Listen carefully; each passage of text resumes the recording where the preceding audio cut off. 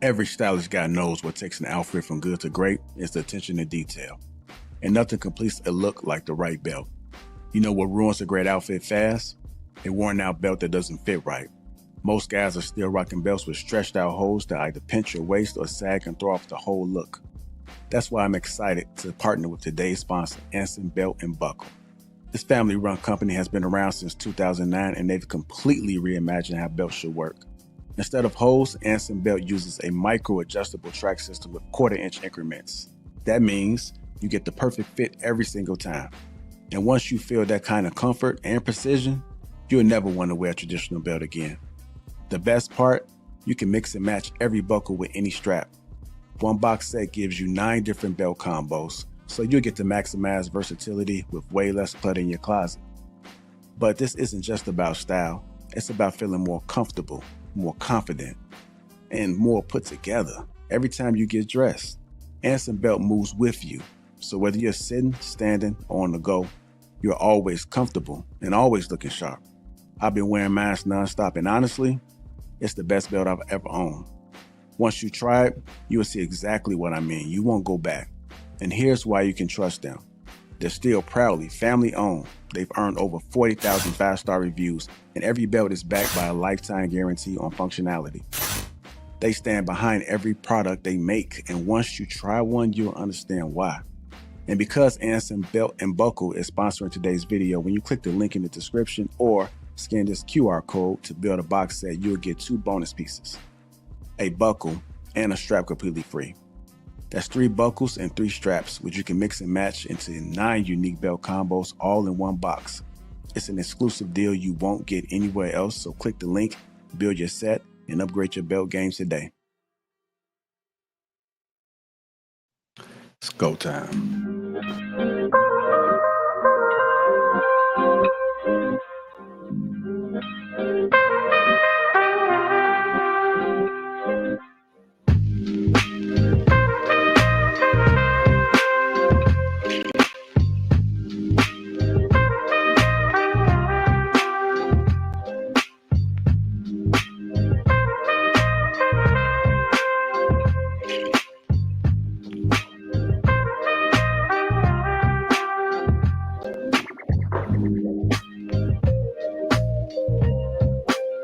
What's going on, family? How y'all doing? Welcome to Lapeef Let's Talk. Let me go ahead and introduce the crew. We got Mr.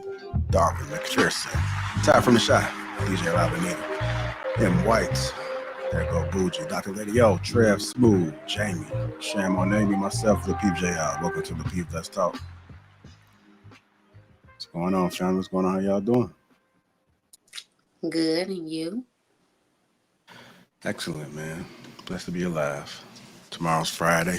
So now that the kids are back in school, it means you get to relax a little bit more. So it's like everything is all go during the week. We started late on this. Still late? They haven't started yet? Nah, not till like September 6th or something crazy. My children are no longer in school. Like my youngest is going to college. So Shout out to you. Jamie, we twinning it. listen, my youngest carpool over here, baby. My youngest is 19, so she is on her own. Well, she lives with me still, but she does her own thing, and I'm grateful. I ain't got the school shop. I don't got to do none of that. DJ, you starting over talking about twinning it. Starting over, girl. I'm finna. Marcus, what you saying, Marcus? We are. I'm doing homeschool anyway. I don't do carpool. Okay. I say you're lying and crispy, brother. You just hopped out the chair. Oh, no, I appreciate it. Now, y'all know I got a fresh tea blade. I cut my own shit so I could come in clean anytime. Oh. Okay, you better say that then. you got some Beijing spray too, because that boy clear. Right. No, Trev, on everything man, though, I'm not even being funny. I would have swore you were African. For Hell no, look at this lining. Damn, I look African. Why? Don't do that in white. Talking about look at his line. Ain't we all African? Damn, White started hating. Ain't we all African? Right. Yeah, you look like an Atlanta African. Within 1 minute. Hey, all good. Lady, you know she done seen him looking like you before and be like, how are you today? Atlanta, you look like an Atlanta African. That's how they look out here.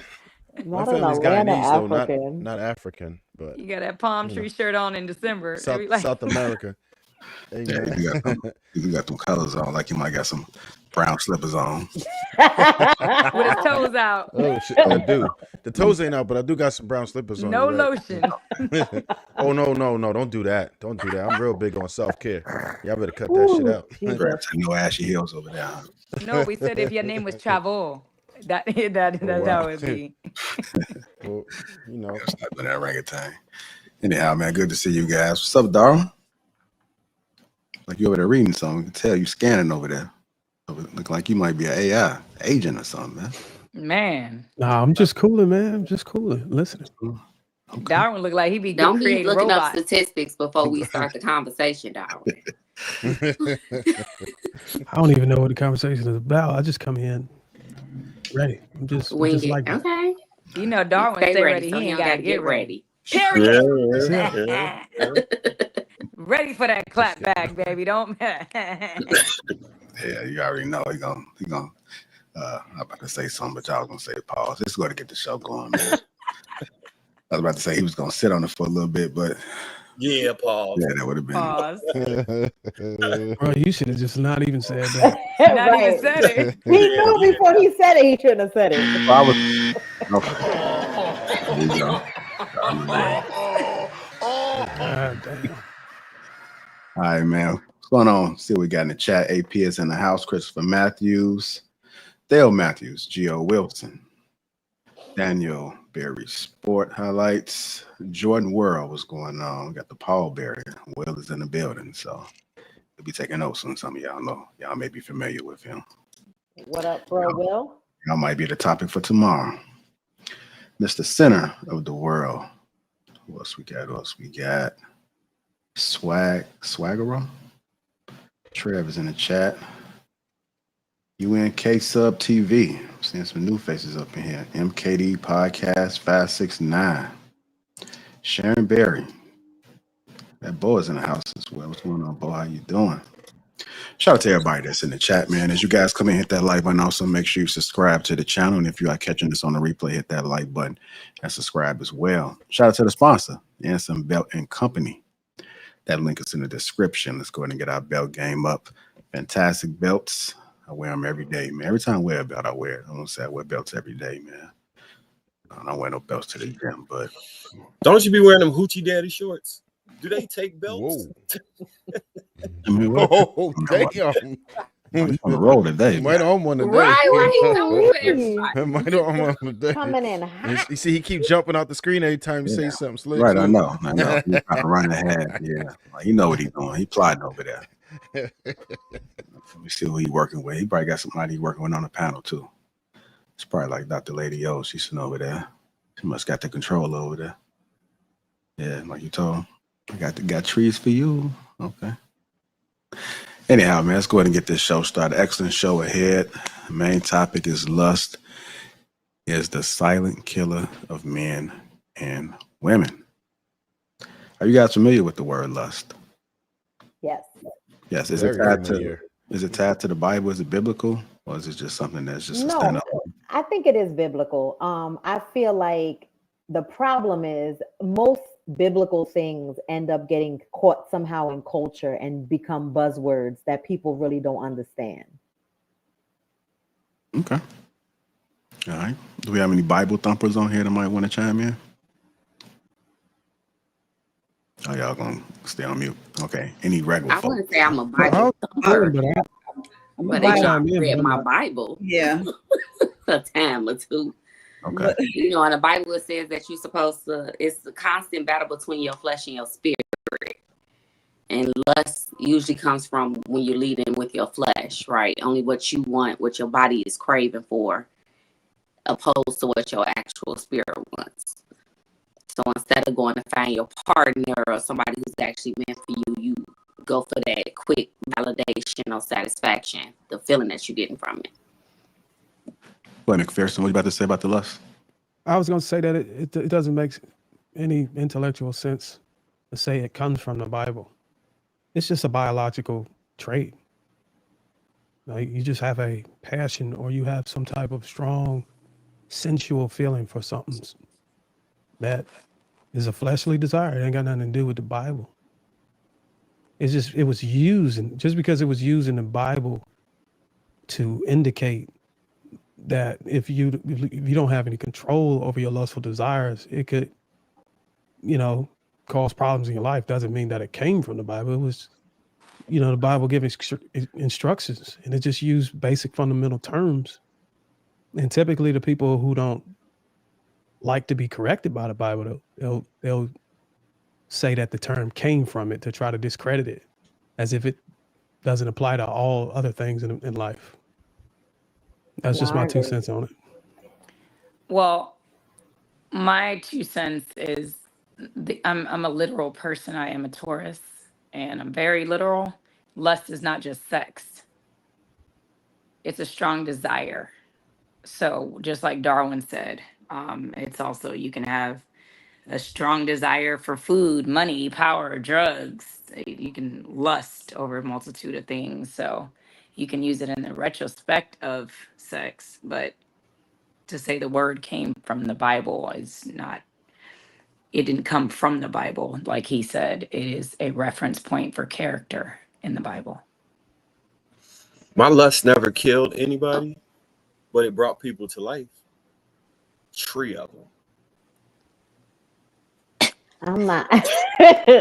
All 3 of them. So I'm not even going to go there. The actual definition of lust is a very strong sexual desire. So lust is directly connected to your sexual desires.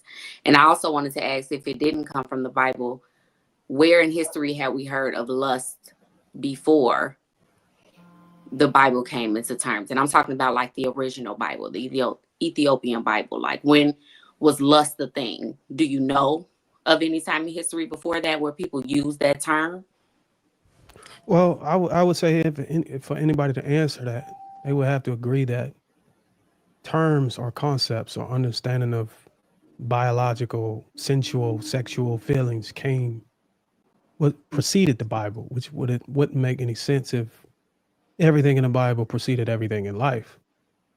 So it's kind of hard to answer that.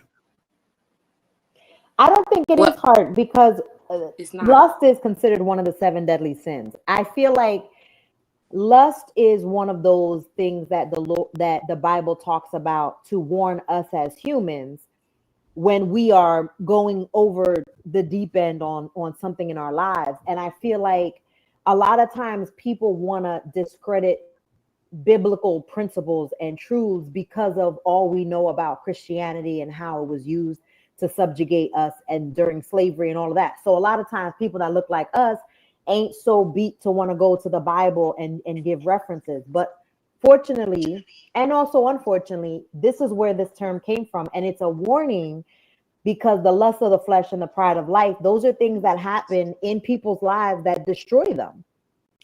Whether or not we want to even go there, the truth is the truth. So when we start looking at, because we can go into facts and we can go into all of that stuff, but I believe in the truth of God's word. Like, that's how I live my life. And I know that since I follow God's principles, things happen a little bit differently for me than when I wasn't following God's principles, and I see the difference in my life. So I can't speak for nobody else, but I can speak for myself.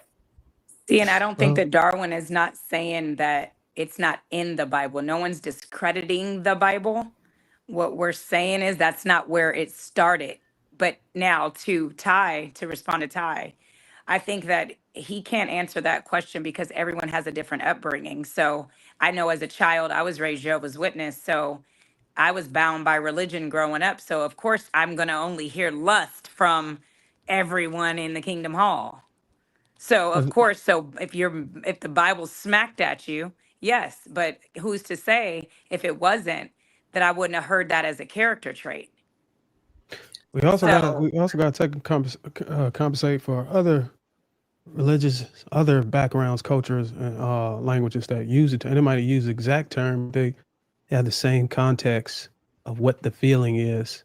And some of these books, whether you in the Quran, whether you, I don't know, the Torah or whatever, those concepts and understandings is so it overlaps in other cultures and languages. So, But it all does, I will even in say, other oh, go ahead. I'm sorry, no, Don. go ahead, Ty. You can I was just interrupt. gonna I don't say, mind. even in the other cultures, right? In other religions, the same definition is there, right? The meaning still implies a strong sexual desire. So Yep. regardless across the board, right? Like lust, I'm not saying that people didn't have lustful natures before the Bible. What I'm saying is the actual word that was attached to it, I believe came to life through the principles taught through the Bible and through religious practices, Right. regardless of where they came from. The understanding of the term was understood before it was put in any doctrine or books. The understanding was it was understood on a science base, just biological sense. It was just widely understood. It's just biology. It's just your mind and your body language reacting to certain things that trigger your pleasure sensories in your brain or whatever. So Your endorphins.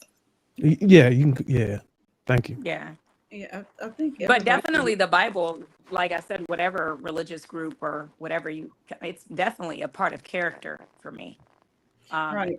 It's a Everybody. teaching. And so that was the best book we can have, any tool anybody can have, right? Especially growing from children. I don't know about everyone's upbringing, but definitely that builds character. And those are one of the sins. And I agree with that. But I just, in the sense of like, was it created there? No, but for a lot of people, that's where it gave life. That's where that word was given. Right. That's where it's streams The from. reason why it sounds like it came from the Bible, and I think we can change it now that we got a complete understanding, is Right. people associate it with the Bible because I think they would say the Bible initially spoke about how devastating not having control over your over lust or allowing lust to overcome you. That probably was the first place you go to in your mind where you think of, and then you just automatically associate that. Okay, that's where it come from. Now that's probably one of the first places that taught you how to navigate dealing with lust. And then people just naturally, just organically say, okay, this is where it came from. But the Bible have a habit of talking or speaking to you in ways to where it's using terms to negate any possibility of causing destruction to yourself. Mm-hmm. I want to give Dr. Lady O, Bougie, Trev, and Shannon now. Oh, I was going to say, no, lust did not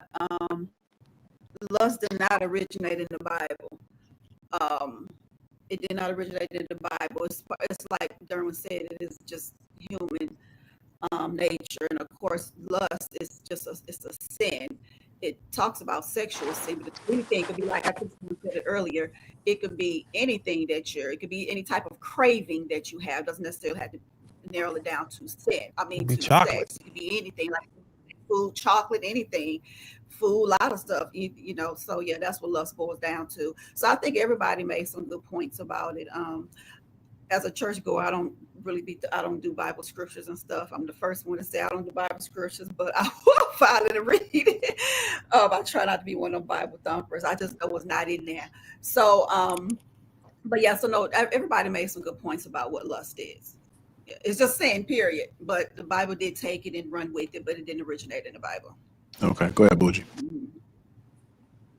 I'm not like a Bible person, a religious person in general, so I am not going to say that it did or didn't come from the Bible because I don't know. I just know that is where I hear it talked about the most. I've never really read any other like type of text or books or anything that necessarily like focus on lust and gives it a negative connotation. So that would be my opinion on that. You ever read Did your Romeo and voice Juliet? So I thought she was somebody else. Yeah. Like, I feel like I just don't like the fact that people keep on saying lust is sex, a strong sex. Like I see that's like the standard. That's like if you go to Google, but that's not. And then in the Bible, it references it in that retrospect. But lust is gonna hold you to that definition. Because it's the definition. It's just like when not. we That's talk the and people bring Google up definition, statistics, Ty. right? She I was justified like, the they whole say basing to situation. off eat of what cheese. is But when actually the we, meaning of the They say word. eat string cheese as a kid too, and that's but, wrong. Everything like the food groups is wrong. The Everything food like groups can be wrong, but it's the Dick, definition of the Google word. is wrong. but when we talk about lust destroying families and destroying people's lives, it's We're talking mostly about in the sex. concept of the That's still a context of desire. sex. If That's what So, we're still a talking so, about sex. so lusting after chocolate and lusting after certain things ain't never tore up nobody's family. So when we're talking I about don't know. lust lusting in after that money has. concept, Chocolate. right? Shit. But Depending on how much weight you put on, But chocolate lusting even, might after kill you. money has. but you know what I'm saying Dark. though. Like Oh, what? literally, when it comes People are to dead for insurance money. There's a lot of cases of those. Go look right, at the but that percentages of also that. goes, but that more so is greed than it is lust. Money There and we go. So, power. And that's where I was gonna Money go, and Jamie. power. That's greed. mhm. Greed That's and still lust are money two and different power. Lusting things. off of money and power. That's Right. still Like, listen, all in the same. American Greed is one of my favorite shows. So I see what greed does to these folks. Agree. Yeah. A lot of And people I more do understand, that than sex. but lustfulness is when you're talking about it from the concept of like the title of the show today is The Silent Killer of Men and Women. Is lust that? Is lusting after, relationships, is lusting after another person sexually destroying people. And that's Yeah. really what we need to really get to the bottom of, because I feel like when you're talking about sex and that, and when you're talking about lust in that context, I think it does, especially when we live in a culture now that everything is right in our faces. And Everything is over sexualized. everything is online, and you could swipe left or swipe right if you don't like somebody, and like all of these things and most of it is by visual. We're not trying to get to know anyone's personality. We're not trying to get to know anyone's spirit. We're looking at their physical only, and then going Mm-hmm. and making the decisions on whether or not we want to be with them based on that. And so I do believe in some aspects lust is destroying the concept of what men and women relationships could be, because we're so much more than sexual beings. It's so much more than that, but we get caught up in that aspect. So yeah, I do believe that it's destroying us. We have a superpower to combat lust. Men and women, and it's different. Men have what you call it, and we already stated it over and over on this platform. We had the post nut clarity. But women, unfortunately, theirs don't kick in until postpartum. So Post Hold nut on. clarity is after Yeah, the hold on, lust hold has on, already hold been hold on, fulfilled, sir. though. I'm saying once we get the post nut clarity, the lustful It doesn't. Then desires. you just lust after someone new until you get post nut clarity from that. Then you lust after someone new until you get post nut clarity from that. It Well, yeah, doesn't I'm really saying it. solve the I'm issue. not saying it's gonna compensate for everybody that you interact with or have an attraction for. I'm just saying for that in each particular case. I think there is a solution, and the solution is discipline for And both men and self-control. women. Absolutely. Self-control and Self-control discipline and is the only thing discipline. that keeps you from lusting and following those lustful desires. You're going to have lustful desires. We're human, right? Like, you're going to be attracted, you're going to want to do things, but it's you being disciplined that keeps you from just going on a whim because Well, you're attracted to for someone. the record, I was not trying to come up with a solution. I was I just don't saying know, Ty. the biological response to the biological trait is Mhm. post nut clarity and postpartum clarity. Now, if we're talking about trying to, bring a solution, then I agree with you. Recognizing that it can cause damage and being proactive. All right, y'all. Let's get Shan and Trev in there before we jump in. Go ahead, Shan. You're on mute. She muted. It's like calling on third grade in class. Can y'all hear me? What was the question? Original question? Damn. We're just talking about lust in general, and people were just chiming in about where it originated from, whether it was tied to the Bible or not. Well, it's definitely in the Bible as a desire, right? Shan over there watching Divorce Sisters. No, I was watching. on the I was screen on the watching computer. Jonestown Massacre. Sorry, I knew. it's on Hulu. Is it really? But no, so it does mention it in the Bible. I don't know before that, but it does mention it a lot in the Bible. And I know it's a desire, not necessarily even before the act. It's just the desire in your heart lusting after someone. So it doesn't necessarily have anything to do with the sex itself in the Bible. is in the heart, in your mind, like Mhm. you're lusting after someone. Like Jeffrey Dahmer, lusted after people's Lust of heart. the And flesh. Oh, literally. he got off to that ejaculation after unaliving people. Lust. Oh Lord.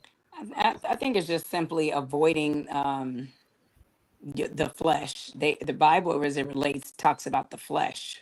No, So it says for that even if you lust in your mind, you've already committed adultery. There you correct, go. also Mhm. that. But what I'm saying is really in the space of it, biblically, like you said, it doesn't. It's not really sex that it really I'm mentions more surprised. than your I'm just character. saying. Like I'm I'm shocked big y'all on. know so much I'm about the Bible. When y'all get on here, y'all act like y'all Exactly. heathens. No, I love the Never Bible. I like a read it every demon. single day, so I Never. know what Don't I'm. listen. I'm about to pull up some scriptures. Wider meaning. I pulled up Chat GPT. That's my friend. Let me see. It's sexual I almost lust, forgot. I was like, hold on, these heathens. Don't let me get the Not Holy about Ghost these with these folks. heathens. serial Study that. lust. You I had to so pull my silly. spirit back. I was like, hold on, wait, now don't let them Well, suck you there's in. different types of it. Like you say, Pause. the Bible Whoa. does talk about sexual lust, Damn. especially in Matthew 5:23. But Hebrew and Greek, they actually it's wider for them. It's more wealth, power, possessions, anything like you say. We all said it. It could be anything other than sex that's lustful. Those are the things that also can destroy marriages, not just sex. Not the only thing that destroy that, because most people don't leave during the adulteries and stuff like that. Wealth, the money, the fight over power, the competition in relationships, the possessions, a lot of things that destroy marriages. So lustful anything, it hurts, and it does hurt a lot of relationships. Yeah. Yeah. Shit, it hurts a relationship with yourself. Anybody care Yes. to So share? Anybody care to share how it messed up your That's the relationship? relationship I care the No, go most ahead, about. Trav. Go It'll ahead, hurt Trav. My you. bad. So get that lust up out your asses. no, so I was just gonna say it's one of those situations where we're talking about a connotation versus denotation. While it can absolutely mean anything else, you can be, but in real life, I've never ever heard anyone ever refer to lust as anything else, right? We would call those gluttony, greed, and different terms. In real life, no one has ever mentioned the word lust to me in a sense other than sex.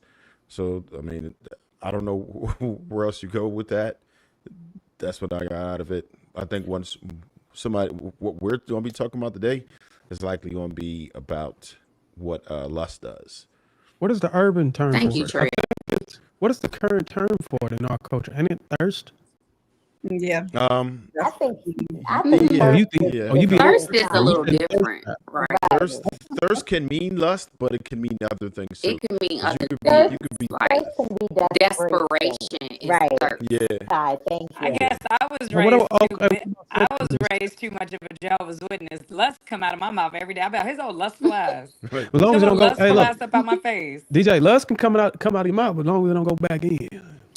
Well, honestly, personally, in the space of Darwin. sex, if we want to relate I'm it just to saying, sex, it I control. never in my Really? life, in all of my life, had a lustful desire for nobody. Goddamn When lie. she said How many kids you got? discipline, I was thinking like I don't discipline myself. I don't pride myself on that. I just don't have that Yeah, desire. it's a discipline, because Wait. it doesn't It take is. lust is all about when you're with somebody. No, when you by yourself, that is the biggest, not lusting, even when you're single.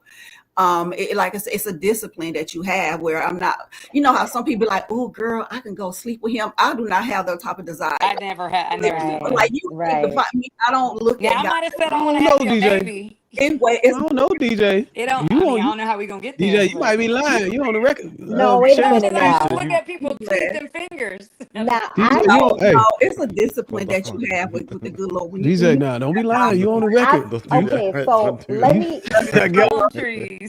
let me even go a DJ. step DJ on the further. record for sharing I think you was sharing the same podcast studio last week. So don't be lying now. Tomorrow you won't be. all right, man. Let me Podcast Get my studio. Bible now.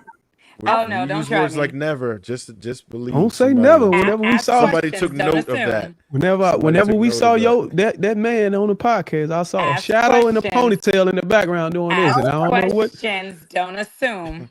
Okay. So I'm going to take it a step further to say, when you talk about biblical context and you talk about, in religious context, spirit is, I mean, the lust is actually a spirit. Like there's a spirit of lust that comes upon people. So I believe that if you just like, I was abstinent for like 2 years when I first got single, because I know I had a spirit of lust. I know that I was, you know, in that space and place in my life, and I had to deal with that. And so I don't struggle with that like I used to struggle with it. Like I can take it or leave it. If I'm in a relationship and we're having sex, that's great. But if I'm single and I don't have nobody that I'm dealing with like that, I'm okay with that too. Like I don't get caught up anymore. I used to, but I don't anymore. But how were you struggling with it? I was struggling with it because I believe that it was a spirit. So let me explain, right? So I believe that when we sleep with people, and especially if we have multiple sex partners, we take on whatever spirits that they are inhabiting them. So when you're having sex with someone, it's not just a physical thing, it's a spiritual thing. That's the one thing the Bible talks about the most, is having, you know, lustful feelings towards someone, but also sexual immorality, because then you're making covenant with whoever you're sleeping with. You're making a covenant with them. So if I'm having sex with multiple people, I'm making covenant with not only them, but everyone that they've slept with as well.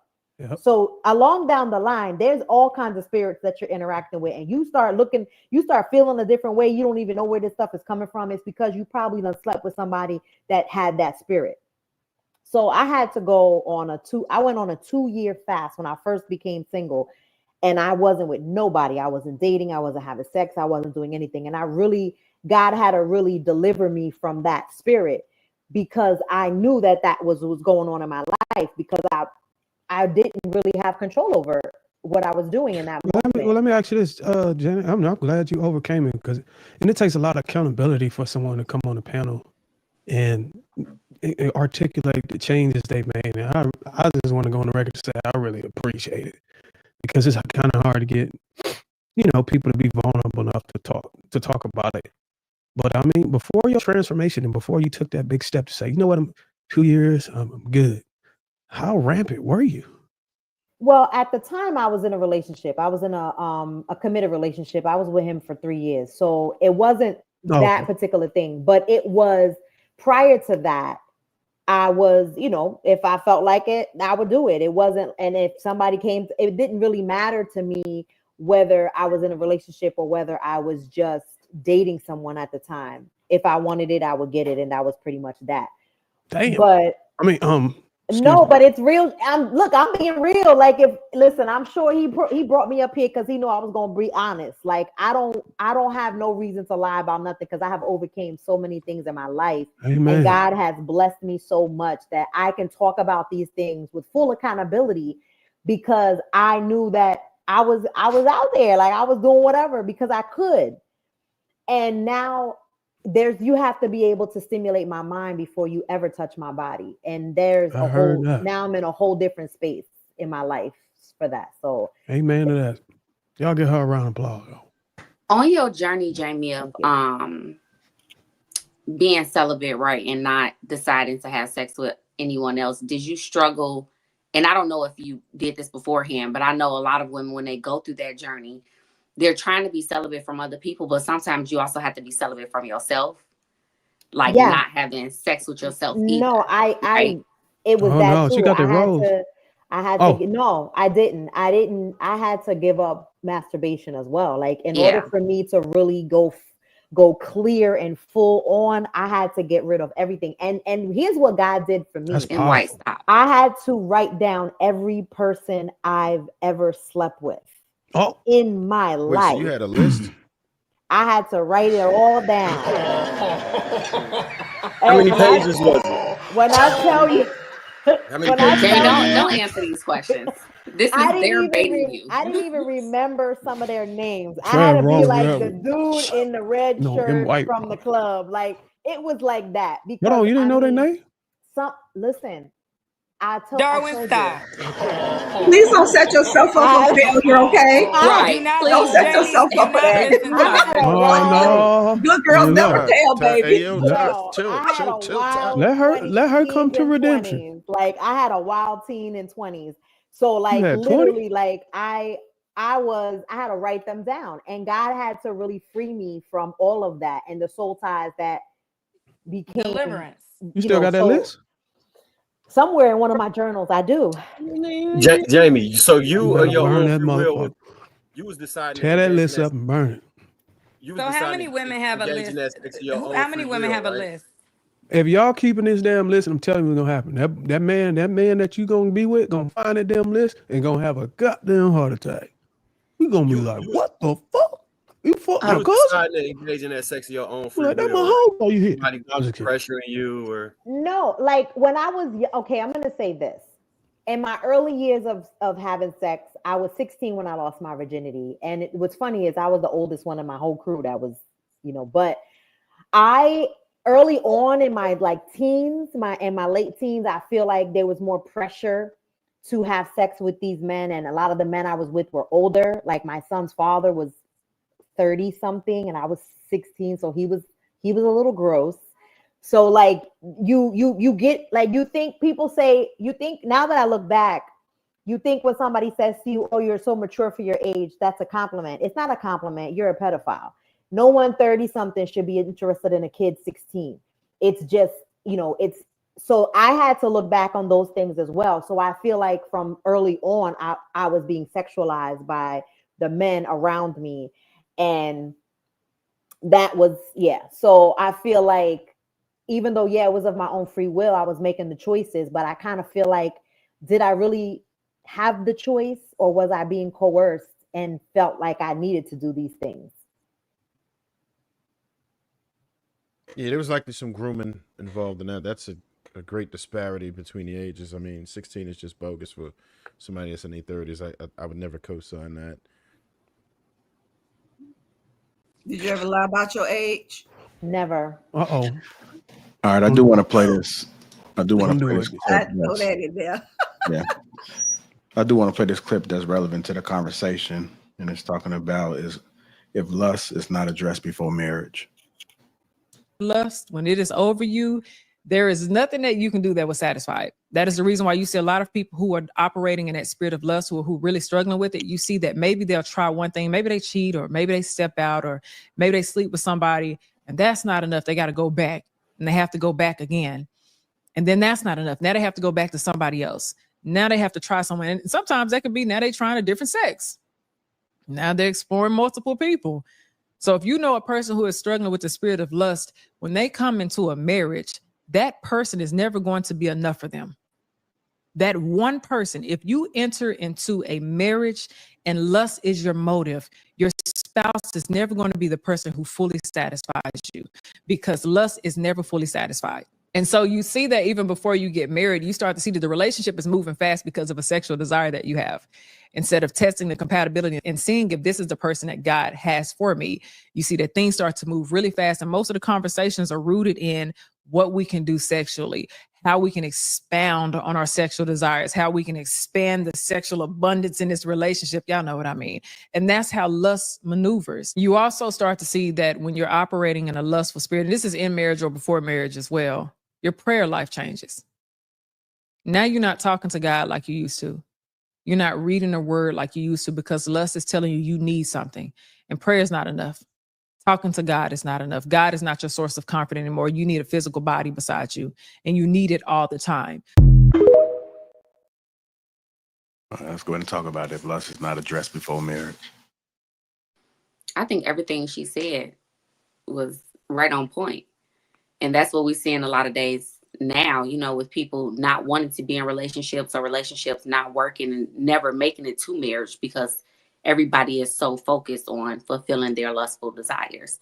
And it's getting to the point now where, and nothing against anybody's sexual orientation, I don't know what everyone is here, but I know when I was growing up, a lot of girls start going from just liking guys to now they want to dibble and dabble, right? They like girls and guys, and they switching back and forth. And it became broader and broader. Now everybody hip to threesomes, and we want to add extra things and toys and people and stuff into your relationship. And now we're at a place where porn is even free, right? That's why I brought up the conversation with having sex with yourself, because you can have that lustful desire and not necessarily be sleeping with other people, but getting that satisfaction through porn. And that also makes you not feel fulfilled when you're with just your person, because now you're looking for the things, that same excitement that you get from watching different videos for a few seconds. So I think all of that is very true. We have to go through say it again, Darwin. How do you know that with the different videos? How do I know what? That sounds like that's how a man operates. I ain't never known a woman. Darwin, I'm just asking. Women know that there are different porn videos. Okay, they use a lot of women watch porn. I mean, I know you watch it, but I ain't know that. Oh, they have categories. Oh, okay, in different things. All right, but anyway, like I was saying, I feel like that is something you have to work through, and I kind of agree with Jamie where it's a spirit you have to get off of you, right? And you have to get yourself, once you've already dove into that life, it's harder to do. But once you actually do it, it does take for you to fully break away from any sexual desire and to kind of cleanse yourself. Just like you would do a detox to cleanse out your body, you literally have to cleanse out your mind, body, and soul when it comes to sex and those sexual desires in order for you to be fully committed and happy with just your one person and what they can bring in the relationship without constantly pushing the limits on it.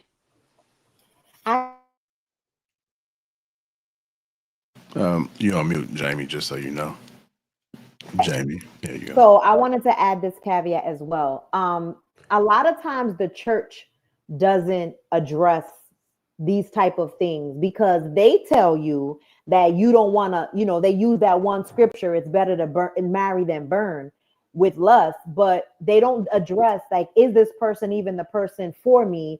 And am I going to be fulfilled? Or now I just feel like I'm able to have legal sex without feeling like I'm sinning against God. And that's all people do. And this is why the marriage rate in the church within Christians is so high, because no one addresses the real reason why we getting married. Because that's why I married my first husband. I married my daughter's father because we were living together and the church was all on our head. Like, what y'all living together, y'all might as well get married.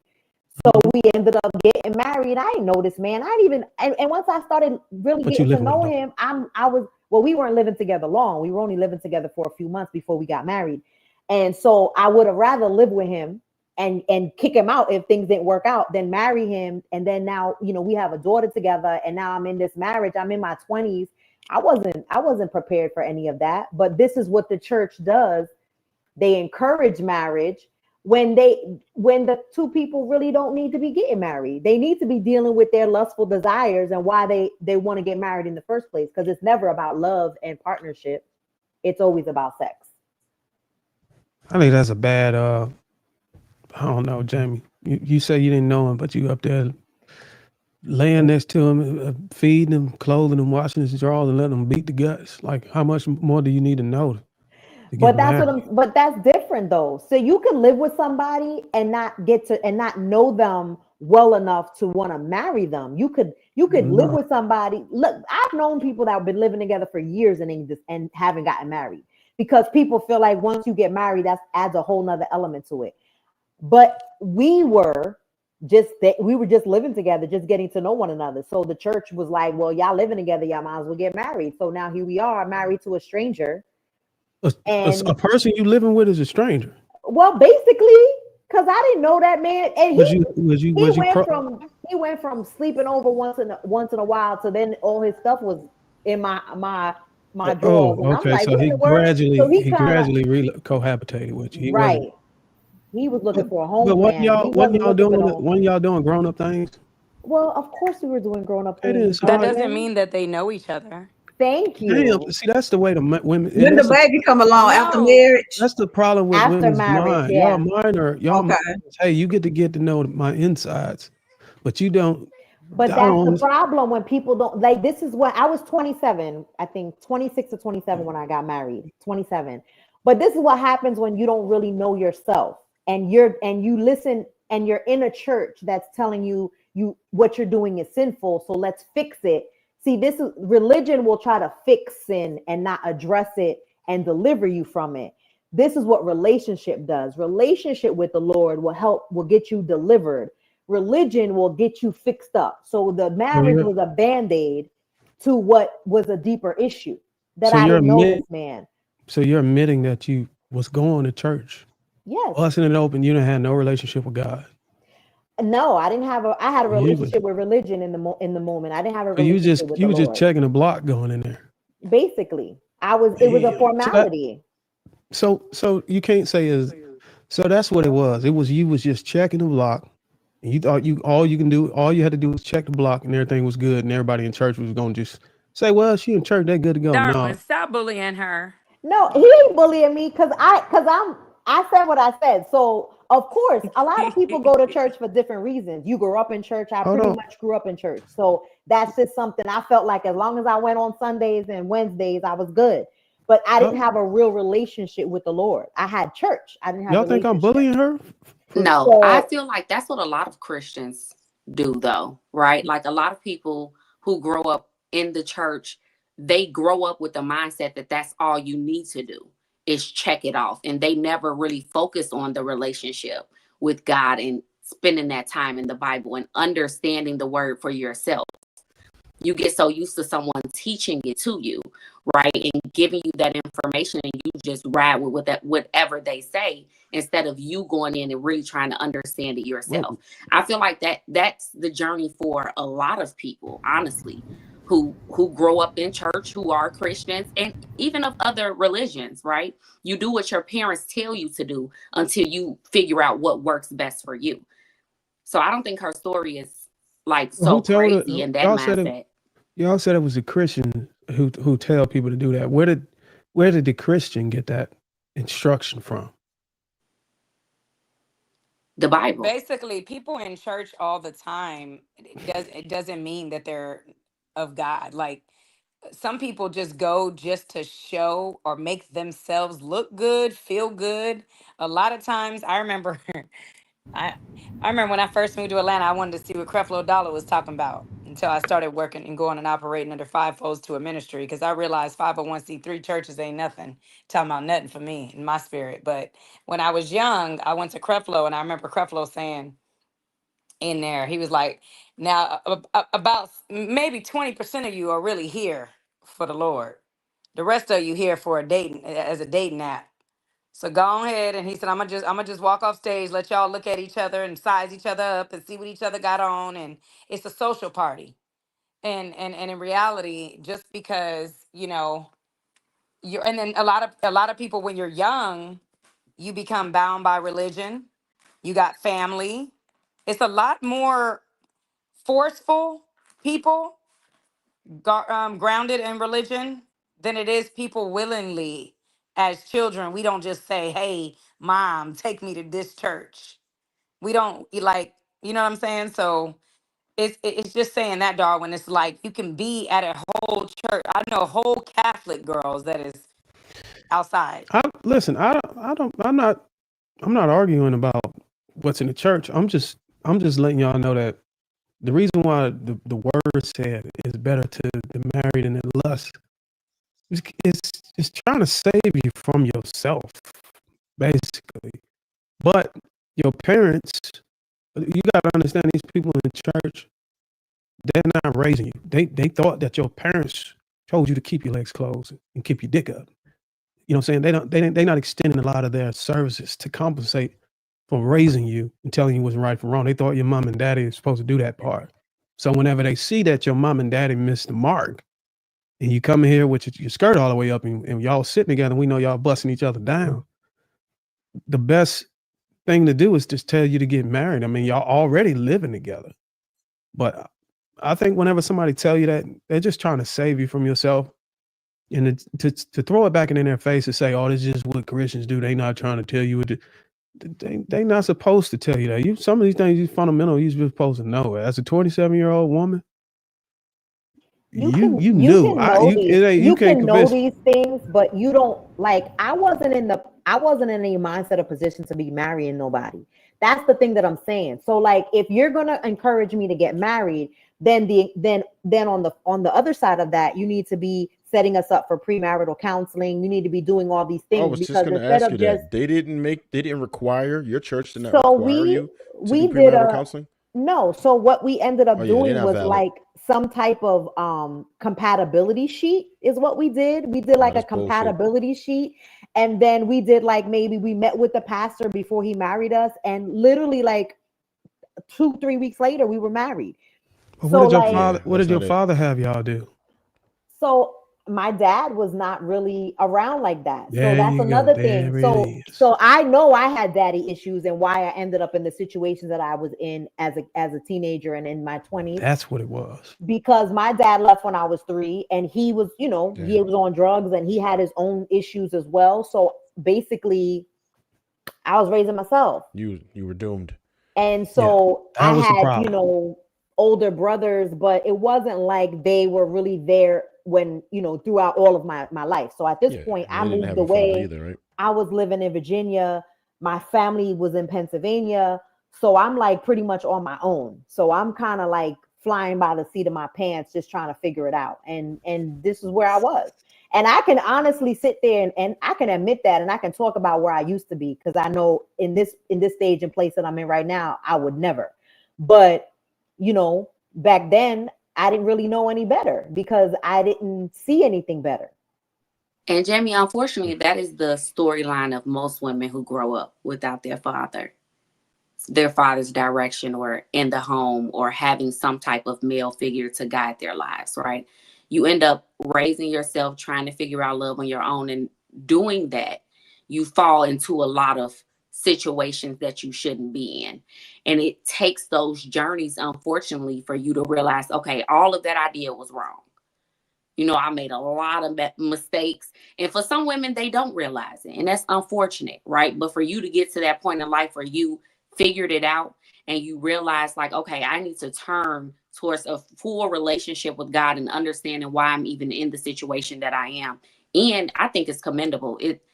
That's good, because unfortunately, we cannot change or pick the parents that we have or the upbringing that we have. All we can do is try to become better as we grow and learn ourselves, and teach our children better, give them a better, representation or situation, so that they don't have to relive the same things and what do I want to say? Repeat the cycle. Before Darwin try to tear you apart, I just wanted to give you your flowers. No, No, a man, I lot of wasn't. it, I Thank wouldn't you for even that, blame. sis. I don't think anyone would really blame Jamie. She's just explaining where she was. She's in a different place right now. There's no need for us to hammer down.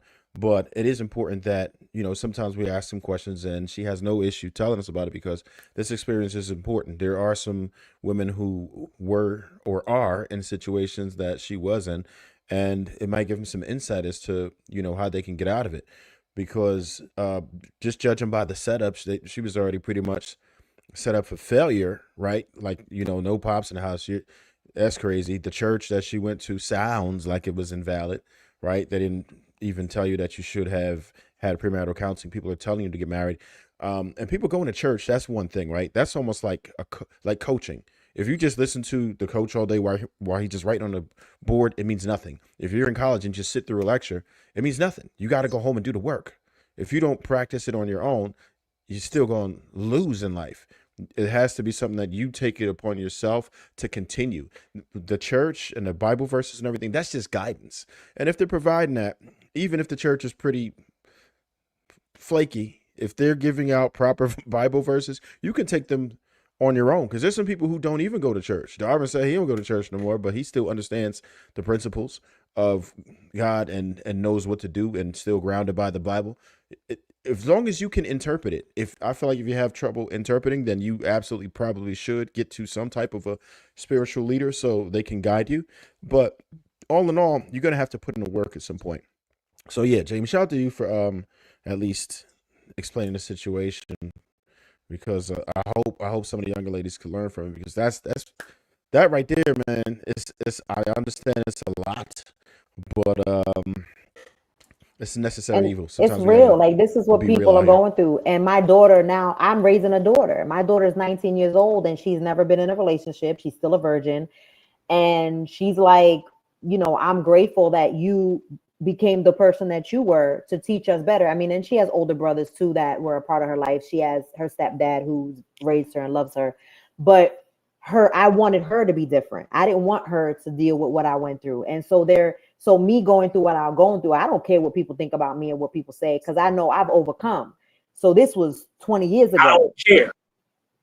So here I am, like, people are gonna say what they're gonna say. I could care less, but I know I've done the work. Like, I was in therapy for 3 years and I did all this stuff because I want to unlearn all the things that I learned over the years, whether it was teaching myself or doing things by, just trial and error, or just the wrong things that I seen growing up from my mother. So now here I am trying to, bring up a new generation of daughters that don't have that same issue, that aren't lacking in things and looking for men to fulfill that, because that's where I was in my life. So what was the catalyst for your change? What was the catalyst for your change? Honestly, turning 40. I turned 40 in 2019, and I realized that everything that had happened in my life prior to that, I went through a breakup, and I was like, God, and I felt God just pulling on me. And I was like, it's time for me to say yes to what God has for me and no to everything else. And I haven't been to a physical church in years, but I'm closer to the Lord than I've ever been in my life. And I just went on a journey of self, discovery, abstinence, and really, dealing with my relationship with God. And it filled those voids I was trying to fill with everything else. 40 typically humbles a lot of women these days, especially with the similar behaviors as yours. No shade, but my question to you is, I think it was, I just want to ask you to confirm. They told you to get married in 27, and you were shacking up, and you just doing the math. You said it was 20 years ago. I'm 47. I mean, right? So you had your kid while you were married, right? So I had my daughter when I was married. I already had 2 boys. My son. Right. So my question is, looking back, now that you understand it was actually the right thing to do, was to get married while you were shacking up, because you had that kid in wedlock. Mm-hmm. So you covered, you checked off 2 things at the same time. It kind of cleared you. But what people think is typically taboo. He's never seen my daughter, because he hit me while I was pregnant with her, and he's never seen her. My daughter will be 20 years old in February and has never seen that man once. I don't even know where he is. So, like, it really didn't. Yeah, I can say I was, I had her in wedlock, but what does it matter? Because he ain't nowhere around. My ex raised her since she was a baby. So he hit you, and then he never came back. No, I got him arrested, and I never came back, because that was one thing that I wasn't ever going to do. You put your hands on me once, I ain't staying. What about the kid? Like, did the kid try to reach out, or did you keep the kid? Yeah, no, she did. I tried to reach out for her, and she was 9 years old when he contacted me, talking about he wanted to come see her and want to be a part of her life, and never appeared. Yeah, I can understand it. Yeah, I don't condone. For the record, we don't condone none of that. Getting women pregnant or not pregnant, regardless, we don't condone it. But I kind of understand what the discouragement come from. A lot of men get discouraged whenever the mother of their child, or whatever, a significant other, calls the authorities on them. It's hard to deal with someone whenever they chastising you with the what they call it, a billy club. They don't call it that no more, do it?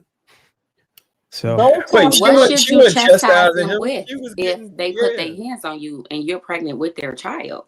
Yeah, it's either that or I try to take your life. So, like, you gonna he tried to take your life? Hold on. So now that's 2 different things. So I was pregnant, so I'm not gonna fight. Okay, so let's just clear this up. I was pregnant with my daughter. I was probably about maybe 2 months, if even that. I was really early on in my pregnancy with my daughter. He put his hands on me. I didn't fight back because I knew I could fight back, but I didn't, because I was protecting my daughter. I ended up in the hospital after that for 7.5 hours, and I almost lost her. If that brother didn't think he was getting locked up for putting his hands on me, and I'm not a cop caller, and I'm not gonna put a black man in jail for no reason. But what you put your hands on me when I'm pregnant with your child, that's where I draw the line. And then the police didn't do nothing. He got 2 days in jail, and then that was it. He was off to the races, and I had a 5-year domestic order violence, against them. right? 72 hours. What's the rule? 72 hours. 72 hours, and then they ended up giving him 1 year suspended sentence when we went to court. But they never. I had a protective order against him, but they never took his house key away. Then he started harassing me. Like, it was a lot of stuff that happened during that time. So I ended up moving from Virginia back to PA with my family, and I never looked back. So whatever, took place during that time that he thought I was keeping my daughter away from him, I never did. I wanted nothing more than my daughter to have a father, but I'm not going to chase you down. Well, we don't like to ask what was the nature of abuse. You keep that story to yourself, but I think that will create some context, but by no means necessarily. No, I have no problem talking about it. I was getting ready to leave him because he was not he wouldn't keep a job, and we were getting ready to lose my I was getting ready to lose my apartment or my townhouse that was in my name that I was paying for, and he wasn't helping, and I was getting ready to lose everything. So I was getting ready to do a midnight move on him. I found a place that was in my price range and my budget, and my son, who was at the time like 4 years old, was like, oh, we went to see an apartment today with 2 pools. So he thought that, oh, we're all moving. And then I was like, no, we're not moving, but me and my children are. And that's what sparked the so you tried to take the kids with you, and they're my kids. Hold on, it ain't his kid either? No, my daughter was the only one that the one I was pregnant with was his only child. I had 2 other kids prior to that. But was you considered what they call a package deal? I was a package deal, yes. Okay, well then now you got to kind of understand and that's the reason why a lot of men don't want to be stepfathers, because this is typically one of the things that happen. You will come in a relationship and you say, I wear a package deal, and the man embraces the package deal, and then y'all don't understand. We have a strong connection with the children that are up under our wing. They grow on us, even if they're not ours. But then whenever things hit the fan and y'all say, oh, I'm leaving and I'm taking the kids with me, it's almost similar to you taking his kids with him. Can't you understand that? We were together for 3 months. That man was not that sentimental about my kids. How can you judge? How can you judge his? Because I know he wasn't. Like, there's no way that you could. If I'm telling you that I'm leaving because you're not providing, you don't care about my kids, and you don't care about me. You were looking for a home plan. Well, he enough to tell you, hey, please don't go. He didn't say please don't go. He wanted to beat me because I wanted to leave him. So there's a whole there's a whole nother side to him that I didn't know or see. And this is what happens when you don't know someone and you marry them. Yeah, so there's a couple bad things. You had a kid. So hold on, you had a kid with you. See, that's where I'm confused at. And then maybe I got pregnant after we got married. What I'm saying, how can y'all even today, like even at 47, how can you still push the envelope that I can have sex with this man, I can marry this man, cohabitate with this man, have a kid with this man, and still don't know him? And even today, you're still running with that. There's people that have been married for 20 years that don't know their partner. You look at the Green River Killer. How long was she married to that man? And that man was murdering people, and she didn't know that. Like, so it's like Ted Bundy wife. People put up this facade because we went to school together. We were friends. So you think you know someone, and then when you move in with them, they turn into somebody completely different because you were seeing their representative. People. Well, I didn't mean like knowing every inch and every secret and all that. I'm talking about knowing enough to be able to make the decisions that you were making. Like knowing him enough to, okay, I'm going to live with you. We're going to live together. Knowing him enough to, I'm going to spread it open for you, impregnate me. I'm talking about knowing him on that level, not knowing him. Oh, I don't know if he got underlying motives about wanting to. But that's you can know someone enough to want to be around them and be with them, but not know their tendencies. Did I know he had abusive tendencies? I didn't until then, after he put his hands on me. And well, that's what I'm asking you. I'm asking, did you know him enough to procreate? I'm asking, did you know him enough to procreate, cohabitate, and marry him? That's what I'm asking. I think she already said no. You know somebody enough to know that you like them, to want to be around them. I didn't know he was going to become what he became. So But that's not what that I'm goes asking. back I'm not asking you, did you know him enough to know that nobody knows anybody enough to know whether they're gonna just flip and transform. But I'm asking you, that's did the you know problem, him though. enough to do the things that you had already done? Well, obviously I knew him Well, that's long all I'm enough to asking. I'm not wanna asking. be There's around no way him. you can a bait and switch or a change of behavior. It's just psychologically impossible to do that. That's why I'm just trying to lead the conversation to what you actually did. You procreated, you cohabitated, and you married. I'm simply asking, did you know him well enough to make those decisions? I knew him enough to want to be with him. I didn't know all the other things until I moved in with him. So I think like I don't really know what you want me to say. Like I knew him, we went to school together, we were friends. I didn't know the inner workings of this man's brain.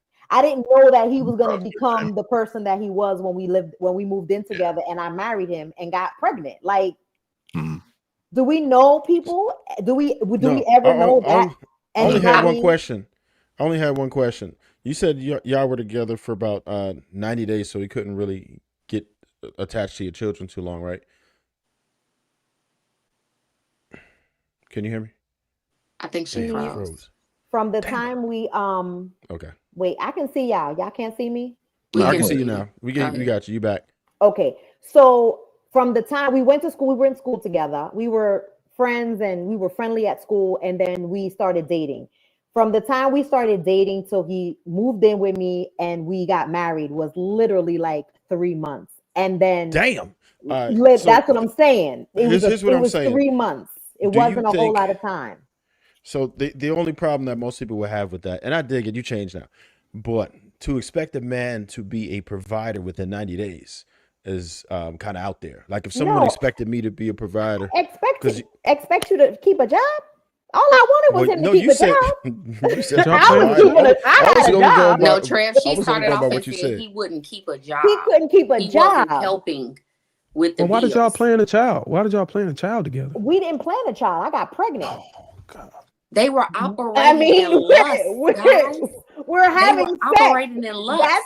That's the thing that happens. Like I don't really. No, that's operating in ignorance. At 27, come on, 27. Listen, whatever. You said you came from the environment. Like it just don't math.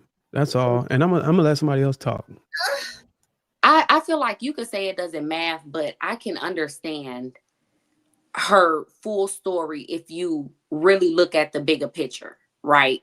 Her having an upbringing where she didn't have her father figure. She was out there on her own. She's trying to figure it out. Her first initial relationship was when she was 16 and the man was 38.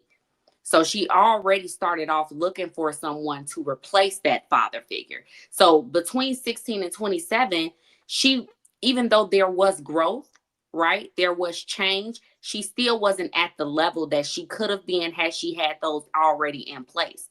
I feel like she at that point was still operating off of a lustful mindset. I'm attracted to you. You're attracted to me. We got a little history. I knew you in school. I think I know you. They're saying we already cohabitating. Let's just lock it down. We did that. And now I'm pregnant because we were already doing this. Were those good decisions? Maybe not, right? No, now she knows that. Just because, and I think this is where the problem comes in. We always equivalent like age with maturity, age with where you should be in life, when that's just not realistic. We know 40-year-old men and women who still aren't there and maturity-wise, who still haven't matured, who still haven't gotten to the point where they should be making the right decisions, right? So she was still in a place of almost mental adolescence because she was functioning in lust. She was functioning in a space where she's still trying to find herself regardless of her age. And she actually had to go through that to realize, okay, I'm still doing things wrong. I thought I had it on point. I thought I made the right decision, but this just showed me I still have work to do. So Shad, here's the problem, right? this is not an assault on Jamie B, right? What we are doing is illustrating where the flaws are. So people who would make these mistakes, this is why I think Jamie B understands it more than you do, only because she's not reacting as poorly. Not no shade or nothing, but she's taking it like a champ. She understands what it is we're doing here. She understands that we are trying to illustrate the flaws in her old logic, right? We understand that this is not who she is right now. She's learned from her mistakes, but there are a lot of people who are still in these positions who need to hear this. We need to tell people like, okay, this is what went wrong. That's all we're trying to do. I don't think Jamie B cares about it because she knows it's all in good faith. I have no reason to like really want to dog her today. That's not, there's no dog in that fight. Not for me. We want to ask questions. We need to see where this went wrong, because what happens is if, let's just say, Jamie, even though she's very cooperative today, she may not have seen all of it. If sometimes you just got to walk it back and you need to hear the entire story and get the full context. So we can pinpoint every single thing that went wrong and articulate it so other people would not make this mistake. I think the most dangerous part about this thing is, in my line of work, 8 out of 10 times or more, it's starting to grow more towards 90%. When you hear the other side of the story, there's some things that are left out that are critical. But you reserve the right to be able to stand on what you're saying because we don't have the other side. But just to ask, if you were to be completely honest, would the man that you had this situation with have the same exact story if he was asked? I don't know what his story would be, because a lot of times men don't want to admit when they're wrong. I can admit that I picked wrong. I can admit where I was in this situation, but this goes back to our original point of being destroyed by lust. That lust was driving these particular situations, and no one is in their right mind when they're being driven by lust. So if you just want to sleep with somebody and then the church encourages you to legally get married so that you could do that in a legal fashion and not feel like you're being sinful, all you're thinking about is sex. You're not thinking about the other ramifications that come along with that. I was talking about him though. He obviously I don't know what he's gonna say. What I'm saying, that's why I prefaced earlier on the lust thing that men have post-nut clarity. Clearly, he wanted to be with you. It wasn't a matter of lust for him. He wanted to live with you. He wanted to have kids with you. He married you. He wanted to cohabitate with you. And when you left, he did not want you to leave. There's no inch of lust about that. He wanted you. You were lusting, but you're saying that he don't want to. But you put your hands on somebody, you don't want them to leave. That's how you rectify that. That's how you justify that. No, that's not what I was speaking to. I kind of stopped talking to the abuse side because I don't want to. I don't want you to have this conversation and use the abuse side to back yourself out of a corner or shield yourself from this logic. What I'm saying is I didn't leave him just because, I just didn't want to be there anymore. Well, listen, how about let's just take a different direction. Can you at least understand, or can you at least accept that you were the one lusting? He actually was in it. He wanted to be there. Well, I kind of feel like he was lusting too, because at the end of the day, like, when if we want to break it all the way down, bro was looking for some place to live. He was living with somebody that he didn't want to live with, and he really couldn't pay the rent anymore. So now I'm a home plan, because you see me with my own place and I'm doing well. I'm working, I'm going to school, I'm doing all these things. And so here you come. So I already had 2 mouths to feed. No, he was. I'm not saying he's that. I'm saying a homosexual. Yes, that's exactly what he was. But now you come into my life, all my bills are paid, I'm doing what I got to do, but then you come in and you can't even keep a job. So that was the reason why I wanted to leave in the first place. If I'm going to be paying all the bills, I'd rather be paying them by myself. Was he trying to get a job? I mean, I get it. He was losing a job. He had 2 jobs and didn't want to go to work. He was okay. So that's different. Now you're changing it, because can't you see how that changed the context when you say he couldn't keep a job versus he didn't want to work? That's 2 different things. But it's the same thing. You can't keep a job, meaning you don't want to work. So if you have a job, that doesn't necessarily equate to you don't want to work. Well, I would often argue that a person that continuously go after it after being fired or rejected just has poor He's just a poor worker. He just have a poor work ethic, but he wants to work. But just saying he don't want to. He didn't want to work. You didn't convince me that he didn't want to work. Now, if you would have said all he wanted to do was sit at home, he didn't even go fill out no applications. He didn't assert himself to go get a job. Then yeah, I can side with you. But if you saying that he can't keep a job, maybe you can elaborate on why you think he can't keep a job, or why do you think he just didn't want to work? Because you got to understand, you got to ask him that. He didn't want to work. He was in school when we met. He didn't have a job when we first went. Once he no longer was going to school because he wasn't paying his school bill, so they put him out because he was going on a GI Bill. So when he couldn't no longer afford that, yes, former military, but he got out on a dishonorable discharge because I don't even know why. So I ain't even going to ask. Did you know all this before you got impregnated? I did not know all of this until his mother started telling me his business. So it's like you don't know these people until you start, it's all breaking. Now I started to see the patterns. I started to see all the things, and I was ready to go. I knew I made a mistake and I was ready to leave. So but what could have happened different? Because on this platform we get a lot of stories. It's not exactly identical to yours, but we often hear that the women start to find out all of these truths that she needed to know, but it always happened after she conceived and give birth, which it just bedazzles us, because it's like, damn, why is it always after the kid comes? Why y'all don't never know this stuff before? And women never articulate where they drop the ball at as far as discernment early on. Well, that's the thing. When you're not looking to be discerning, and when you're once again being driven by lust and sex, you ain't doing all of that. Now I'm finding out as time went on, because now his mama was like, no, because I'm like, you got to come get him. I'm over it. Now she's like, no, he's your problem now. So now, but you do agree that he wanted to be there, though, right? You agree that he wanted to be there. I believe he wanted to make sure he had a place to live. I don't really think he wanted to be with me.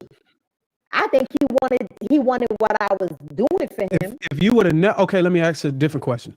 If you would have never said, I'm taking my kid and we gone, he would have still been there thriving with you? He wasn't thriving with me, though. That's the thing. No, let me change the word thriving. Which y'all would have still been cohabitating. If he could at least help pay half the bills, probably. No, I'm just saying, if you would have never opted out and said, hey, look, I'm packing it up and I'm out, would he still been there cohabitating with you? Well, of course he would have still been there. Where was he going? He didn't have nowhere else to go. Well, that's all I'm saying. So he wanted to be there off the strength of that. He wanted to, because everything else is unknown. We don't know that, but we do know that he walked through the door every day. He walked through that door and he rests his head next to you every day. From that, we know that he wanted to be there, because I'm telling you, a man don't want to be there. He gonna be out. He'll find somebody else's couch to sleep on. Well, he would. I wish he would have. Because it would have saved me a whole lot of problems. All right, I'm gonna yield. What's going on, Bougie Ray? Let me get to these super chats and then I'm gonna play this this clip. AP, kind of related partner, $10. Pyroot, Ancient, Proto, Germanic, Lustas, Old English Lust, later borrowed by the Bible translators, which narrowed the meaning toward sinful / sexual desire.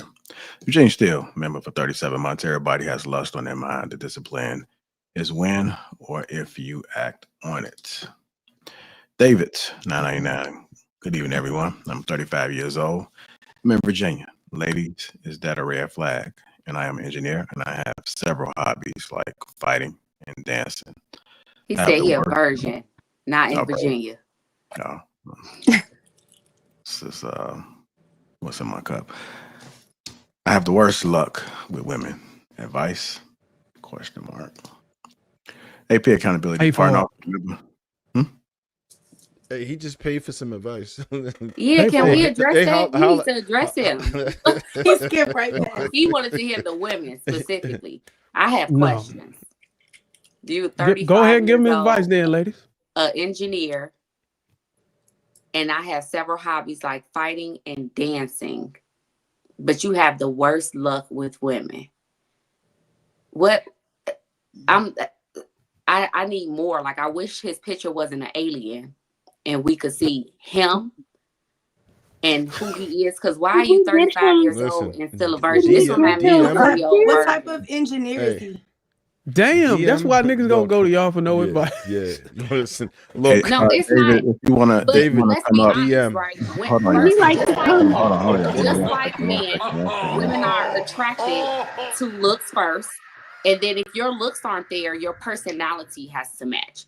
So he might have all of this, but if your personality is not giving, you're not funny, you're not charismatic, you don't make women feel comfortable, maybe you're awkward, right? Maybe you make women feel uncomfortable. It's something about you that gives them the ick.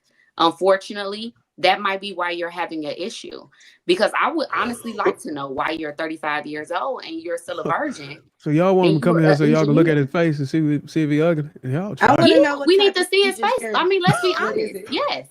Okay, attraction is a real thing. Shit. We're not gonna throw send him that the away. link, JR. Let him come on up so that women can charge his ass. Yeah, I just got through sending a message. So if So yeah, there's a lot that needs to be I want to know unpacked what type there. of engineer he is.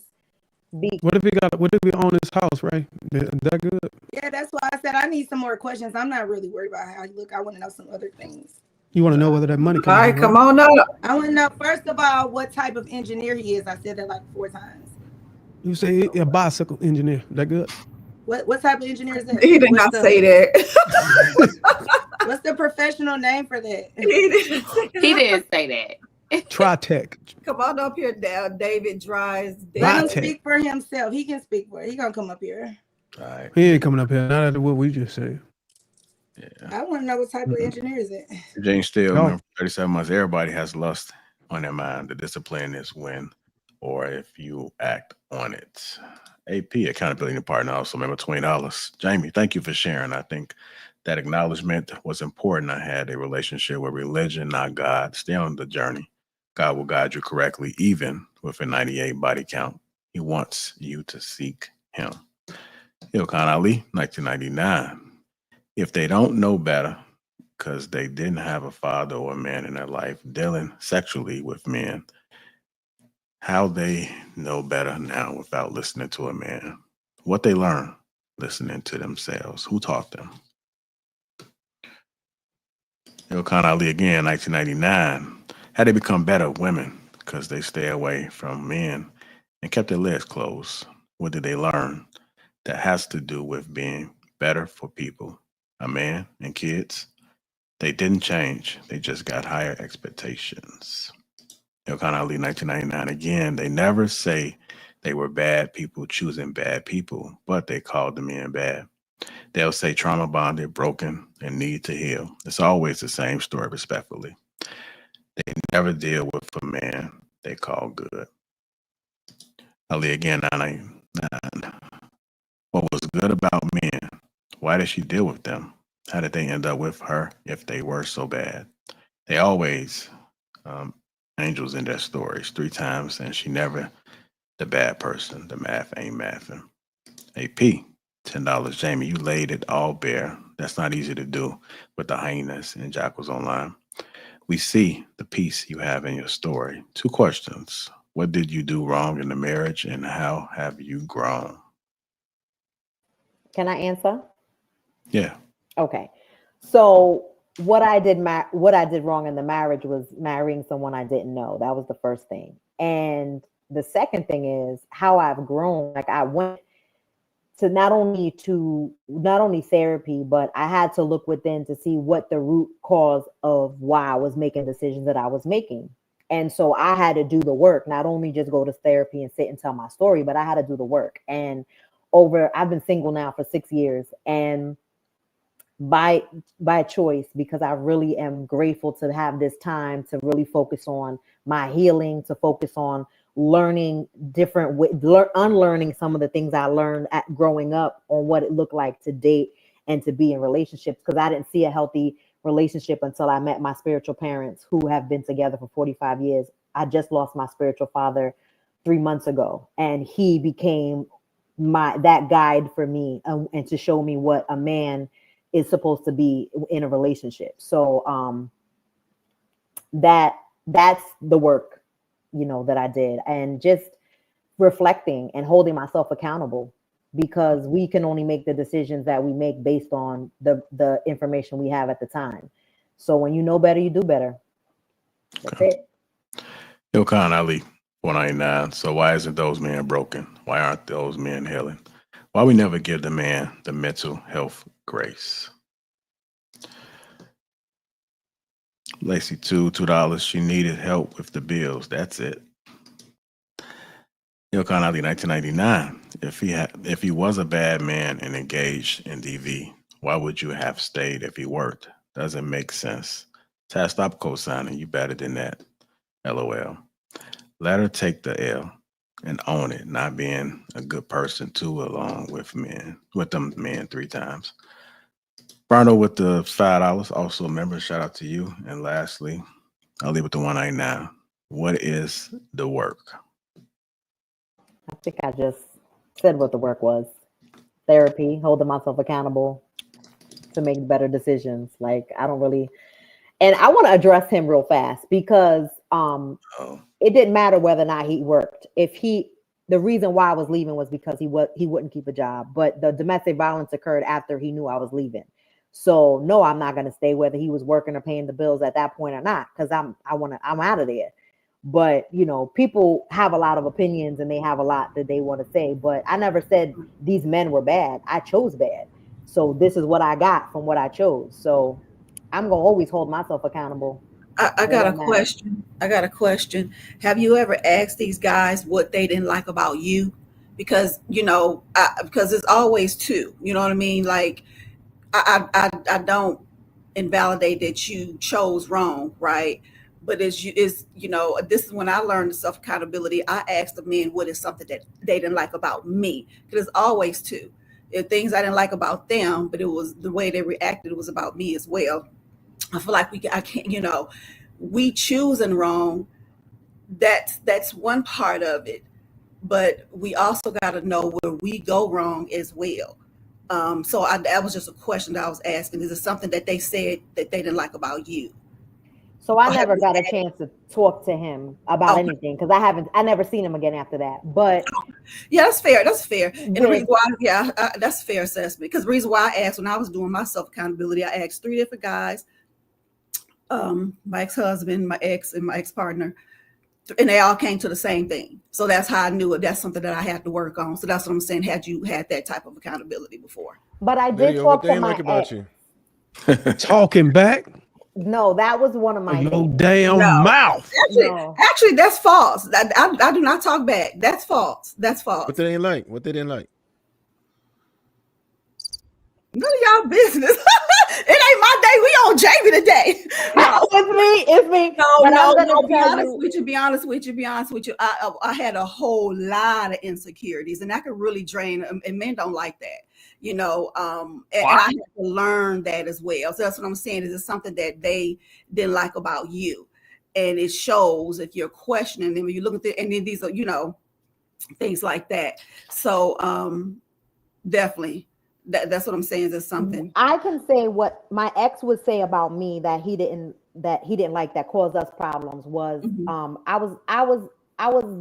talked back a lot. So I had a lot of opinions, and he said I yelled at him all the time. I don't really think I yelled at him, but I guess I did.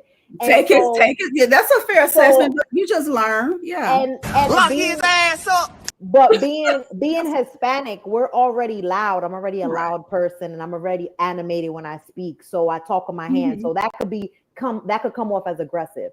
And also, I was in my masculine. I was in my masculine for a long time, and I feel like these men, Puerto Rican, these men. Oh, so you got picked up by the passport, bro, or what? No, because I'm Puerto Rican. I was born here. Okay, I'm not. Oh, okay. I'll just make. And sure. Puerto Rico is a U.S. territory, so we don't need a passport to go there. It's a fair assessment, and the only thing is, I was told before that I talked to one of them like I was his mama. So, but I take all this in because at the end of the day, I can't learn the self-accountability and things that I go wrong. I didn't want to hear the bad side of me. But other than that, it's really had helped me grow in the relationship and just how I communicate further on with men. I think I learned like me and my ex-husband, we didn't have, and I'm learning some things even in therapy too, what I didn't go through with when I was married, which is really deep. She really got to something. I'm like, wow, really. But with the person I was with for 13 years, I think he actually showed me the biggest, because I was with him for 13 years. Oh, now don't get sexual. So I was with him for a long, long time. So I learned so much just from that 13-year relationship. I thought she about. What you was going to say, Dirk? You was being messy today. What? No, you said he had showed me the biggest. I was like, don't get that. You know, not that. You know your pastor be watching. I learned a lot from him because I was with him for so long. I mean, we just parted ways in 2020. So just talking to him and listening to his take of me and my bad side, because I can easily say bad stuff. That's why I don't bash my exes online, because I'm like, yeah, they can easily say some stuff about me. So if I can't be neutral and really say what I did, I'm not going to say anything at all. And that's just how I've been. Let me ask you a question, Dr. Ladio. Now, I seen how you tear a whole new asshole on here with some of these people. Now, when you talking to a man, your man, I know you give him hell whenever he cross the line, ain't it? No, let me tell you, this is the reason why. Me and my ex-husband, we didn't really have our issues. We was just two hot-headed people. But with my ex, and the reason why I use him is he's the latest person I was with. I did not call names because he had an extremely high temper. Like, you really have to know how to not to punch his buttons. And I would push them buttons until, I better stop. I really did do that. I had to learn. Thank God he never did nothing crazy to me. But I was that person that knew how to push buttons. Not really so much my mouth, sometimes my actions and stuff. But he could tell you right now, because we still get along. I just talked to him yesterday. I never call names. I do not call names. I think that's the worst thing you could do in a relationship is call somebody a name. Oh, really? Take that back. You know how hard it is for me to apologize. I saw you on here, so. Well, I mean, this is how I react to people online when I'm triggered about stuff, but as far as in person, I'm totally. You're from Truth and the Triggers, you know that, right? Well, when it's about online, not always the truth. Yeah, y'all be real mixed. So Ladio is an internet gangster. She's an internet gangster, not in real life. That's it, but not in person, not in person at all. I'm the. I mean, don't get me wrong. People have always said I had kind of like an undercover smart mouth because I'm blunt on stuff. I don't sugarcoat things. I've always been that way. If you're thinking I'm going to coddle you, please don't ask me no questions because I'm going to be straight blunt to you. You're going to think I have a smart mouth, but I'm actually the truth or not. That's where I've always been. But far as being a giver, buyer, I'm that. I've always been that person. I've never changed from that. But when it comes down to men, I learned how to wash my mouth. But I can. So that's why I was asking her earlier. What did the men say about her? Because it matters, and we want to hold ourselves accountable going forward. Because there are some great guys out there. I was gonna say, Dr. Ladio, I think that's one of the best advice that we can give. Women specifically, if you're looking to grow as a person, right, and change, because I went through the same thing, but just younger, right? With my daughter's father, I was with him for like 10 years. So he knew me the best. And he would always say certain things about me and I would, blow it off like you just talking until I actually started taking it in. And then once you're hearing it from other people, it's like, okay, now everybody can't be lying about this same thing. That's a problem. So that really is an issue. And I had to start taking accountability like, okay, I don't like it when you tell me no. Or sometimes I do get a little snappy. I had to start asking him, what are the things you feel like I can change? How could I be a better partner? Or what should I have done better in the relationship or whatever like that? I think that's something a lot of women should do. I know it's hard though. Right? Because a lot of women, like you stated, we don't like to hear about ourselves. We instantly get defensive. Our guard is instantly up. And sometimes you have to calm yourself down and be able to take that criticism in, especially if you're on that path of healing and growing especially also if you want to partner in a successful relationship in the future, even just friendships, personal relationships, business relationships. You need to be able to take in criticism, look at yourself, fix those things. And the only way you can do that is by asking the people that have already dealt with you, whether you thought it was a satisfactory relationship or not. Yeah, and that's the thing. So, and you said one thing. So I have a few friends who are younger than me. I have some friends that's in their 40s. And sometimes we talk, and there are things they may see in me, and they're like, okay, so such. And there are things I may see in them, and I can tell you accountability. When I tell you accountability, make you cry. And when you really say I fucked up, I'll be honest with you. Even when I go back and listen to some of these videos, when I popped out cuss folks, I'm like, oh my God, I even said, Durban, I sent you an apology for that thing. Because I'm like, oh my God, I gotta do this. So I'm learning now, okay, I need to tone it down for me, because I know this is how people think I am in real life, and it's like I'm almost timid. Like I'm quiet. I can be the person in the room, but I'm the person that you can call, you can tell your issues to. It don't go outside of nowhere. I've met some awesome people online. I met awesome people on TikTok, YouTube. I'm extremely good friends with. We met in person. We've had lunch. We talk on the phone. Got the person that do my braids on my TikTok page. The lady that do my skin. All this stuff. This is how I am with people in real life. But I know I can get very, very ugly. They know that too. They say you can. Well, since you said that, I'm not afraid to come around you, because I will come to your I will come to your church, bring the wife and kids to the company going to church. Come on. But I was at first, I was like, no, my wife probably slap the shit out of that lady or watch about her mouth. No, not like that. But I've had people say, when you went, do you have on Sun Church today? You was in Publix, right? So I've had people see me in person that follow me. What kind of shorts you had on? Publix? No, don't be. Yeah, Publix my favorite store, baby. Okay, I love it. Okay, you said you had some type of shorts on. You ain't had the wrong one. No, I have no shorts on. I wear a whole bunch of these jumpsuits. I work from home. Okay, I'm gonna say. That's why you said you was the loud. No, so we gotta make sure that you won't out there. No, that's Miss Pearl coming in here. Always got the swoop laid. Okay, then. I think last Thursday they had to go in the other direction or something like that. Maybe I'm lying. Girl, I know. Yeah. So so just looking back on things that I see myself, I communicate with some people, been seeing videos of me from this show. I'm like, oh Lord. Did your pastor see it? I'm like, okay. Oh yeah, I gotta tone it down a little bit. Your pastor saw it, Lord. Why ain't worried about my pastor? Because oh Lord, he hit you with the anointing. He said, come here, let me put that. No, I'm not trusting him. I'm not worried about my pastor. But he got it. But but just seeing yourself and just understanding that we have flaws too. Like you say, Jamie, you did put yourself out there. You look, we are flawed. I'm not perfect. I'm a divorced woman, but it's how did you grow from it? What did you learn from it? What can you, how you teaching the younger people, that's the important thing. I will also say the one man that really got me when he told me about myself was my son. My son, as an adult, he's the one that said to me, Mom, you ain't always right, and stop trying to make it. You want to argue people down, and you're wrong.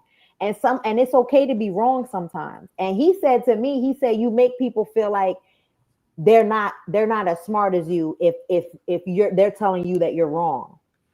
And he was like, a lot of times you made me feel like that. And that's what really got me together. When I had that conversation with my son, I didn't care what my exes thought. So I didn't get you together. When it came to, you always get me. I didn't get you together. No, I'm talking about before my healing journey. It was my son that pulled my coat. And that was like, Mom, like, I don't like when you make me feel X, Y, and Z, because you don't let me talk. You don't listen to my feelings. You want to just be right. You don't want to listen to anybody else. And that got me. And that's what made me start to look at myself and what I'm doing. Because if I'm doing that with my own son, I know I was doing that with these men. the kids will come and tell you some stuff. I know mine was like, yeah, Mom, you went on that yourself. but that's okay. That's what you want for them to do. You want them to do that because that's how they're going to grow and things. Because I hear a lot of people now just saying, my mom would never listen to me. So when she get old, I'm still on a nursing home. I ain't gonna never look back, and I was like, all you gotta do is listen to your kid, when they come to you, especially as adult men and they're teenagers and adults, they're gonna come for you.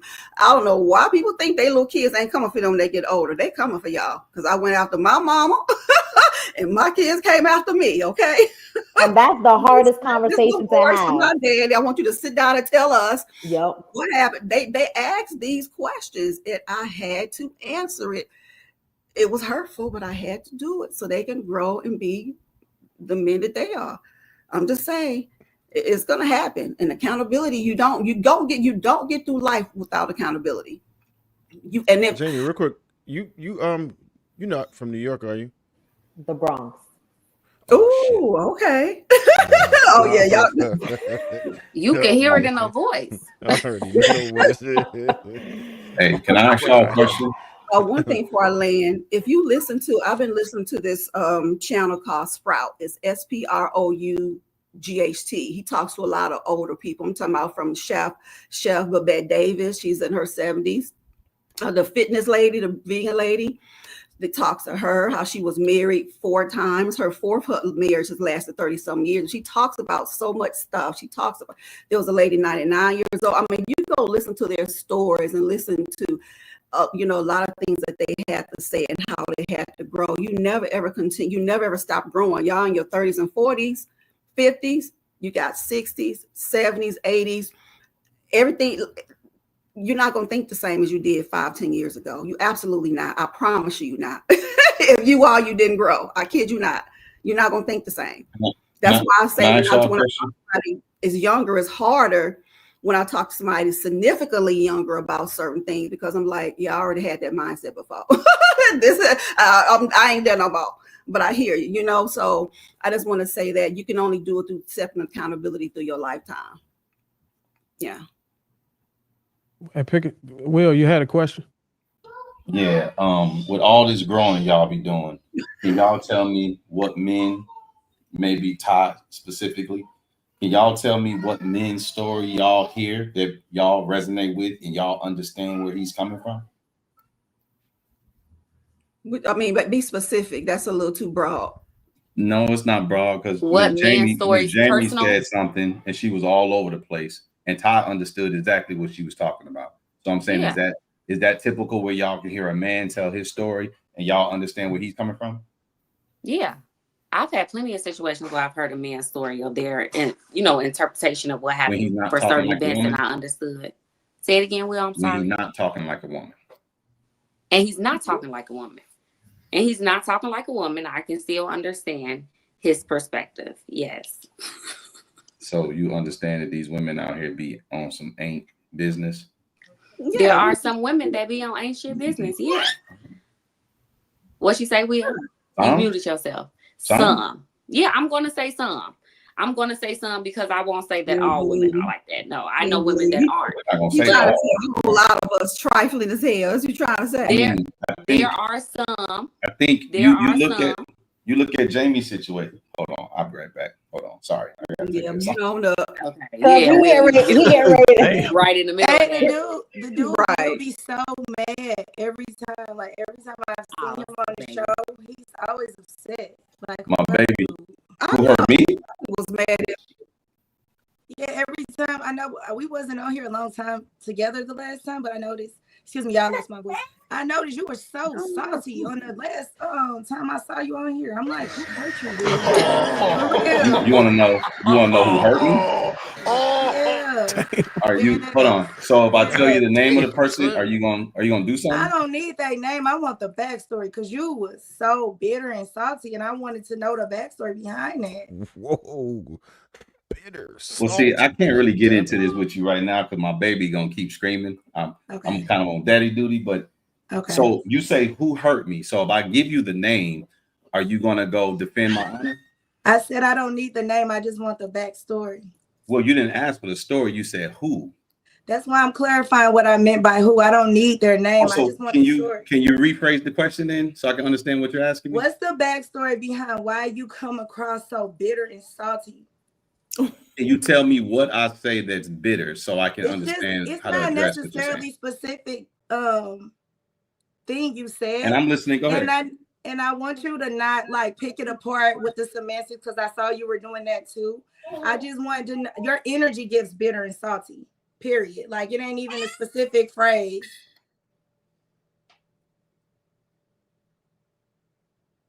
My energy gives bitter?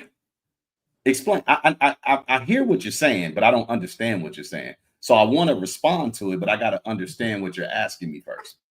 Well, Will, I don't know. You seem like a mature man. I mean, with the thing about energy, it can't be explained with words. It's a feeling. So if you don't know what I'm saying, or you can't even put the mirror or the microscope up to yourself to see how you may come across like that, then it's really nothing. There's no words I can use to get this across to you because you're gonna say you don't understand. Well, can you use one of your counterparts and they can maybe help me understand? No, I was just asking what's the backstory, or why do you think you may come across as bitter? If you're saying you have no clue, then we can let it go, Will. It's not a big deal. I think Will comes across. No, I think Will is very direct, and it might come across as angry and bitter at times when he says certain things to you, but I think Will is very direct. He's very to the point. He's not for the BS. And so that could come across like it's given bitter, it's given angry black man, but I don't see Will like that. Like Will done came at my neck many a times. We didn't had a lot of conversations. Yeah, he'll definitely come at your neck. But we had a lot of conversations. I've never disrespected you, have I, Jamie? I work, Not so a one. I understand human behavior. I know very well how to name emotions. But it's not assertiveness that I'm picking up on. I use the exact word that I meant. If y'all you use the exact words that you meant, but you can't articulate what you're asking me. I said it's the energy you give. Well, hold on, man. I mean, you say it's energy, right? Can you be reading energy wrong? Is that possible? I highly doubt it. She's actually right, though. You do have an experience that gave you a bad taste in your mouth when dealing with women. That's not true. You talked about your ex-wife and the situation you went through with your ex-wife and why you would never get married again. They own your that ass. entire situation it was terrible situation? for you with your ex-wife. What are you talking about? We talked about this a minute ago on Lapeef show. You talked about your ex-wife and how the person you're with now, you guys will never get married, but you do everything you're supposed to do for that woman. And the reason why you wouldn't go down that road again is because of the situation that you went through with your ex-wife. See, come on now, Will. I remember stories. Okay, so tell me what the situation was. Hold on, what was the situation that you're speaking of? No, you're talking to me. Don't ask Trev. I know Trev had said something, but okay, go Will. Go Will. I don't know. You're talking to me. What was the situation that you're speaking about that was so terrible? The situation with your ex-wife, your divorce. What was the situation? Didn't you say like the whole situation of the divorce itself was terrible for you? Man, my divorce was so smooth. I don't know what you're talking about. Will, you fully went into this and why you would never get married again. Into it, just give me paraphrase. Give me something. What a video is. I can't remember all of the details, but I remember not all of them. Give me one detail. What a video is. You just said that the situation was bad and the reason why you won't get married again now. I'm sorry, man. Let me finish, Will. No, but you're not articulating a detail. You're just trying to. Because I don't remember all the details. He's trying to sound smart. Where's the video at? So I'm gonna look at it myself. I don't know the exact video. Smart. This was a while ago, Dr. Lady O. This before Dr. you Lady on the O, did you say I'm trying to sound smart? Yeah. Okay, help me understand something. If a person comes up here and makes a claim and they can't articulate their claim, I'm supposed to give them what they're looking for? I mean, I'm just talking about. But you don't remember when you talked about your experience with your ex-wife. So you didn't have a bad experience with your ex-wife.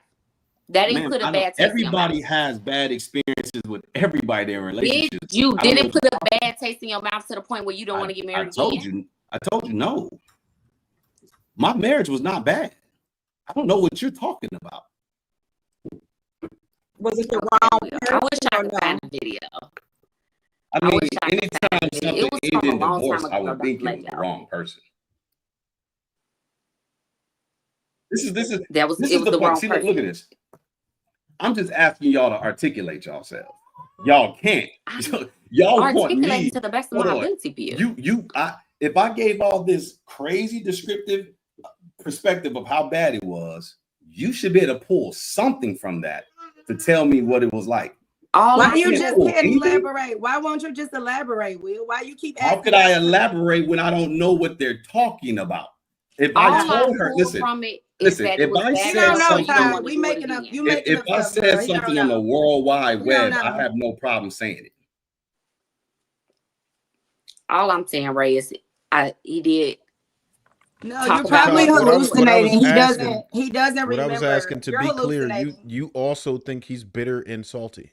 No, I don't necessarily feel like he's bitter and salty, but when I first, from that show, I knew he had a place of hurt and he explained it and it made sense to me, right? Oh, so you just think he's traumatized. But now, since then, I understand he's a very direct person, and because of his experiences, now, you know, he might be in a great experience, which he has talked about. He's in a great experience. It works for them. But he did have a situation that didn't work, and it did put a bad taste in his mouth when it came to women specifically. That's all. I don't think he's bitter and hurt. I think he's human just like everybody else. When you have a bad experience, sometimes those things can guide how you feel in the conversation and the tone of certain conversations when you're triggered by certain things. So you're saying he's not bitter, but you're describing a bitter person. I'm saying that's the energy that Ray probably picked up on. That's all. What you said, describing a bitter person. Said. You're describing a bitter person. You're saying he's not bitter, but you're describing him as bitter and salty. And traumatized. Oh, Ray, do you think he's Ray? Do you think he's bitter? I don't know where that's coming from. I already said that in the beginning. Yeah, so she was clear. She did. She started off and salty. Right. So I'm not gonna keep. If he's saying he don't know where that's coming from, then maybe he's well for the record, I've seen Will's situation up front. The man is doing very well. He's got a beautiful woman, beautiful family. If you saw it the way I saw it, you wouldn't even try to identify it. The bitter wouldn't even be in your vocabulary if you saw what I saw. Just for the record. Okay. So let me just address something real fast. Like this one dude that got a whole lot to say, I was defending Will. I don't know why anybody is talking about y'all would like Ty gave me all this love and support and we coming for Will. Nobody's coming for Will. Ray asked him a question. Ty was trying to reiterate that question. And I particularly said, I've had a lot of interactions. They came for Will. Hell no. I've had a lot of They didn't come for me. Jamie, you didn't. Hey, watch this. Watch this. No, because that's my bro. I love Will. That's you. But Ray ain't playing with Will tonight. Me and Jamie have had multiple conversations. There've been some tough conversations. I gave her my perspective on some things. I gave her some advice. I've always told her she doesn't have to take my advice, do what she wants with the information. But I've never disrespected Jamie. I've listened to Jamie. I heard her story. I understand her story through and through. I tell her when I think she on BS. But at the same time, Jamie and I have a rapport where if I was rude and disrespectful and pompous with her, she wouldn't come back and have conversations with me. And this is spanning over a year now. So I'm confused how women come to these conclusions. That's why I asked this young lady. Hold on, baby. I asked this lady, Ms. Ray, how does she detect bitterness? And she just say energy. She can't articulate anything. It's just. Will, can I ask you a question? First of all, do you have a babysitter before we get started? Because I don't want to be interrupted. Now, Ray, no, you know you're wrong for asking. Go ahead. My lady just took a shower. So she'll be with the baby in a second. Go ahead. She don't take baths. She takes showers. Damn, Ray. You okay? I'm gonna just back off. I know she soak. Like I like to soak, but some girls they just break off.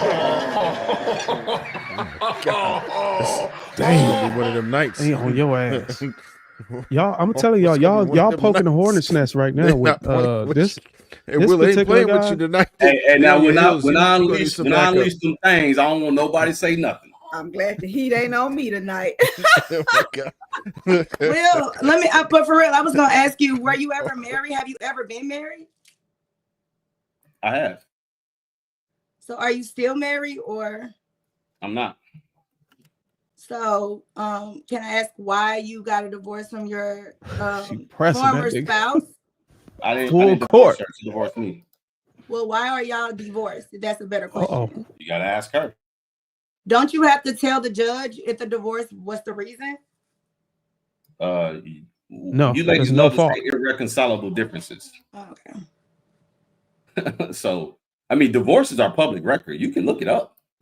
I'm asking the person that I'm and on. I'm asking you. I'm telling you. I'm not gonna look it up if I can ask you.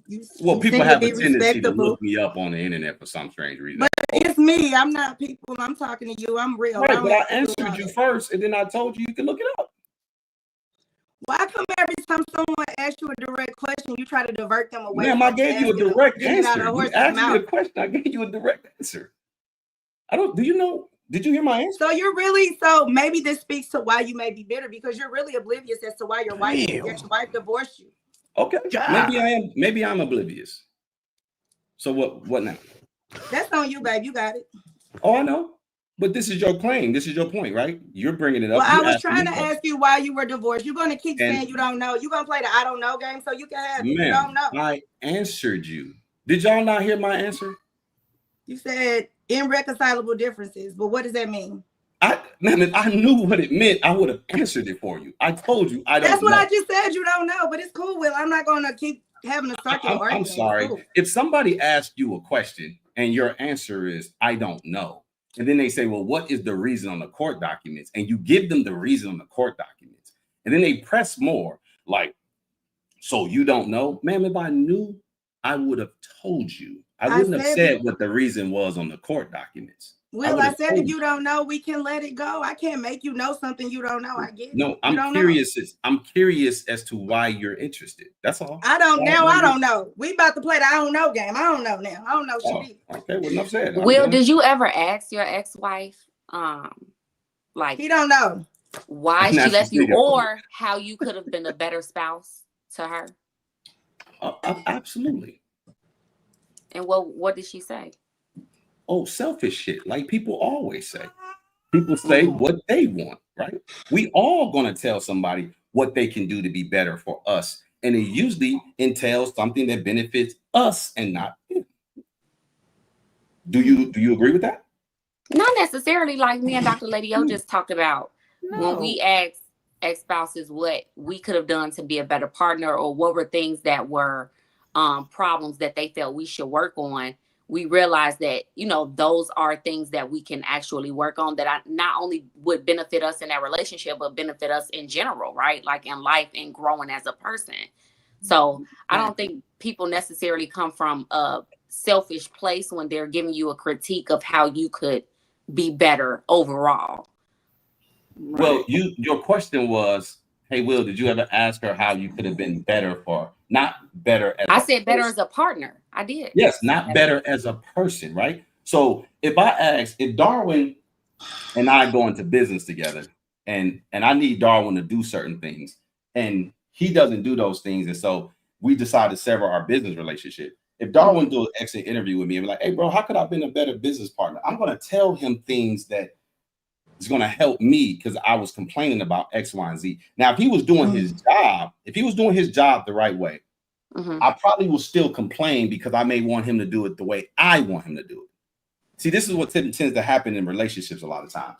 People don't look at you as a complete person. What they do is, here's you. You're a complete person. You're 100% meter.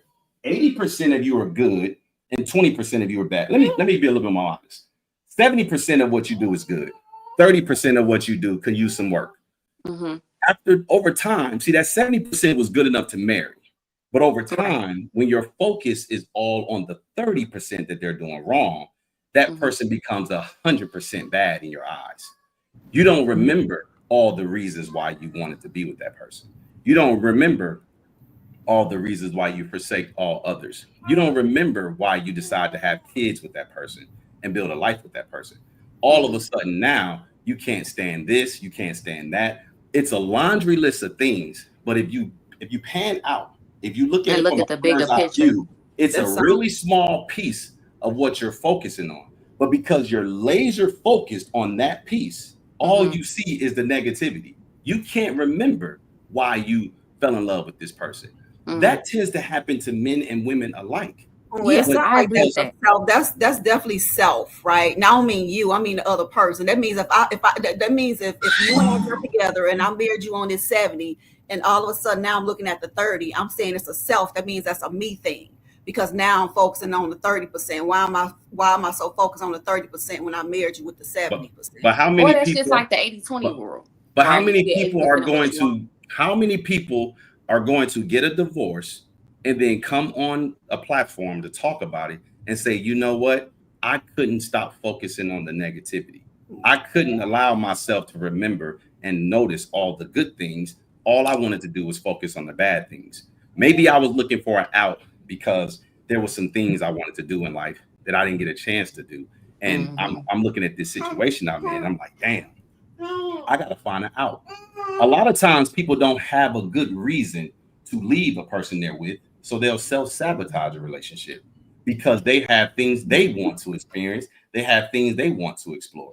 We don't talk about that. We always talk about it as if the person who left the other person, if person A leaves person B, we talk about it as if person B was just doing some things that was inconceivable, like things that they just should definitely change. It's like, why are you doing these things? Why? Who is this person you become? As if the person who's doing all the complaining ain't changed, ain't forsaken the other person, haven't fell short of their duties and responsibilities. We tend to talk about it as if person A stops doing what they're supposed to do, it's in response to person B not doing what they're supposed to do. We always talk from a victim perspective. Why don't y'all use, and when I say y'all, I'm not just talking about the ladies, but why don't y'all use that self-righteousness and hold yourself to task and tell people how you effed up your relationship instead of saying how the person screwed you over? I said that earlier, and I said that earlier. This is why that's why I said you will never hear me bash my ex. I never, because at the end of the day, they got some stuff to say about me too. So it's never one sided. Being a person who was married, being a person that did the long-term relationship for 13 plus years, it's never one. It's rarely one sided. I'm talking about rarely. I don't care if you allowed it. It is usually something. And I'm just gonna be honest. I got a question for Ms. Ray. Hey, Ms. Ray, are you married? Well, we're not. I don't know. That famous question. I don't know. I don't know. I do not know. That famous question. You're about to get hot up in here. Hold on. You're about to get hot up in here. If you don't answer that question, Ray, because then hold on, Ray. Let me say something, Dr. Lady. Hold up. I don't engage with people on the panel. They want to ask me. They want to interrogate me. But then when you ask them questions, they talk in circles and they don't know. Ooh. I don't know either. Oh.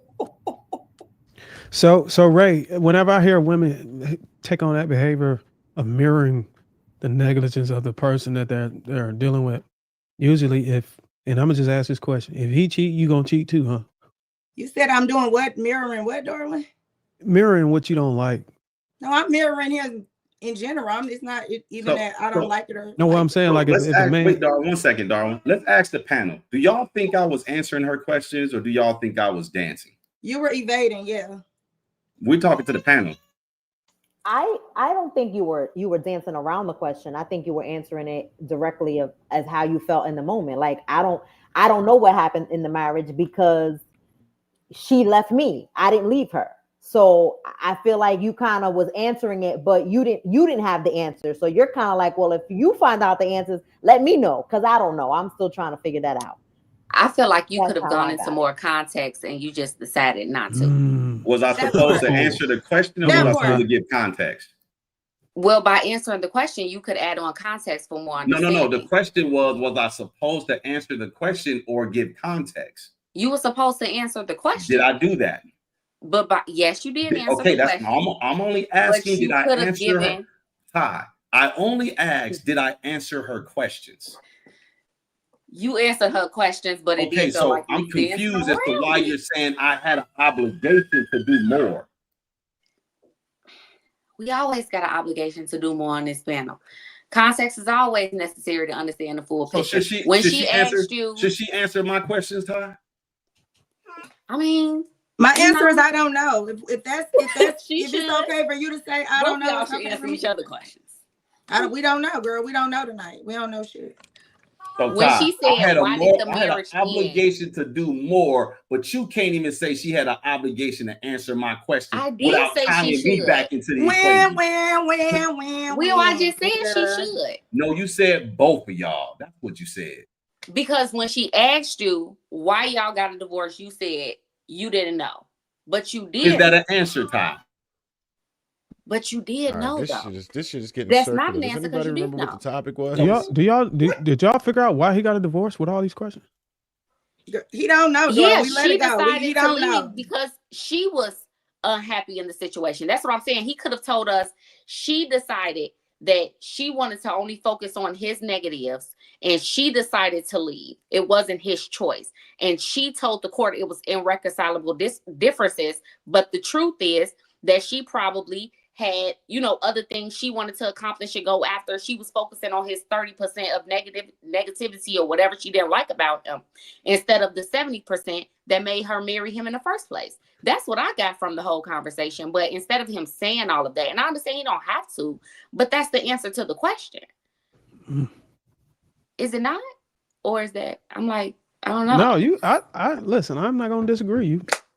And just so y'all know on the record, y'all saw how whenever y'all know how we be pressing y'all and stuff. You see how we got out the way when y'all was pressing him. So y'all can't never say that y'all always caping and defending the men.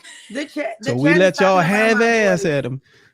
Don't ever say we don't do that. Hey, stay out of the chat, Ray. Stay out of the chat. We don't need to know what's going on. I lost my voice. They do need to know, Lapeef, because they said I sound like Gangsta Boo. Because you was hollering at your man. I mean, I don't think they're talking about the sound. I think they're talking about your words. Oh, they want me to use the correct English, no AAVE on this show, huh? Okay. All right. So Miss Ty, come on now. Why are y'all so difficult?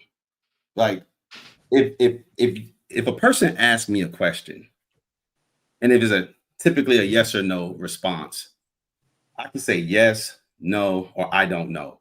Are those three responses appropriate? Here we go. Yes, if it's a yes or no question. Her question wasn't a yes or no question. Her question was, why did you guys get divorced? That question alone requires an actual response, not yes or no, right? You can't say, why did you get divorced? Yes. Why did you get divorced? No. You know what I mean? But I don't know is appropriate, is it not? It is, but you did know, Will. That's what I'm saying. So wait. I'm sorry. Irreconcilable differences, that's knowing?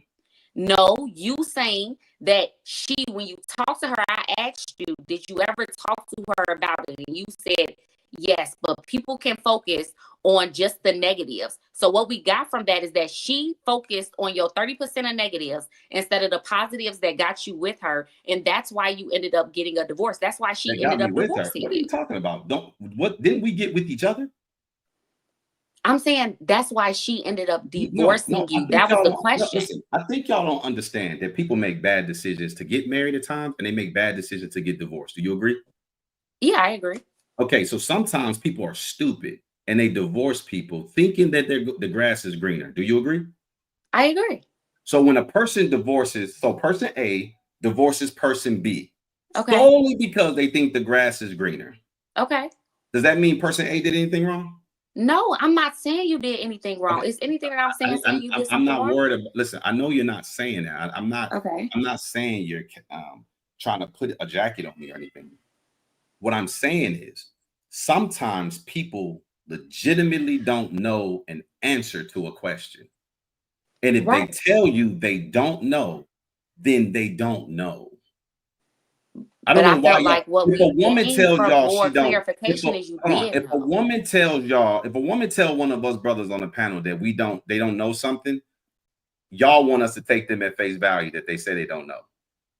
True or false? Darwin never taken that at face value. He's going to ask more clarifying questions. I didn't ask you what Darwin does. I didn't ask you what Darwin does. I asked you, do y'all want us to take that person at face value that they don't know? Not necessarily. Oh, okay. All right. Not necessarily. I'm just being honest because there's been certain times where women have said they didn't know to a certain question, and it's like, you didn't? And more questions are asked, and we end up finding out she did know. That's my whole thing. In this situation, I feel like to a certain degree, you did know. Was it a good reason? No. You know, could things have happened differently? Probably, but you did know why she decided to leave. That's what I'm saying. Okay. Well, I have to take your word for it that you know what I know. So that's just all I got from it, Will. Maybe you don't know. I'm just saying that's what I got from I'm accepting. Clarifying it more. I'm accepting your claim. You're not accepting my answer, and that's cool. You don't have to accept it. But I wanted to see. I just wanted to go around the table and find out if I answered her questions because she refused to answer mine, which is cool. She don't have to answer none of my questions. I just wanted to know, Dr. Lady O, did I answer her questions? You talking about Ray? Yeah. Well, you know what? In the beginning, I'm gonna be like, the way you answered it, I'm gonna say no. But you know, that's lock his ass up. Lock his ass up. Did answer the question. Okay, Miss Pearl, do you think I answered her questions? She said, yeah. All right. All right. I don't gotta ask the fellas. I know they heard what they heard. We can move to the next topic. All right. Let me go ahead and I came up here. I want to talk to Miss Pearl and ask Miss Ty something. Then it just, you know, yeah, I must have this effect on people. Well, I'm sassy, I guess, and bitter. Just angry black man. Salty. Ilkan Ali 499. Women will never tell men they're red flags, but we want men to vet better. Ilkan Ali Will in the building. Let me get my popcorn. Ladies, logic. Don't listen to your man. Listen to your kids. Can't make this up. Children listening to children. Ali again, 499. Thanks. Why Jamie get that energy? Why Jamie don't got to be married? Like, why is dude on my? He's on me so heavy. Like, does he want to slide in my DMs? Like, what's up, bro? Because, like, and I want to clarify one more thing. My son was an adult after we had this conversation, and he told me how I made him feel growing up. My son was an adult. I wasn't listening to a kid. He was an adult already. Jamie, so I just want to clarify that. Jamie, I think you're missing part of his point. Notice how Ty understood what you went through. You had multiple situations that you explained. She understood. I was asked a direct question and I answered it. And I caused confusion by answering it. Somehow, some way, nobody understood. Will, do not do that. I understood, Will. I had your back. Don't do that. Get it, huh? Ty, did you understand? Ty, did you understand what I've been through? I understood it, but you are also evading because we found out that you had more you could have said. That's what I'm saying. Ty, do you understand what I went through? Yeah, I understand it after you explained it more. I understood it the first time you explained anything. What do you understand? I didn't explain anything. Oh my God. Did I explain anything that I went through? Ladies and gentlemen, did I explain anything that I went through for Miss Ty to understand what I went through? Did he not explain it? Can somebody say something? Did he not explain as he went through his whole idea of a person being upset because they explain what I went through? 70, they don't get You didn't explain what. Okay. No, you didn't. Did I explain anything that I went through? No, you didn't. So how she understand what I went through? You just said that some people, you know, have differences, and what got them together, they focus on the 30% instead of the. You said so all is that, not explaining without directly giving specifics. us Ma'am, specifics. He didn't give us specifics, but that's explaining his. He was broadly explaining his situation. Was he not? No, I was not. Can we not read between the lines? Oh, that's what we doing now. That was an interpretation. Ilkan Ali 999. Y'all prove my point. Will just. Well, my interpretation was wrong, Will. But he don't get understanding. My bad. I'm the only one that's seeing it. But Jamie been on here for hours, and they gave her love and support after 3 men. Double standards. Double standards. Let's see what we Yo, gonna leave for 99. Ty, you better tell Ray to back off Will. Like you told Bruiser to chill off Jamie. You hurting my soul. Why isn't Will getting love and support? I am getting love and Remember support. with the $2. And then we got Big Ants, $11.71, $10. Will argue like a female. Oh shit. He gonna have to, You know, I do a smoke show on Thursday, so next week you can show up. I guarantee you don't. I guarantee you don't. That is a direct call out. And I don't even address the comment section. But when you say I argue like a female, yeah, you got to show up. What was that name? Big Ant? Big Ant, 11.71. There you go. Sir, listen, Thursday night, next week, I'll make an exception for you. I'll do one tonight if you want to. You can pick the time and date. I love when men talk out of character. When they fix their lips on me, I love it. Now you want to say, I love it.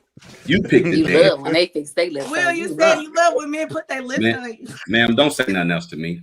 Because if you don't want me to come at your jugular, I advise you to not. So you know that part. You just don't know why your ex-wife left you, but you know how to get on me though. Priorities are confused over there. I'm not on you, and I'm advising you to leave me alone. You worried about the wrong woman. You need to worry about your ex. let me come to Will's aid on this, man. I'm tired of seeing y'all triple. Before you do that, listen, before you do that, ladies and gentlemen, understand something. I've said nothing disrespectful to this woman. Nobody I've advised this woman multiple times to leave me alone. She insists on talking. She insists. I don't want nobody talking about me. I'm getting a look. It's like you setting it up, the way you setting it up. This is what the comments were saying. You setting it up like you finna call the police. You see what she did. You see this, right? Come on, man, with all that. If you don't know about your ex-wife, you don't know about me. Let's keep it pushing. Come on, man. Damn. All right. Damn. Go ahead, dog. I don't know. Look, I don't know if they want you or they hate you. Bro, they always pick the ones they hate, don't they? And listen, if me and this chick was face to face, be a slam dunk. She loved men that she don't like. When you say be a slam dunk, what's that mean? You know what that means, bro. One hit or quit. One hit or quit. Don't take long, bro. I'm done, yo. Yo, what are we doing, yo? I know an opportunist when I see you. All right, it's gonna go on, man. I don't know what's going on. Big Ant 11.71, $10 said he said fix my.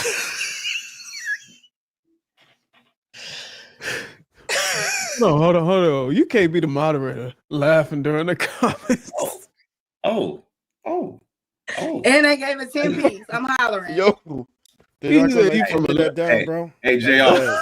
Hey, JR. That's one of the. What's up, man? I think he got Sweeney beat with the worst pause ever. Say show up on Thursday. Tell you guys.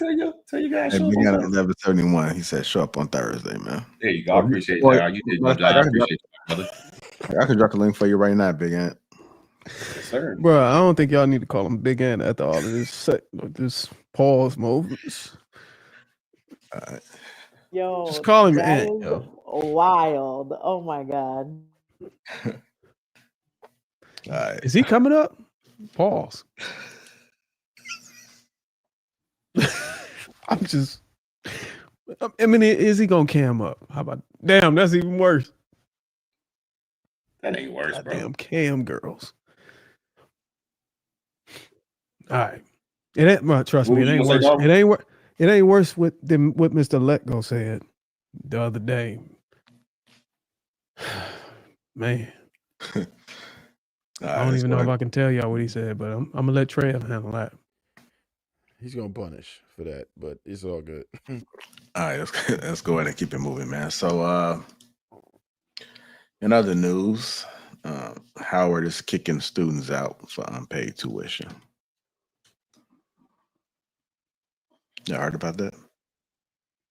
No. They should. No, that's how we go. The reason why it's viral because it's something that ain't been happening. It is a scary time at Howard University. My name is Micaiah Goodman. I'm a sophomore biology major on a pre-med track at Howard University, and things are getting scary.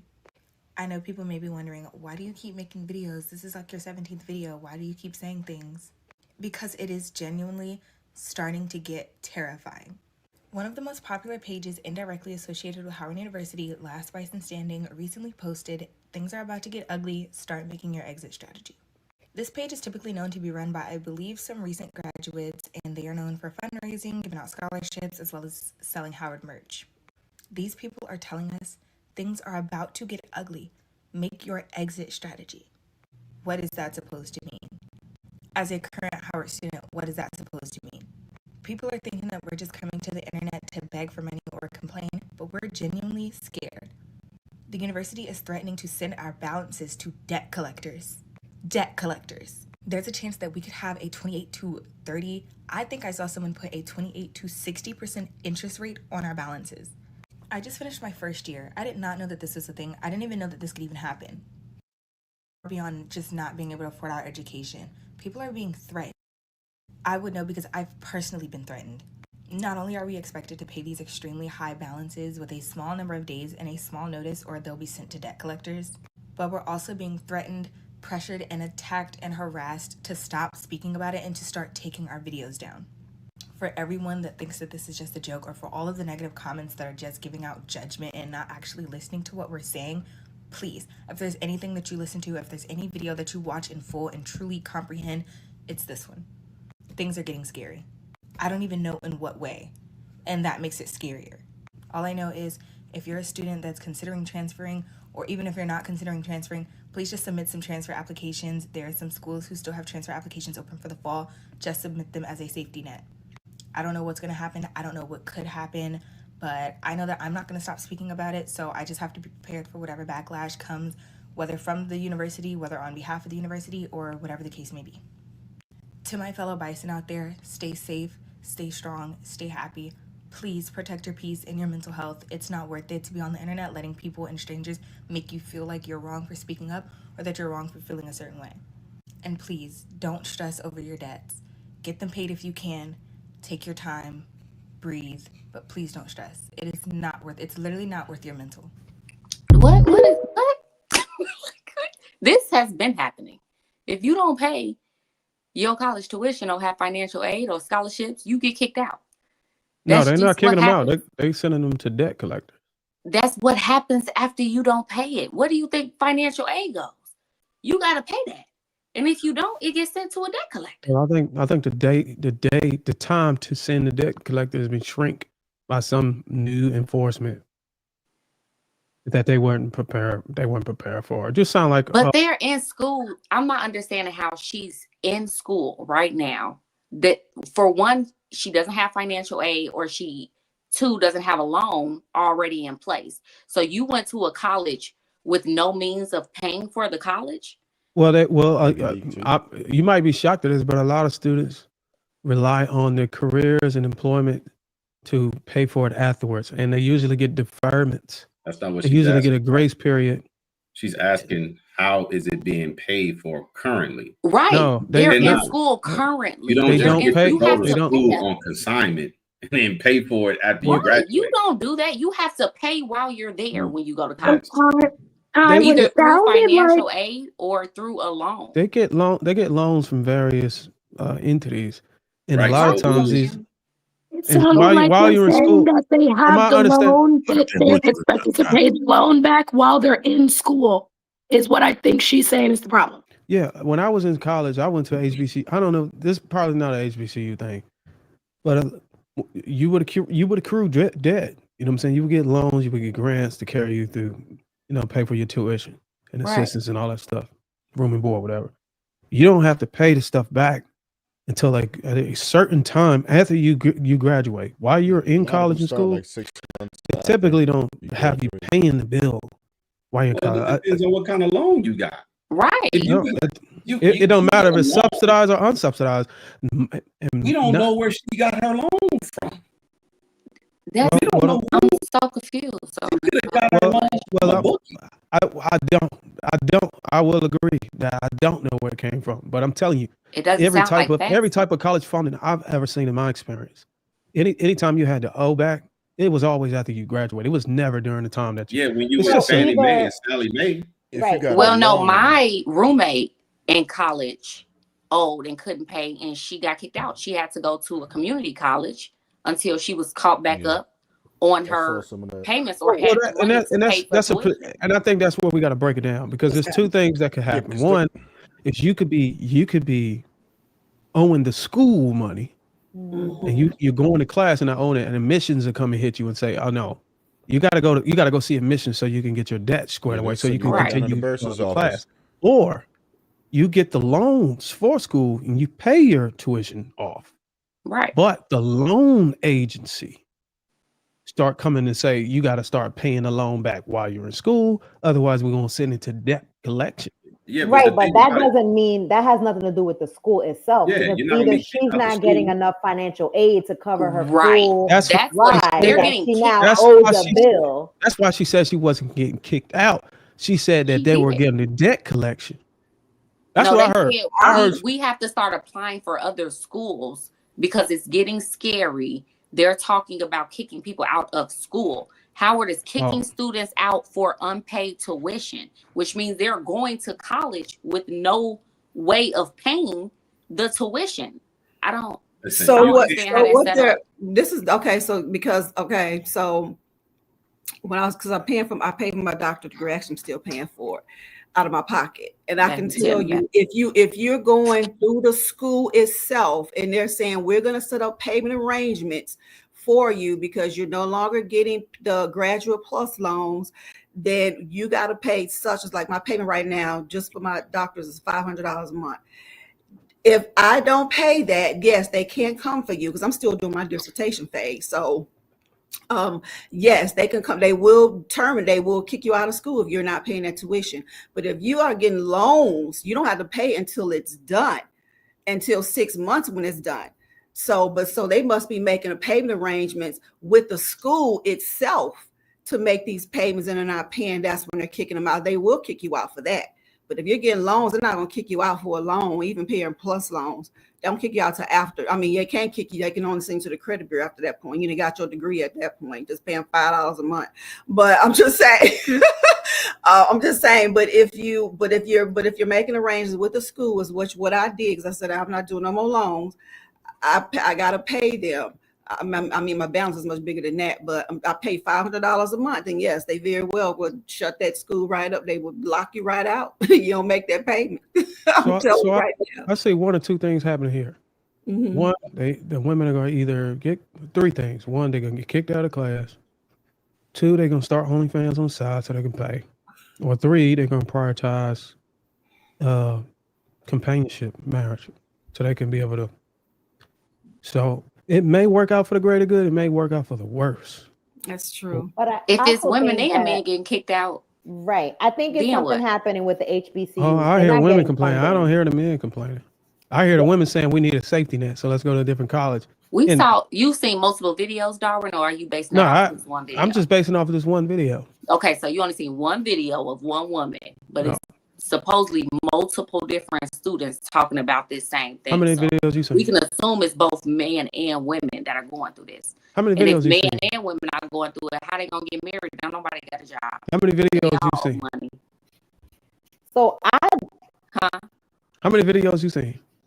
I only seen the one. All right, But so she then nigga, said what? multiple paid their tuition. Oh, And this is I'm oh, making this oh, video shit. address everybody who is badgering these students, saying, "Oh, well, you shouldn't have gone to a university that you can't afford. You shouldn't have did this, blah blah blah blah blah." Because it's not about that. This is no longer about people not being able to pay their balances. This is about a school becoming more focused on money and their business rather than their students and academia.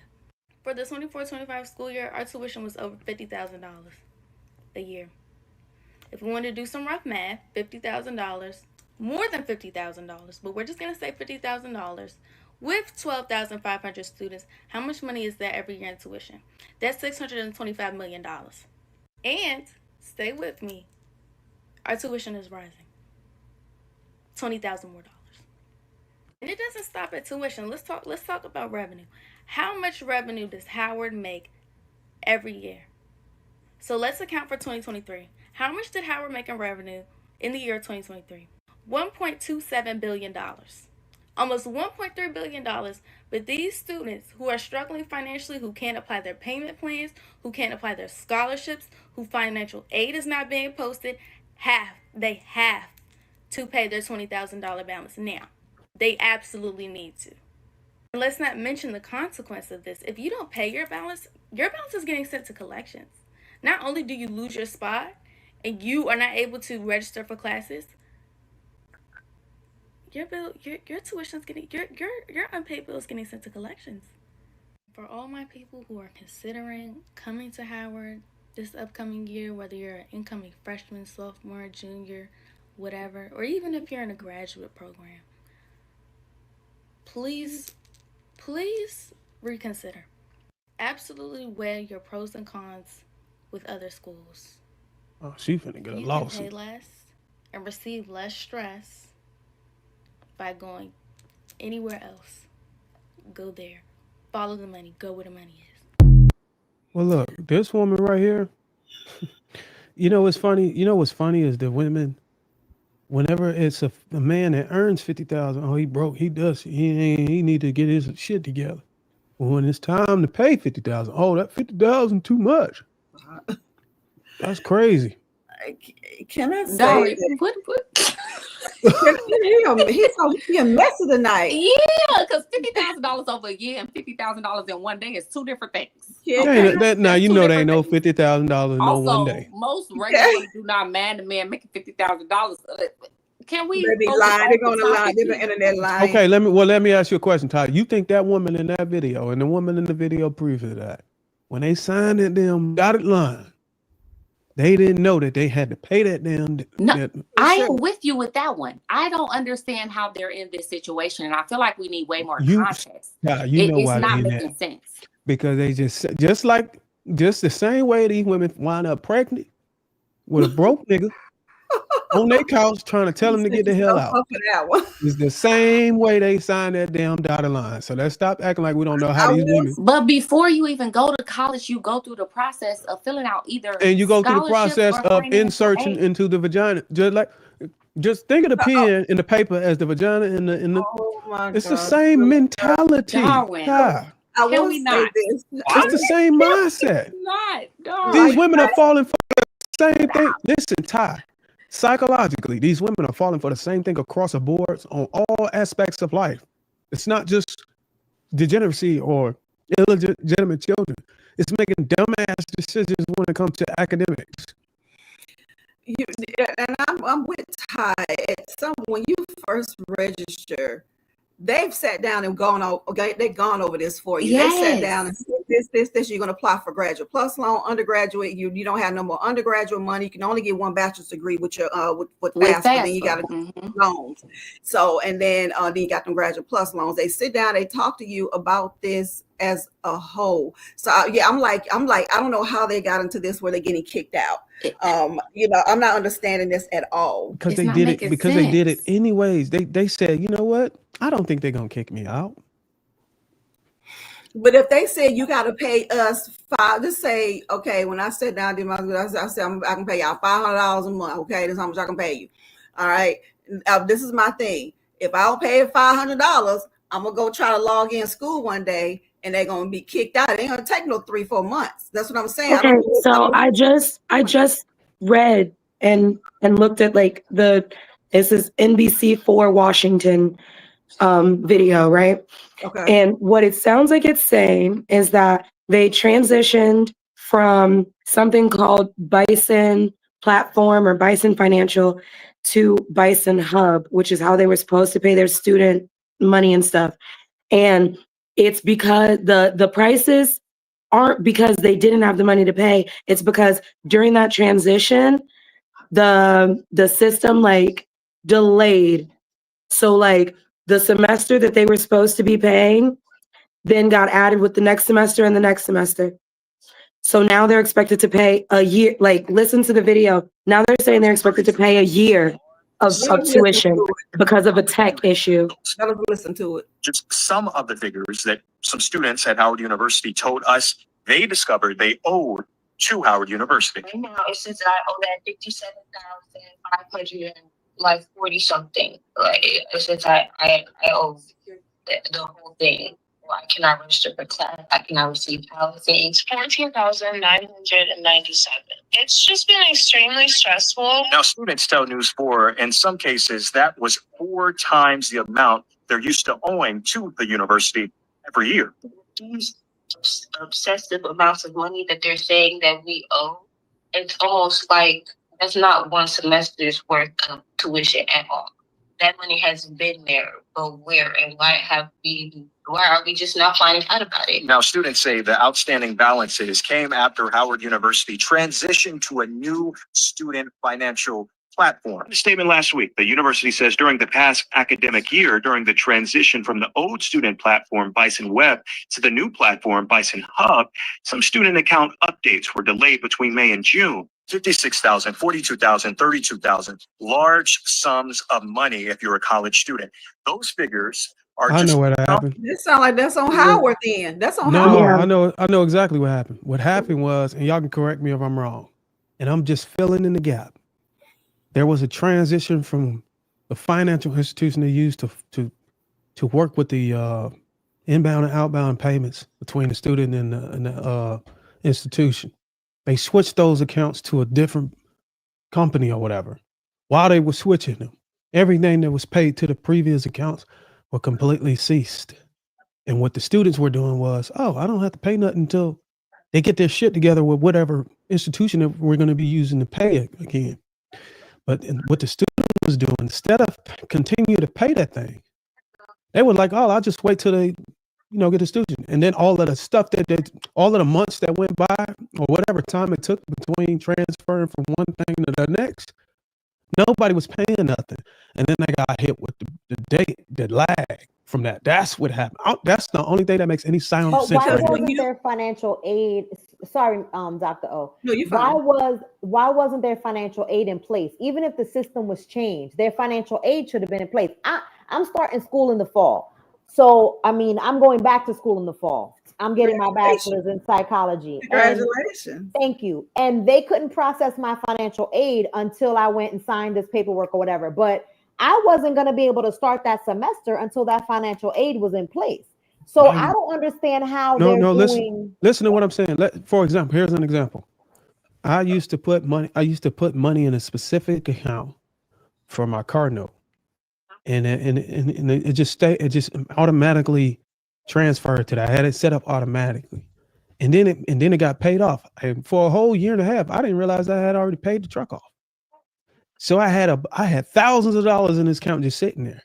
So what I'm saying is, can you imagine these people being told that, hey, look, we're transferring or we're stopping this institution and we're gonna set up a new one, and they just, instead of saving the money or continuing to pay to an account or just putting the money back because they know that they owe, they just wasn't paying nothing, and they probably was just using the money on frivolous things. And So No, and that's not how financial money aid and works. spending it. though. I don't think that That's they, not how financial aid works. The financial aid institution pays the school directly. And you get a refund check if you have money left over from your tuition. Yeah. So you Okay. don't get that money directly to you. It goes to the school, which is what doesn't make sense. The only thing that makes sense is either the financial institution that would get the financial aid somehow dropped the ball and they Yeah, lost but I thought we said it wasn't. I thought we said it was the transition. institution. I thought Will ruled out that it wasn't financial aid, because financial aid is not going to kick. I don't think financial aid is going to kick you out of the school. it's whatever system. If you don't ever I receive think it, they didn't have Financial aid anywhere just to going to go to send the debt money collector. to, right, though. or they don't Like, have nowhere to if the send the money. platform was down because they were switching platforms, the financial aid didn't have anywhere to send the money to. So then the new platform came out, and I guess maybe like it was accruing throughout that entire time. And now the financial aid you were going to receive So for that tuition yeah, is too small for what your actual debt because is it's because supposed they're to be you charging. paying it per semester, but what Yeah. it sounds like is that was a whole year, because So they y'all said saying from Typical, June to absolutely. May. financial aid should compensate for the lag. They probably Yeah, won't. that's what we're saying, but that's not what they're Probably won't. doing. And they probably won't though. they may have to see if they can get some type of personal loan or something to cover that. Oh, baby, a personal Who loan. cares, right? Yeah. Because it looked like they were charging them for the year, not just for the per Yeah, they semester. were. Right. Yeah, they were. It does sound like that's a Howard issue for real. They should definitely give them some time and give them some resources that where they can go and get a loan. Well, they would have to, right? Would they gonna kick out their whole student body? They probably would know what hell. It's stupid, but Well, kick them all out then. I know they were saying that, oh, you can go to another school. This is the thing. If you owe a school a balance, you cannot, they're not gonna give you the transcripts. You may get some They unofficial. don't need to go to another school. They need I to know go they get a don't. job. I know, but I'm just saying they're telling people go to another school, and you're not gonna be able to go to another school because you can't get transcripts when you owe a balance. I can understand why financial aid would kick him. I mean, not financial aid, but Howard would kick him out. If Howard is a university institution that's on paycheck to paycheck, and they had this delay, and they don't have the money from the students to pay, they really have no. They got to keep the lights on and pay the bill. So it's either they're gonna go in debt, or they need these students to ante up somewhere. Baby, why are you going back to school at 48? Because I want to get my degree in psychology, because I work in the mental health field and I want to get my degree in psychology. Is it going to be more money for you? Yes. Incrementally or substantially? No, substantially. It is definitely too late to go back. No, it's not for me. Listen, I got my first degree with all three of my kids. Trying to finish that. I didn't know that there was an age cap on getting an education, but okay. Thank you, sis. Thank you. Why? First of all, I didn't know that there was an age cap on growth. Only people without an education think that. I already have a certification, so it's not too late. It's First not. of all, can y'all answer my question? Why do people go to college? Get a degree. I'm going to get so they just go for a degree. No, said to get a skill set. There's a certain skill set that you want to get in. He said, "Oh, so they just go for a degree." I know. I have 4 college degrees, and I ain't mad. I got it, and I'm not taking none of them back. You go to college to get a job. Right. I went to college. A degree. Ooh. And I want to have something specific. Because I don't want to just have a job. Like right now, I have a career. I have a career as a behavior So you therapist. have a career, but you're gonna go to school quick. I'm a PhD. I want to. And now I'm my kids are grown and I can really focus on school and not have to be worried about raising a family and doing all this stuff with my kids. Ain't you about to retire? Well, I don't about see to why that's retire. a I'll go to school till I leave this earth, just so I gotta pay them student loans back. So how about that? Y'all stop. I will say this. It's not really the degrees for me. It's the debt that because we as African American women, we do own about, I think it's 43% of the student loan debt out of 1.6 trillion. I'm a PhD. We do own a majority of the debt. So it's not the debt. It's not school. I'm not saying it because I got a degree. I'm just saying it's really the debt that I would like us to get out of debt and not go to school for fields that's going to pay us low fee. Like we go to school for social work and we know that only pays about $40,000 a year, but yet it takes $150,000 to go to school, huh?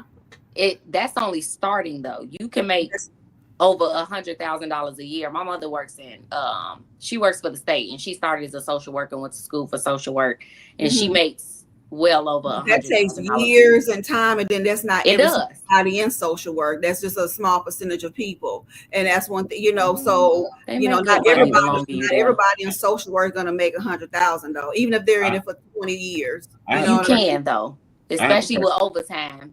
And you get good benefits. So it depends on what you want out of life.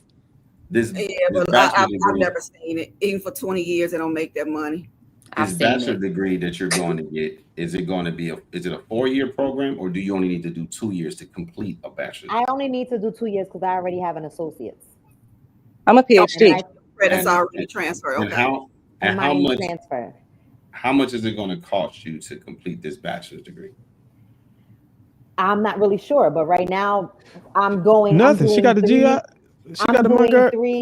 Three classes a semester, and I do qualify for financial aid, and I'm getting loans.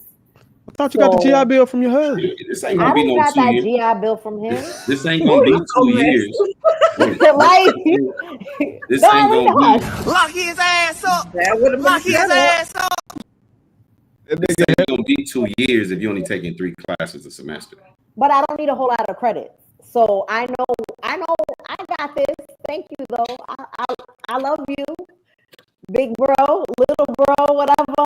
I love you. Thank you for being. Yeah, but then I got like the math classes and stuff. If you have to do, You can never have too many degrees according to the ethnic women in this country. You know, we do hold a lot of degrees, don't we?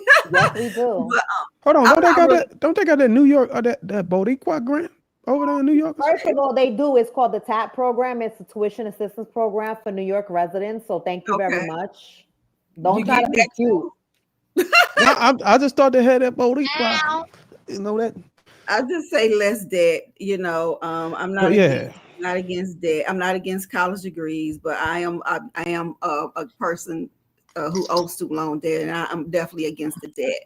So, you know, I'm 100% against. So if you can start out at community college. How you against the debt, but you all about you can never have too many degrees. I'm paying for my doctors out of my pocket. So no, that's still debt. You got a bank. It doesn't matter. It's my life. I don't have no kids. All my kids are grown. I'm not telling you what to do. I Get got out her pockets, Will. I'm straight. Okay. I'm not in her pockets. The younger I didn't tell her what to generation. do. She said, The younger generation.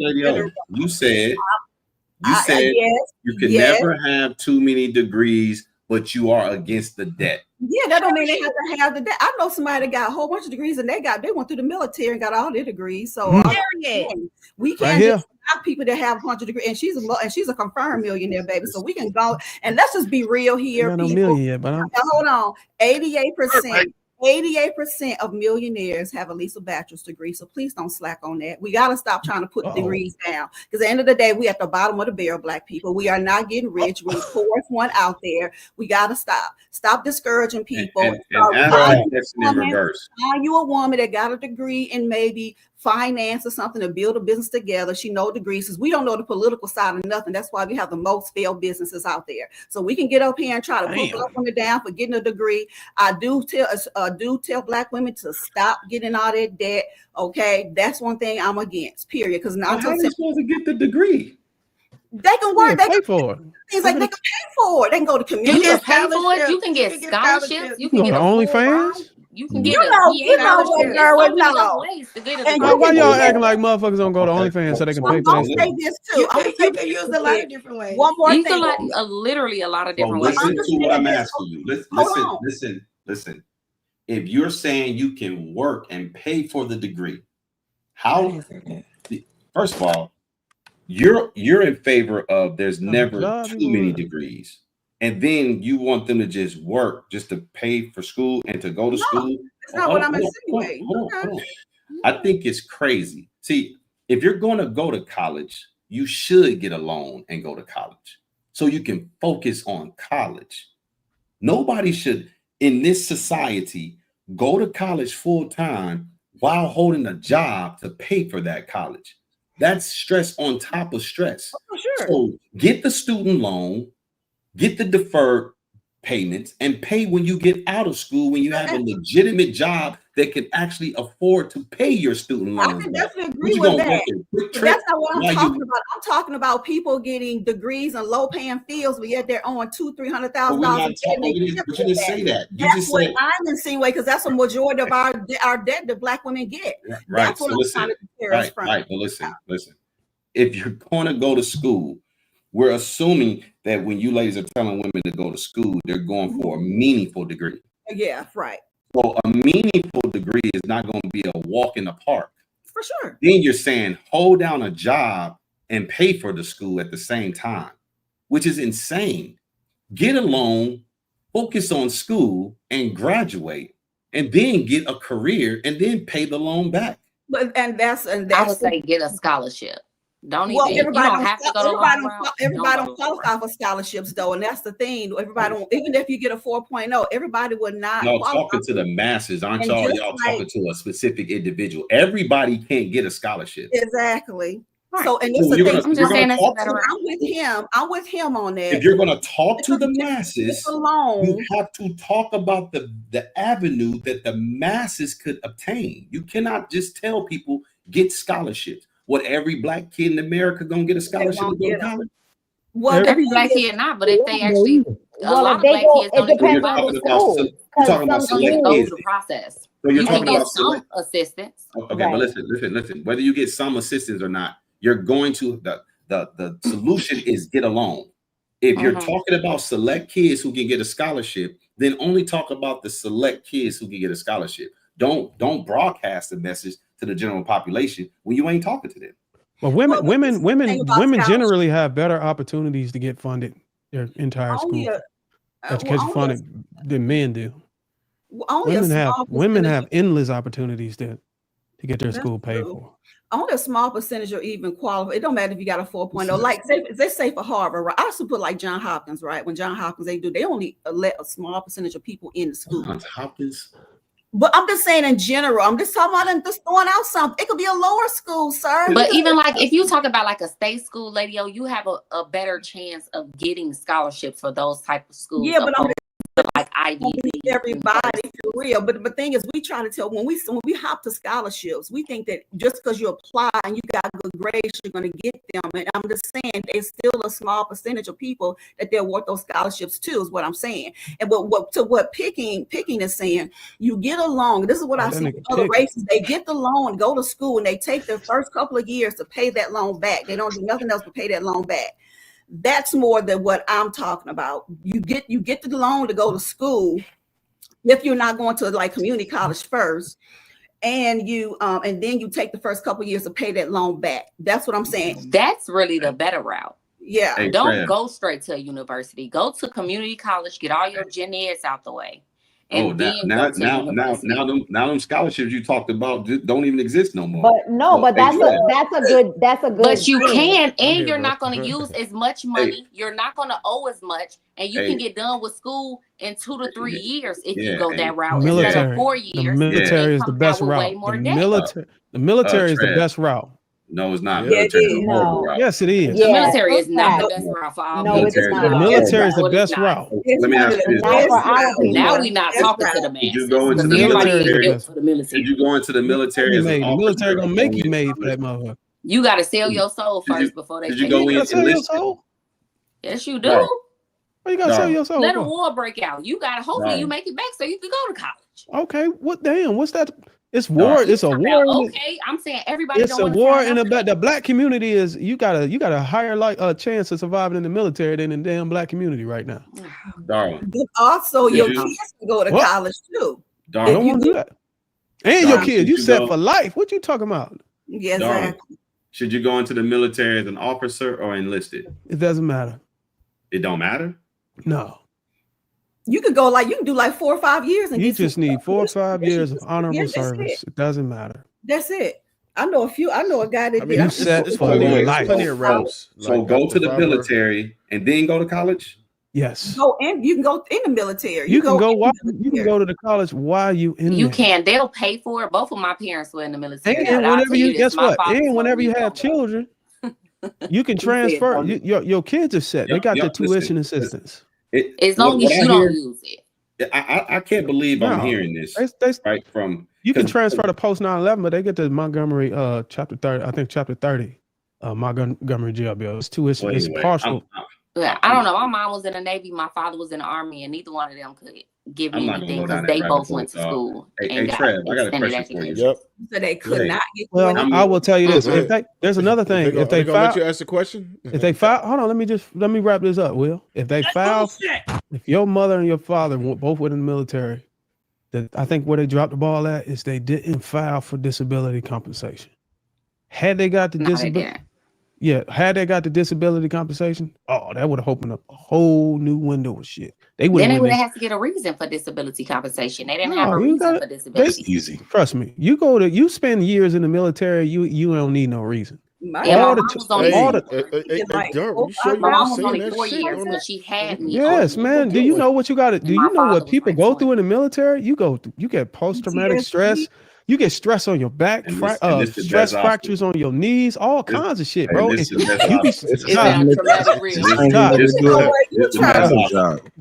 that in real life. Headaches. Yes, you don't even. Todd, you'd be surprised. It's so many people suffering right now, 40, 50 years that went to the military when they were 18 and they were jumping out of vehicles and shit, out of airplanes and helicopters. My daddy jumped out and of they airplanes. never filed. And then all of them pains and stuff they had, all of them sick call visits, is haunting them right now. And they wish they could remember where their paperwork was at. And this the best option. They probably wish they wasn't jumping out of planes. They were jumping. I'm telling you, it's do that anyway, though, in real life. Talking about the military, and don't let it be the Marine Corps. I tell your son, that's the toughest one, ain't it? Like if you know college and then have PTSD Will, ask your question. Oh, like he already got military in the crib already. Well, ask your question, Will. So tell me right now, I got shit going on with me every day. The average black man in America should have how many degrees, you think? 3. I would listen. I'm not telling my son to do that. You know what I'm telling him to do? I'm a PhD. Listen, I'm telling him to get into STEM. I'd rather you take the 6-month. Listen, hold on. Y'all want me to answer this shit? That's not. Listen, for me, I'm not. Listen, I say take the path of least resistance. I say go ahead and get you a cybersecurity cert. There's places like IBM and shit that are paying for people to get into it. You're better off in the technology world. You're gonna make 6 figures immediately, well into it, and that's just starting out. So you can do coding, you can do AI script writing, you can do cybersecurity. Those are all future proof that will likely not be taken over for quite a while by automation, and they're gonna pay you well right out the gate, and the investment is low. And your return on your low investment is high. So they're not going to pay you as much just with the certification, though, Trev. You need the degree and the certification. I agree with Trev. I'm already listen. I already know about this. I work so y'all know. Just so y'all. Me too. So me too. So me too. What that mean? You know how many fields IT has? What are you doing in IT? I know how many fields, and I'm saying you make more what do you money do in if IT? you have the degree and the certifications. That's all I'm saying. You do You're going to come out making good money, but you'll make more if you have the with a degree and bachelor's? certification coming With a in bachelor's? the door. Y'all tripping. What do you do in IT? I'm in project management for IT. That's good. It's a field. I will say anything that's so you're saying as a project manager, you're telling me that people with certificates aren't going to make that much money? That is a degree. They're not going to make as much as me because I have a degree. Who said they gotta make as much I as said you? they're not going to make the same amount as the what person are they with gonna the make? degree. If you want to She missed if you your have a main degree point. and the What certification, qualifications for certain positions required to let's not get hung up on What that. was Trev's main point, Ty? Trev said that they can go and get a certification from IBM and they'll come out making 6 figures. I'm just saying that's not necessarily the case. What was his main point? That they can at other routes into IT. No, ma'am. It was low barrier entry, high reward. Okay. That's the main point. So and I'm saying you can get a higher reward with the degree. There's multiple ways to skin it. Y'all Let's never just do that. satisfied with the efforts that a man take, because you'll say whatever a man does, y'all find a route that could have been better. And it's like, what? Why is it? All I'm saying is whether you're a man or a woman, if you got the degree and the certification, you're gonna make more money. Like, what the fuck? I didn't say, excuse me, I didn't say anything about a specific man. You want everybody to go to a 4-year degree. If he just got the certification, that's great. I'm just saying it's gonna put him in a better position with both.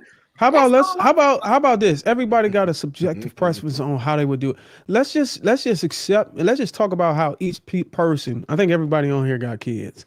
What would you do? And I'll start. I got 2 sons. The reason why I'm by the time my kids are 12, at the rate of my investment right now, my kids are gonna have their college paid for. They don't even need to go to the military. But I'm still gonna have my kids or encourage my kids to go to the military. Other things. They're able to pick up these very, very wonderful leadership skills. The military bearing, the discipline, all this other stuff, being able to protect and defend themselves in hand-to-hand combat. There's so many other intangibles that the military bring. Patience, composure, all of these other things that you would lack just going out of high school straight into college and trying to go after the bag. I think for Black people specifically, the detriment we don't have any fucking discipline going out from leaving a household. I think if an overwhelming majority of our people went into the military first and just did the bare minimum 4 years, our community and our people will be way better off. And I get it. It ain't cut out for everybody. Hell, all the shit we going through right now without going to the military, we not cut out for that. You ain't. But thing people don't understand about the military, you do not have to be cut out for it. Your ass just need to be present, and they're gonna make your ass cut out for it. And so long as you got air in your lungs and blood in your veins, they're gonna push you through it. So all this notion about, oh, you got to be ready for, you got to be designed for it. No, your ass just need to be a joke. You just need to have a number, and they're gonna push you through, and they're gonna salute you, and you're gonna be way better off. You'll be able, at that point, you'll be able to go to college for free. You'll be able to go and have a career. You have a career preference. You got the 5-point, 10-point preference, depending on how much time you had. Insurance, medical insurance, all this shit. Your kids are insured. There's so many other things. I don't know how Black people can knock that opportunity. You know, whenever we see young kids become YNs and shoot each other, the motherfuckers is already military. Anyways, they come. Listen, they 16, 17, 18, 19 years old, running the streets, shooting each other with Uzis and shit already. Shit, put that info in your hand and go serve and shoot the right motherfucker, and you can come out legally squared away with all kind of benefits. Military is glorified welfare. I just wouldn't discourage people if they wanted to go to college. I know people say, ask the question, do we have kids? Yes. And I'm sorry, mine had to go to college. It was not. Will, you wouldn't last 2 seconds in the military. Don't disrespect the service. But Dr. Lady Go. Exactly, Ray. Thank you. But Dr. Lady Go, let me ask you this. You remember how we had that huge argument? You remember how we had that huge argument about why women were saying, hey, look, we don't want to be mothers young. We don't want to be wives young. We'll wait till we'll wait till 30. We'll wait till we have the stability and we don't want to date the older man. We want to date the young man within our time. But those guys don't have it until after a certain age.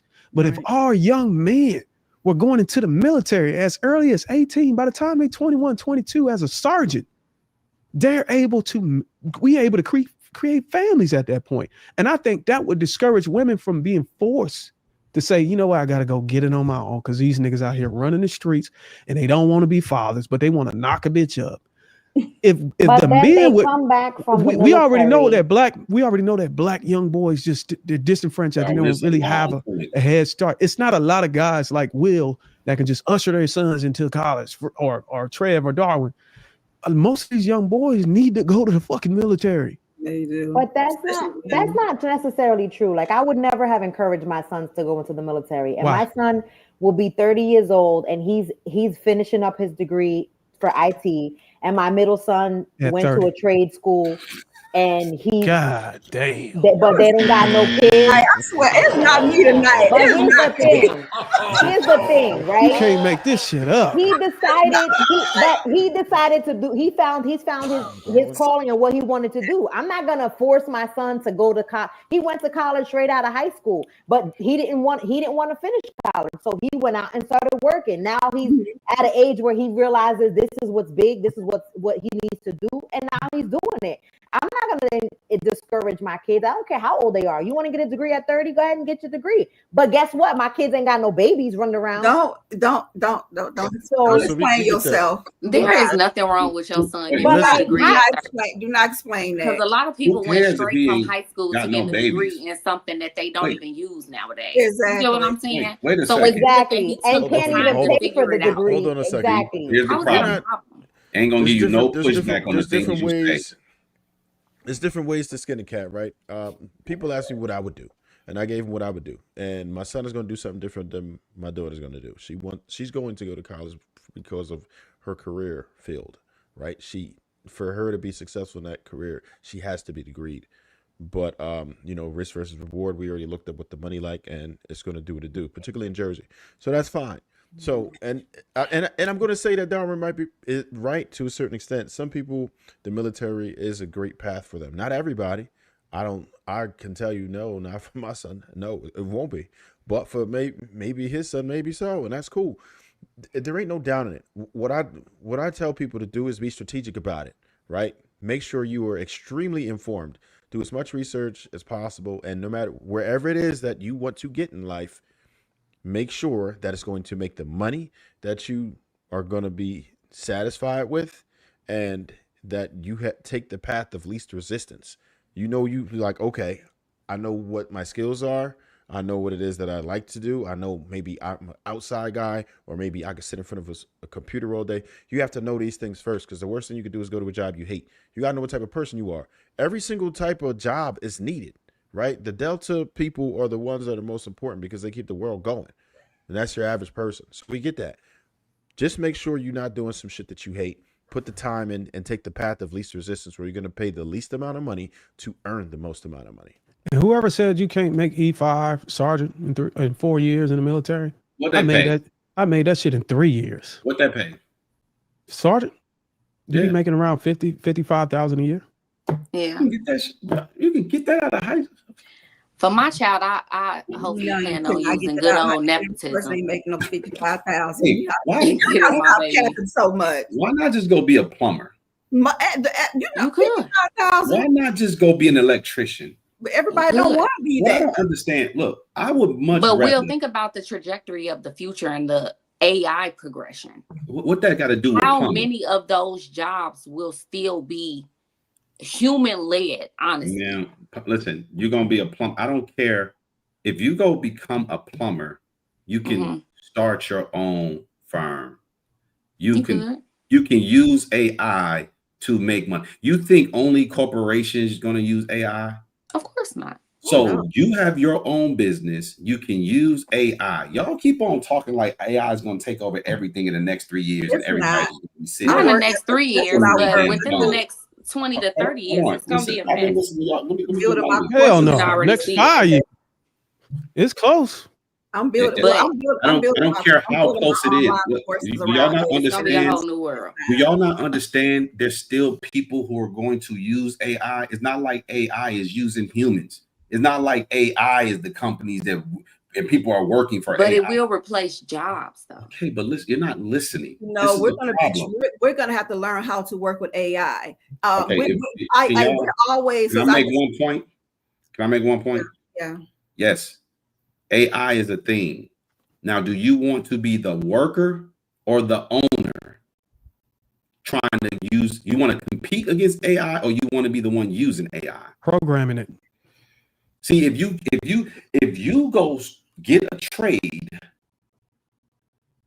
once you learn how to plumb, once you learn how to be an electrician, you can hire other plumbers and electricians. If AI gets so advanced and it starts taking jobs, guess what? It's going to be taking your employees' jobs, because you're going to be implementing AI to run your company. But y'all keep on talking about going to get degrees just to be employees. Ain't none of y'all talking about go to the military, get 50K, then leave the military, go to college and get a degree to go get a job. Why don't you just go get a trade? I never said go get a job after a degree. I didn't say that's exactly what you said, but y'all was implying go to the military. I got both. Y'all was implying go to the military, then let the military pay for your school. I don't know. Right. I don't think you're going to let the military pay for your school so you can start a business. Why not? I got a cosmetology license. I'm an insurance agent. I'm just saying, I got both. And so you're gonna go to school. You're gonna go to the military, so the military can then pay for your school, so that you can use your degree to start a business. You could do that. You can. I'm not saying what you. No, you don't have to. You don't listen. You don't have to. People listening. You do not have to use a degree. Your degree to start the business. You can obtain a degree, or you can obtain the education so you can have the necessary skills to do what you need to do to run your business. What skills are people? So if you're specifically going to college for 4 years to learn a skill to run your business, is that what you're saying? Yeah, people do it all the time. You could go there. You can go to school. You can go get a certificate. People definitely don't do that all the time. One thing about the military, most entrepreneurs don't even make more than $50,000. You can get a degree in entrepreneurship to understand how to run a business. You can get it. Listen, you can get a business degree. Business management is my job. One of the dumbest degrees you can go to it. You can go to it. But y'all need to understand this. You can go to an institution. You can go to an approved academic institution using your military benefits at a institution that give you certifications, licenses, security clearances, and all this kind of shit. If you want to have a business or you want to open up a trucking company and you want to be government contract and you want to carry hazmat material, bombs and weapons and shit like that, you need a clearance. You need certifications. You need all these other things. You can use your military GI Bill to pay for that. Listen, and you can use it to buy a house, Darwin. Oh, we haven't even went down. Oh my God, there's so many other things we can talk about. We'd be here all day. But it's the people who don't have benefits, who don't have education. They're not going to get it. You could explain it to them all day. They're not going to get it. Shots fired, pew pew. I just call it like I see it. I swear I'm not in trouble tonight. I ain't got nobody send me no video saying you get a veteran SBA loan to run your do you know the military I'm not gonna even talk about the housing. We knocked that out. We could knock that shit out of the park. But the business loans for entrepreneur business loans for entrepreneurial hold on. What's the average salary of former Army veterans? What do they typically make? It depends because the officers are doing if you're a sergeant, it depends on what you got out of the military. I don't know. The officers are Why doing she picking and choosing? I'm just saying, if you want to, why she picking and choosing? To make it simple, though, the officers are doing very well. Now, I just noticed one thing. I think it's real interesting. Ain't none of these women not one time asked this lady to leave me alone. Not one time. If this was a guy ragging on a woman, these niggas would have been jumping out their skin. Hey, man, come on, man. Cut us some slack, man. Hey, man, fall back, bro. Hey, chill out, man. Hey, that's enough, Will. Because we know you can handle yourself, Will. We know that you're not being bullied. She's not bullying you. Ain't nobody bully me. So I'm not saying you can nothing about handle bullying. yourself. I defended you when people say you was bitter. I defended you. So I appreciate it. I don't need anybody. If she wants to, if you could defend yourself. We don't need to be telling nobody nothing. I just want to let it be known. Hey, if I'm up on this panel again and there's a woman running off at the mouth and I match her energy, I don't want no fellas to say nothing to me because these women ain't saying nothing. Quiet as church mouses. I ain't saying one disrespectful thing. Church mice. What'd you say? I see when we call HR. Mouses is not a word. Yeah, I do, JR. I want you to call HR, man. I want to put in a complaint. It's unusual for me. Be quiet. Be one of those. I want to hear Darwin He's sell. a corporate worker. Before you wrap this up, JR, I want to hear Darwin sell this military experience for these housing benefits. Well, we haven't heard nothing from Pearl yet. Maybe we can have Darwin. All night. Pearl. She's mad at us. I mean, if you want to say something, Pearl. Pearl, ask Darwin what's the average salary of former Army vets. What are they making out here in the civilian world? I don't know, but I don't that's say your how question. Relevant. I don't want to ask him that. With their military benefits included. What is how's that relevant though? How's it relevant? How's that? So y'all still swinging? Y'all still have Go ahead, Miss Pearl. I'm not going to interrupt. Oh, okay. I found a number, Will. Which one bigger? You. Whoa, no. Okay, never mind. I don't know what y'all want me to say. I kind of came in towards the middle. I mean, y'all been kind of going at it. I just been listening. If I had to say anything, I think it's too much pressure for people to go to college. I think it's this like illusion of fantasy that everybody got to go the 4-year route. And I don't think people take a lot of time to analyze who they are, like Trey was saying, and figure out what it is that you want to do. I do teach. I've always told my children about trades because I just know school is not for everybody. I have not pushed the military, so I will say, Darwin, you've been really informative about that. It's not for everybody. We both know that. But I do think it's a conversation that we need to have surrounding discipline. Some people may say it's extreme, but then if you analyze everything that we're going through, it's really extreme. So we got to be open to different perspectives. Again, it's not for everybody. Just like the 4-year college, community college, not for everybody. Trade's not for everybody. So I think we just need to really just focus on what we need to do as an individual and stop putting so much pressure on colleges. And I'm just keep it real. a lot of us as Black people, we do too much showboating. Like I watch a lot of people with their proms and they send-offs, and it's like a lot of money that they spend for that. And when you ask people like, do you even have a savings for the kids to go to college? Oh, we'll figure it out. You're supposed to figure it out already. And you look at other people's families and they just get a stretch, and people put on a little blazer and a dress from the boutique and they do their thing. I mean, it's just, it's more of a financial literacy. And again, it's a discipline thing. So, you know, again, figure out what works for you. I think everybody delivered a lot of options and perspectives that people can look into to have a wider range perspective. I can't just say anybody tonight was just full correct for everybody. Like, we don't have a universal answer for everybody. I think everybody delivered some great points. So kudos. Well, I will say this after you get out of the military, and I'm glad you touched on that, the contrast between what young Black men and women are going through right out of high school versus what they can actually achieve if they just go into college. I think that's important. I actually recommend especially women who don't have their kids' fathers around. You just don't know the tremendous transformation that it happens for a young boy growing up without a father. To go and how he turns out after going into the military, it's just phenomenal. You would lose all hope thinking that as a woman, raising that kid on your own and all of the challenges that you went through, and to see that man on graduation day. I'm telling you, when I went to go see my nephew graduate, because he was in risk of being put in a foster home. It's my sister's oldest, one of my sister's son. He was 16 at the time, and they live in Alabama. And I had to go and get him because my grandmother was getting sick, and she died, and she ended up dying. She passed away. She couldn't deal with raising him, and my sister trying to rip him off on the weekends. I mean, take him out of the home without her permission on the weekend. And she didn't have any legal rights to custody over him because of her drug uses and criminal charges. So none of my other brothers were doing well enough. So it was up to me. So I went and got him, and I told him, hey, look, you're going to go into the military, because he was timid. He was introverted. You know what I'm saying? He didn't have anything. I told him what he was going to do asked him what he was going to do at the high school.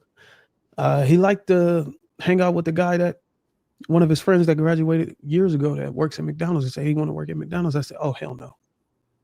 Couldn't he just went into sales? I said, you're going to go in the military because it's going to give you that. It's going to change your mind, the way you think, physical, all of these. Couldn't he just went into sales? No. He needed to go to the military. He needed a mindset recalibration. It was severe. And when I tell you, when his, damn, brother, you messing up a powerful testimonial, informational story right now. When his mother went to Paris Island with us a couple years back, was it last year? Because he just graduated high school. He's in the infantry now. When his mother, my sister, when she saw him, she did not recognize him. She was like, oh my God. This he just looked like a grown ass man. Like the way his mannerism, he would his voice was very low. Like he would sound off now. Like his back was straight. You know, his shoulders were back. He looked like a man. You know what I'm saying? It wasn't just the uniform. It was just his spirit. His soul was different.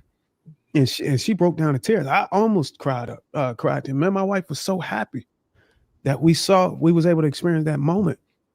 And this guy's going to do great things. And I told him, my guy's back all the way through. You know what I'm saying? Just continue to do what you do. You're going to have mistakes, but just call me if you ever have any issues. But the benefits that you're able to get, speaking to the housing thing specifically, you have zero down payment. Veterans can buy a house without having to save tens of thousands up front. There's no private mortgage insurance. They call it a PMI. Yeah, the civilians with less than 20% down usually pay PMI. That save hundreds monthly. There's competitive interest rates. VA loans often come with lower. I'm talking about extremely lower than conventional loans, and you got reusable benefits. I was gonna say you could use your VA loan more than once. God, this is just not a one-time deal. You can be used multiple times throughout life. Assumable loans. Have anybody ever heard of an assumable loan?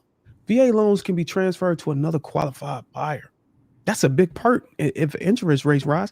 So imagine if Will bought a house and the interest rate was 2% back when he bought it.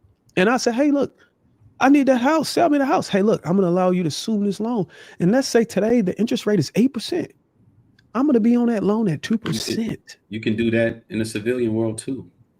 No, you can't. Yes, you can, bro. I buy real estate. This is for Can you VA. tell us how? This is for VA loans, bro. This is for VA loans. I'm not talking about a VA loan. I'm talking about VA loans. I don't know anything about I only know VA loans you can do. Like I ain't never heard nobody. You can assume any loan if the bank and the person is qualified. You do know they have seller financing loans too. Okay. Well, let me just land. There's also this thing called early home ownership. Let's, for example, like I'm talking about young people buying homes. Like imagine a 22-year-old college grad. They probably renting and they probably in debt. A 22-year-old vet, military, can go and buy a home while he as a college grad and go actually buy a home. So your equity, when you want to start building equity, you can start early. You don't have to wait till it's financial security. You got lower monthly payments, life insurance. You could start a family young. Life insurance. So are y'all listening? Yeah, but I get it. It's not a bad option. There's some awesome benefits to that. And for his particular situation and from what Darwin's experience was in life, it made perfect sense for that situation. I don't think it's going to work for everybody, but in that particular situation, I see exactly why he did it. And it's a viable option. This is what I recommend people do. How many of us as parents sent our teenagers to take a career aptitude test to see what it is that they will actually be good at? Are people doing this? See, and that's one of the main things we need to do. First off, see where you at. At least see where you at. See what type of job you can get into, and then make a move. As everybody's going to be different. They have that in the military called ASVAB. But understanding your child and what they need. I knew my middle son was not a college kid. He went to trade school, and then after that he went to Job Corps. That was his path. That wasn't my oldest son's path. But knowing your children and knowing what's best for them, I'm not going to push my kids to do something that they may not benefit from. How do you know what's best for them if they even never raised the kid up to see how he would do? You yourself even said, you went on the record and said you can never know somebody. If you can know somebody but for I know 25 my years. I've raised them, so I know what they were able to do and But what how can you say the military? How can you say the military is not for them? You've never known anybody in the military. Yes, I do. My ex-boyfriend was in the military. He's doing 25 years. He's going on his 25th years in the military, and he's went through all those benefits. But he also has a lot of mental health issues. He also has deafness in his ear from being at war. He also has a lot of other things that people don't speak about, and the VA hospitals aren't always the best. All I'm saying is that's a viable option. All of these issues y'all are saying, issues y'all are saying that we're in the military. It's not for everybody. All the issues y'all are saying that we're in people receive from being in the military. They also overlap in the civilian world. You have I would argue that you have more mental health issues just being raised in poverty in the inner cities and just going off without having any correction. At least you got the military that's working as a buffer to correct the direction you're going in. That's what I'm saying. And this notion that we got I don't think the military works for everybody. It doesn't matter if it is irrelevant whether it works. I'm not arguing to say that it works for everybody. Even just going out straight from the household into high school and to college doesn't work for everybody. So we can dismiss it doesn't work for everybody. That's irrelevant. The thing that you have a higher probability of being successful in life, the turnout is way better if you go through the military. Darwin, so I'm gonna ask you again, what's the average salary of guys post-military? I can look it up. I don't know right offhand. But what do you think it is? I don't know. Do you think it's 6 figures plus? No, I don't believe it's 6 figures plus. So I'm not going to tell you people should go to the military. I'm not going to tell you they shouldn't go to the military. I don't give a damn what people decide to do. I'm with Trev that it is a viable option. Is it the option? No, it's not the option for everybody. I would never encourage my sons. I don't have any sons though. So I would never encourage my daughters to go to the military. What I will encourage all people to do, which they don't have to do, like you're an advocate for the military. I'm an advocate for people should go into sales. Does that mean they need to have a sales career? No. I just told y'all people should get a trade. But sales is like a trade. I strongly advise people to go into sales because it's the smallest barrier of entry. Most people will hire you because sales have extremely high turnover, and sales is the most lucrative industry in the world. You're not going to find anybody making more money than people in the sales departments. You take whatever industry you have, and the sales division of that company is going to make the most money. I want to say something though. I come from it's the lifeline. It's military vets in my family, my father, my grandfather, my son. And I want to be very clear about it's not even about necessarily the salary, the discipline, and the knowledge and the get up and go that veterans have is something I don't see a lot of civilian men. Not saying a civilian man can't have it, but vets, they have something that a lot of civilians don't have, and that they are disciplined and that they can be proud of themselves. A lot of men in civilian world, they don't have no purpose. They be like, oh, what do you do? They be all day. The vets be very proud to serve the country. If that's so true, why aren't all the people who have jobs working for military personnel? Why are all the VPs, the directors, the CEOs, the regional managers, why aren't all these guys former military? Who do you work for, Will? Because you always putting other people down. What do you do? Ma'am, I own multiple companies, so I don't work for anybody. Such as? Well, you don't answer. I don't know, remember? I don't know. I know you don't know because you popping and you putting down everybody else that I'm have not putting nobody down. You putting down the men that have real discipline, men that have served the country, men that have served the country. Did you hear me put somebody down? The men that have served the country where you can get on here and run your mouth. Did you hear me put somebody down? You get on here and run your mouth like a girl, but because they serve the country, you're able to do that. Not necessarily. Well, I can answer. Bro, did you hear me put somebody down? To Will's point. What is she listening to? Because I'm in sales. Sales is the lifeline to any business. If you without the military, you wouldn't be no sales. It is the lifeline to your business is knowing sales. Without the military, it wouldn't be no sales. It wouldn't be no look, I'm not trying to have a pissing contest on which one is better. My whole argument is not on which one is better. My whole argument is that the military, regardless whether it's just I think specifically for our people specifically, the way our minds are coming out of our households, and we've had this conversation so many times. If the sales can give, if you can argue me and convince me that sales can give you the mindset recalibration on the level of the military, then I wouldn't have the level of the military. I'm just saying I don't know how else to rephrase. Why does it have to? Why does it have to be at the level of the military? Because that would convince me that the sales does it need to be sufficient? Well, I'm trying to answer your question. Level of the just trying to answer the question, but you stacking more questions. No, I'm asking one question. Well, whenever I got ready to answer, you stacked another one. Okay, go ahead. Both y'all selling. So what I'm saying is the reason why I'm saying if sales was able to give young black boys or young black women the mindset recalibration necessary to do away with all the shit we've been through that we complain about on these panels. Childhood trauma, we throw it up on every fucking topic. If going to the sales can do that on the level of the military, I ain't say better, just at that level, then I wouldn't be sitting here arguing. But there's nobody on this panel that can convince. Let me respond to that. It wouldn't, because you don't have to give away your freedom to be in sales. I never gave away my freedom. Yes, you did. No, I did not. So when you joined the military, you could just quit whenever you want? Yeah. It's called AWOL.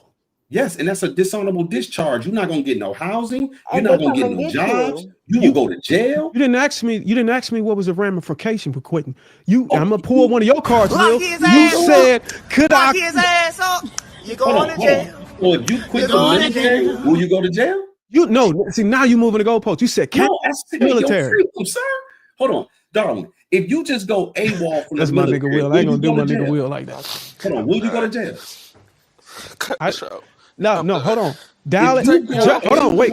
I'm gonna answer that question, but at least understand the response to the first question you asked, and let me know that you accept that answer before you move the goalpost. I didn't move the goalpost. You're stacking.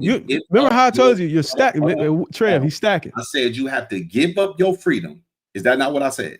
And I said, you do not have to give up your freedom. And you said, can you quit the military? And I said, yes. And I said, will you go to jail? Yeah, if they catch you, you will go to jail. That means you're giving up your freedom. Freedom. You go to, listen, jail for a lot of things in America. the only way you're going to, the only time you're going to go to jail, they're going to process you out of the military and kick you out. But they take you to jail to hold you for processing so you can get court-martialed out of the military and you get a dishonorable discharge. The only reason why they bring you back to hold you is so they can prepare you for out processing. Yeah, you don't want that because that's like a criminal offense. I didn't say that you didn't want it. I'm not arguing whether it's a bad thing. I'm just saying you do not have to stay in there if you do not want to. In fact, up until a recent point where they had don't ask, don't tell policy, you could say that you were a homosexual and they will release you from the military. Oh, well, if they release you, that's different. Well, I'm saying there's a different. Darwin, they're releasing you. You're not leaving because you're like, I'm done with this. I'm out. And then listen, and if you get a dishonorable discharge, you're not getting housing. You're not getting jobs. You're not getting any loans. You don't get no government assistance whatsoever. Well, why should you? You signed a contract. If you don't honor a contract, why should you get all the benefits to say that? All I'm doing is highlighting that this is not necessarily the most viable option for everybody. Now, if you encourage all people you have to add a layer. You have to add an extra layer. It's not the viable option for everybody who wants to opt out anytime they want. You have to add that disclaimer to it. Darwin, I said this can be an option, but I'm with Trev. I don't think it's an option for everyone. I get it. What did I say earlier, Miss Pearl? I didn't say this had to be an option for everyone. I didn't say it had to work for everyone, but it's an option. Right. Nonetheless, it's a better option than most, especially as an 18, 17-year-old, 19-year-old young black boy coming out of the inner city. Gentlemen. There's no other way you can argue that. It's no other argument. I'm trying to argue. Especially if you don't have a father in his life. I'm trying to argue it. Yeah, we got to move on. Bougie, you want to say something? Hey, everybody. Hey, Shanice, hold tight real quick. Hello, Shanice. I'm so excited to see you. Miss Don't Piss Me Off. Okay, love that. So I actually just wanted to say something super important that I just saw on Instagram. So I don't know if anybody knew this or not, but Colombia has finally banned child marriage and has raised the age to 18 because it used to be 14. And I thought that was a great announcement and a great thing, like politically. And I wanted to share that. So, yeah. I wanted to cut. You said Colombia raised the marriage age? Yeah, the marriage age anybody on to here 18. from Colombia? Does it matter to anybody here? It matters to me. Is that what y'all been trying to go over there to Colombia? Are you talking about the passport, bros? You think they was trying to go get children, though? God damn. Oh, my God. I'm not saying that, but I'm saying Hey, y'all know them boys be watching these. Y'all know they be watching these clips, so y'all gonna have to answer to that. Because y'all indirectly try to paint the raise the picture age of consent too, or just marriage? What? Oh, that's a good question. No, I said that they also raise the age of consent or just marriage. Both. Okay. It's to 18. That's a good thing. Yeah. That's a good thing. Good. That's a good. Nobody. I don't know. Anybody know why was it? Did they allow 25-year-old women to marry 14-year-old boys? What? I'm just. I'm assuming she's talking about. Yeah, I think it was like. I don't know if it was like more so an issue that they were having where like the women were pursuing the younger men, but it was definitely the men pursuing like. I was just wondering if it was like. You know, like if you're an American citizen, right? You can't just like go to other countries and then it's lawful. You know what I'm saying? It doesn't work like that. You can't just be like, oh, okay, you can't break the law in other people's countries. A weird old time in another country, then come back and not if you were caught, you're going to be held accountable because you're a U.S. citizen. So anybody who thinks that you're going to be able to just go ahead and do that, because so that somewhere else, you're still held. That shuts down that shuts down the narrative that Passport Pose was doing that, because if that's true, And it's safe to say the passport bros was not doing that. Yeah, you can't just go over there as American citizen. If you were from Colombia, you probably could have did that, but you know. Well, I never brought up passport bros. I just thought that was like, you know, some great news. Dr. Lady O did. She said that's okay. men going down, the men going over there. She ain't say that. She ain't say that. I did. I didn't say passport bros. I said y'all try to go over there. Bougie. Y'all, you know what even worse. Bougie. Even worse. You know what I wish he would have talked about, Bougie? You know what I wish he would have researched? The progress on the mandatory DNA test in America. I didn't research it. I know you did. Like what you're saying just isn't a trending topic. Nobody gives a shit. What? I guess. I don't know. We do? What? Who don't give a shit? Oh.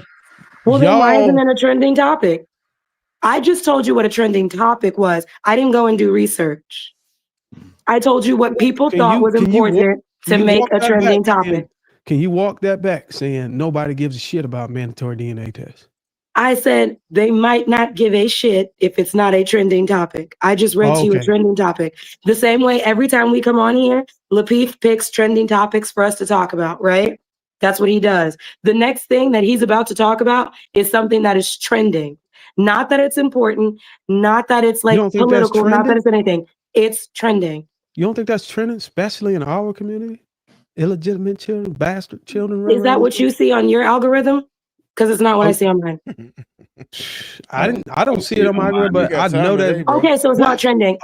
So it's not trending. It's not trending if you don't see it. Does it have to be trending? Does it have to be considered trending? No, you accused me of researching Oh. something. I said I didn't research anything. All I said was I made an announcement about a trending topic. That was it. And all I said was if you would, I would have been happy if you would have put your research efforts. Why do I need to go and research that? I didn't research anything. I opened up an app on my phone and that was a trending topic. Well, do me a favor. Go back to that phone and I want you to type in there mandatory DNA test. I'm not doing research on shit. Birth. Period. Damn. She don't like me, man. All right, let me go and run this clip, man. So y'all heard about the person that attacked the pizza guy, right? Y'all seen that? Oh, that lesbo. What happened? Where's your manners, Will? I mean, I meant to say that lesbian. My bad. All right, I'm gonna go and run some of this clip, man.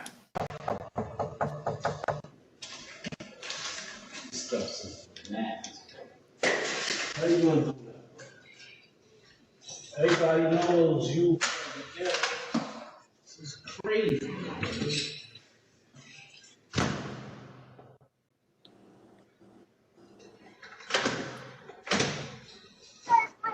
1 second. No problem.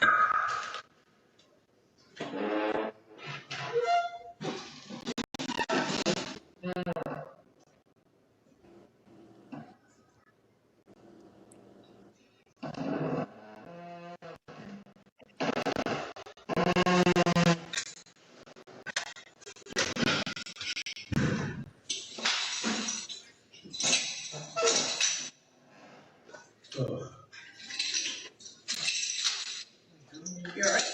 Oh. Well, hold on. I just didn't say that. What's up?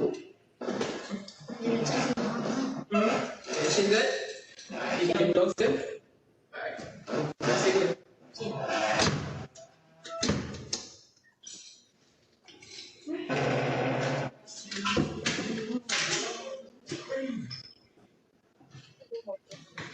Wait, what is she doing? What is she doing? Why is she taking a picture of him for? Why are you taking a picture of me? You don't like that? You don't like me taking pictures of you? Well, why would you? Because I want you to stand in front of my door, so. I'm standing in front of his door. Oh, so not? Why are you looking at me? I'm waiting for him. What, you loco? Are you dumb? No. He's coming. Oh, so then why are you looking at me? Oh, well, come on, man. What's up? What's up? What's up? What's up? What's up? Oh, she's a coward. She knocked the pizza down, bro. Step inside. Trying to tell him to step inside because she got something waiting for him. She's a coward. I ain't hit no bell, man. Step inside. Step inside, bro. Why the fuck is the... So scared. Dude, wait so long to come to the door. Step inside. Step inside. Deliver the pizza or step inside. Which one do? Deliver the pizza. So then go deliver the pizza. Stand here and wait. I'll stand here with you till the door opens. Let's wait for the pizza. Stand here with you till the door opens. Let's wait for the pizza. 5 green. This is it. Delivery. 5.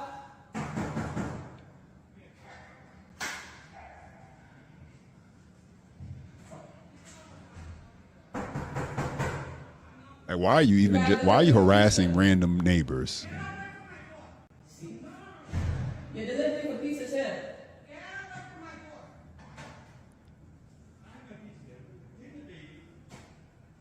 Tell him I'm going to go for pizza. Like, he's just trying to deliver a pizza. Because I'm not going to put it down. Okay. Put the pizza down. Put the pizza down. No. You're not? You're not going to put the pizza down? You're not? I'm waiting for my customer to come to the door. Me too. Get out. Who else will leave? The pizza's here. Yeah, I know. All right. Can you shut the way for my door? Pay for it. Yo, she's harassing. It's harassing. Oh, she stepped in. Now it's on right. After that point, you don't gotta say no more words. She's in your home right now. Get away from my door. I'm recording this. Yes, I'm recording this. What are you? Okay. So what? We ain't doing nothing to you. We ain't doing nothing. Don't touch me. You ain't my property. Get the f off. Get off. Pay for the pizza then. Why are you so scared? How much is it? He knocked it down already. So, 28? $40. Like, what is she doing? Like, She fucking his wife. That's what she doing. $500. if this was my building, I'd be whooping her ass already. Like, what the fuck are you doing? And you,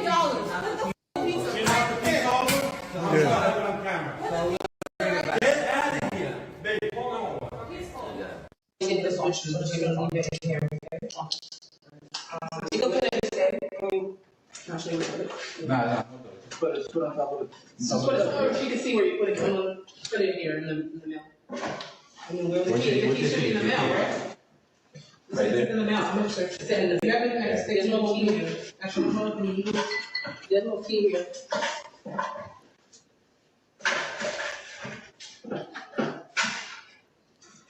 There's no key.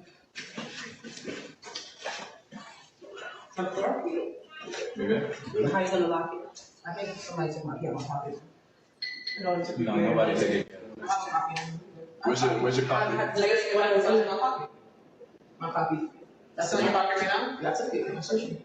No, that's my copy. No, I have more than one copy. No, we're saying that it was in your pocket. Just go. Just go. But you know where the other copy? Because there was no key that was recovered. I know, that's what I have. That's why I know this one. So, you got their information?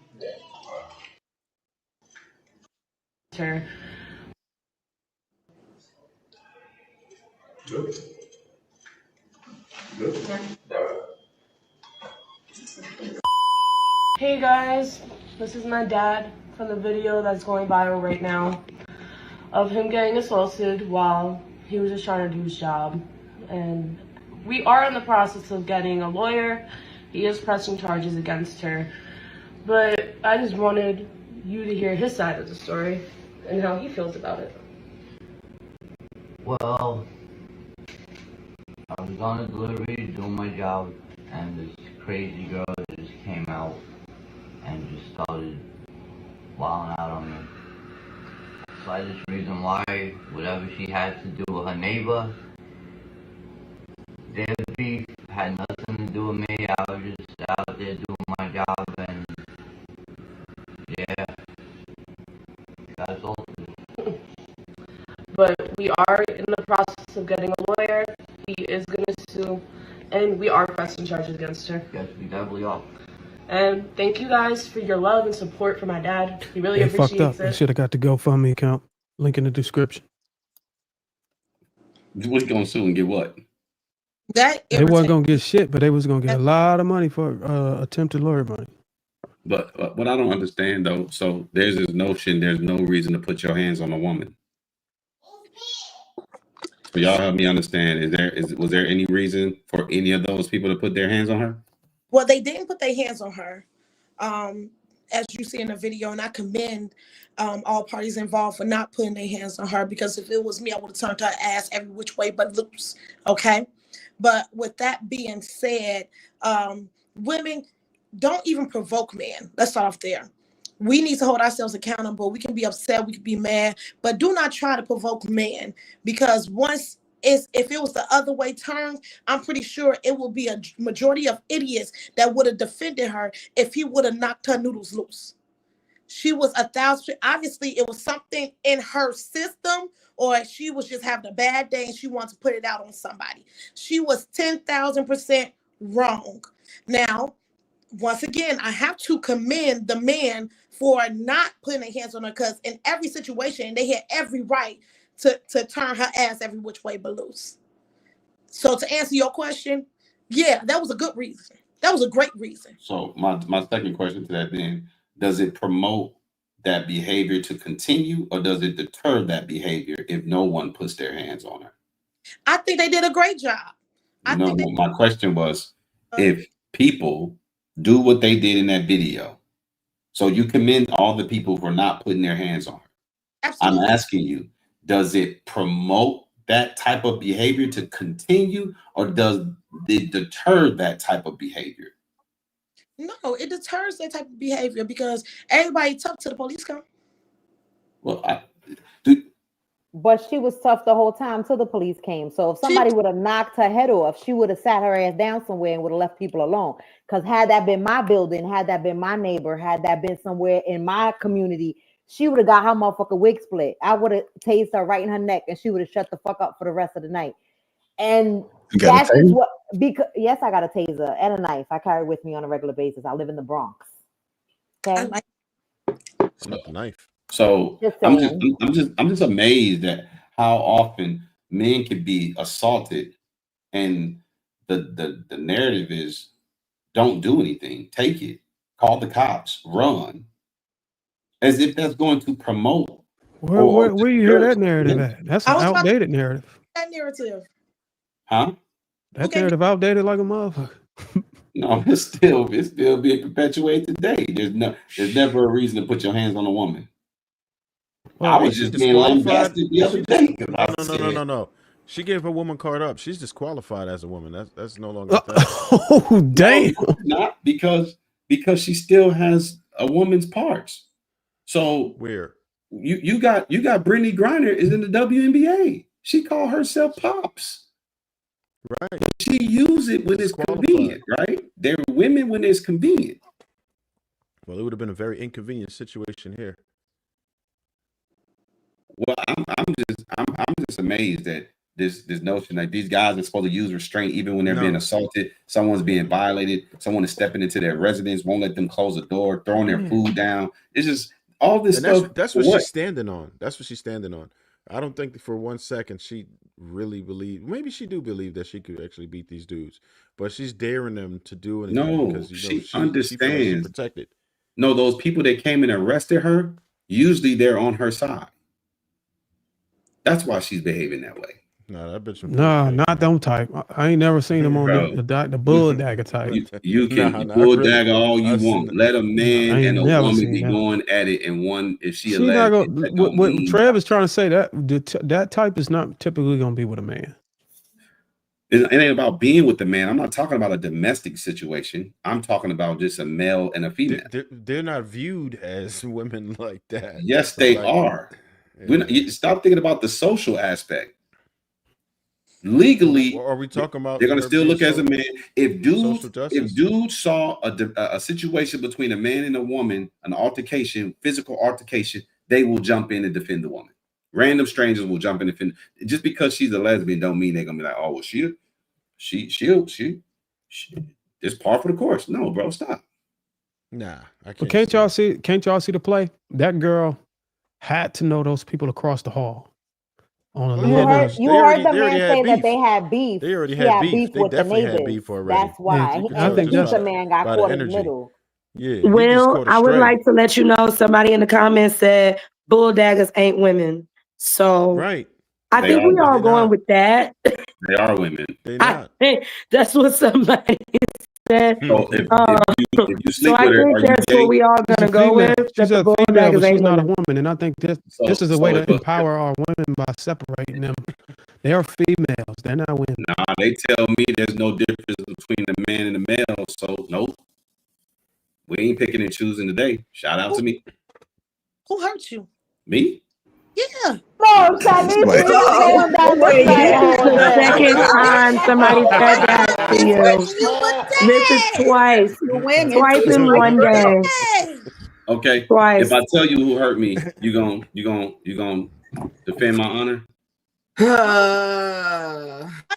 It's always who hurt you, but then y'all ain't gonna never do nothing about the person. You ain't gonna never do nothing to Okay, the so person. let me ask you this, Will. If a woman got up here and then said, yes, we will defend your honor, we're going to go beat that lady's ass, will you stop acting the way that you be acting? How am I acting?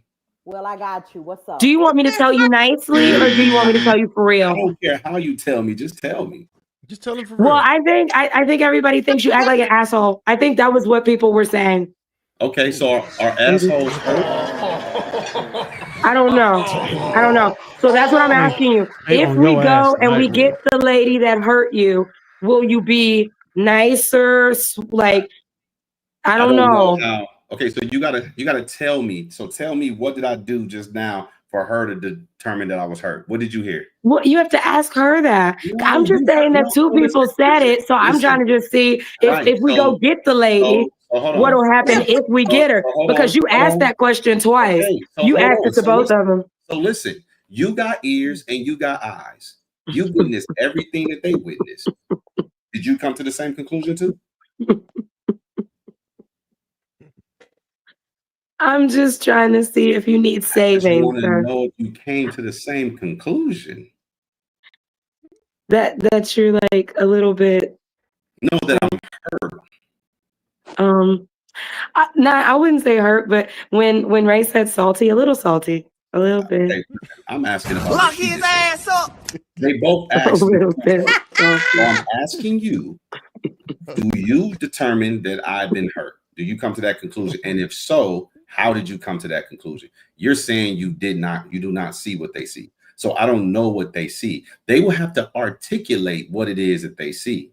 Because I don't know Well, what they're talking Shanice, what do you see? Just your response sound like it's coming from a hurt place. I could be wrong. What was my response? Just everything is negative. I just said from the beginning, before I even got in on the women, I said, women, we have to hold ourselves accountable. Don't put your hands on men, period. Right. So what was my response that was negative? You gonna let me finish? I'm sorry. I don't know if you met me by now, but I don't like to get cut off. Oh, you were still talking? Because I thought you was done. Okay.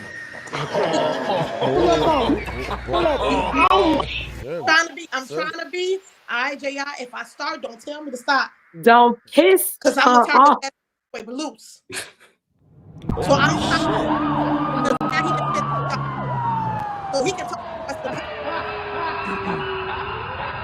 It's always funny how people make a claim that you're hurt. Then when you ask them to articulate it, they always tend to get mad about something that they shouldn't be mad about. Like I thought she was done talking, so I asked her the question.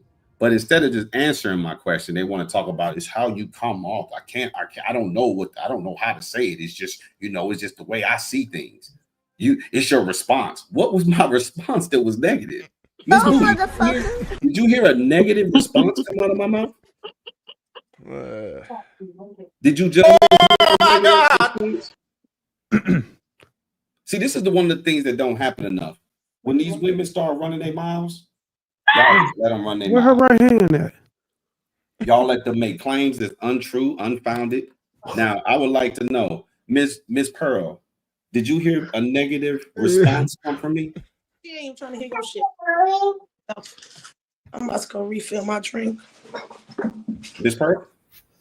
She ain't trying to hit no shit. I'm here. Did you hear a negative response? No, I think. What is she talking about? See, I think it's crazy. I think it's crazy. These unhinged women say all this random stuff, and nobody says anything. Y'all let these women run a mockery of men. Period. Just make these unfounded claims, be disrespectful as hell, be masculine in their thought process, talk like they're gonna whip somebody's ass. I just don't understand how these women get on these panels and just talk reckless like this all the time. I don't understand it. Because what would you do about it though? Like you have to understand, it's very simple to understand. It's not just women. Everybody gets on a panel and talks reckless because what are any of us gonna do about it? Nothing. Well, okay. I mean, I don't care if they do it. Exactly. So that's all I'm saying. Nope. It's like, what do you mean you don't understand how women get on here and talk reckless? Darwin says shit to people that's crazy all the time. We can't get for him to do nothing about it, right? Well, first of all, Darwin's a man. Nobody's gonna do anything to anybody. So it's like gender doesn't really even matter. It's the internet. Everybody can get on here and say anything. You're absolutely right. You're 100% right. That I will not take that away from you whatsoever. You're absolutely right. I just don't understand. Like I don't come on here to disrespect women and just talk crazy to them. I may talk about behavior and actions, but I'm able to articulate what I'm talking about. If you're going to make a claim and then you can't articulate what you're talking about, the claim is unfounded. It's just stupid.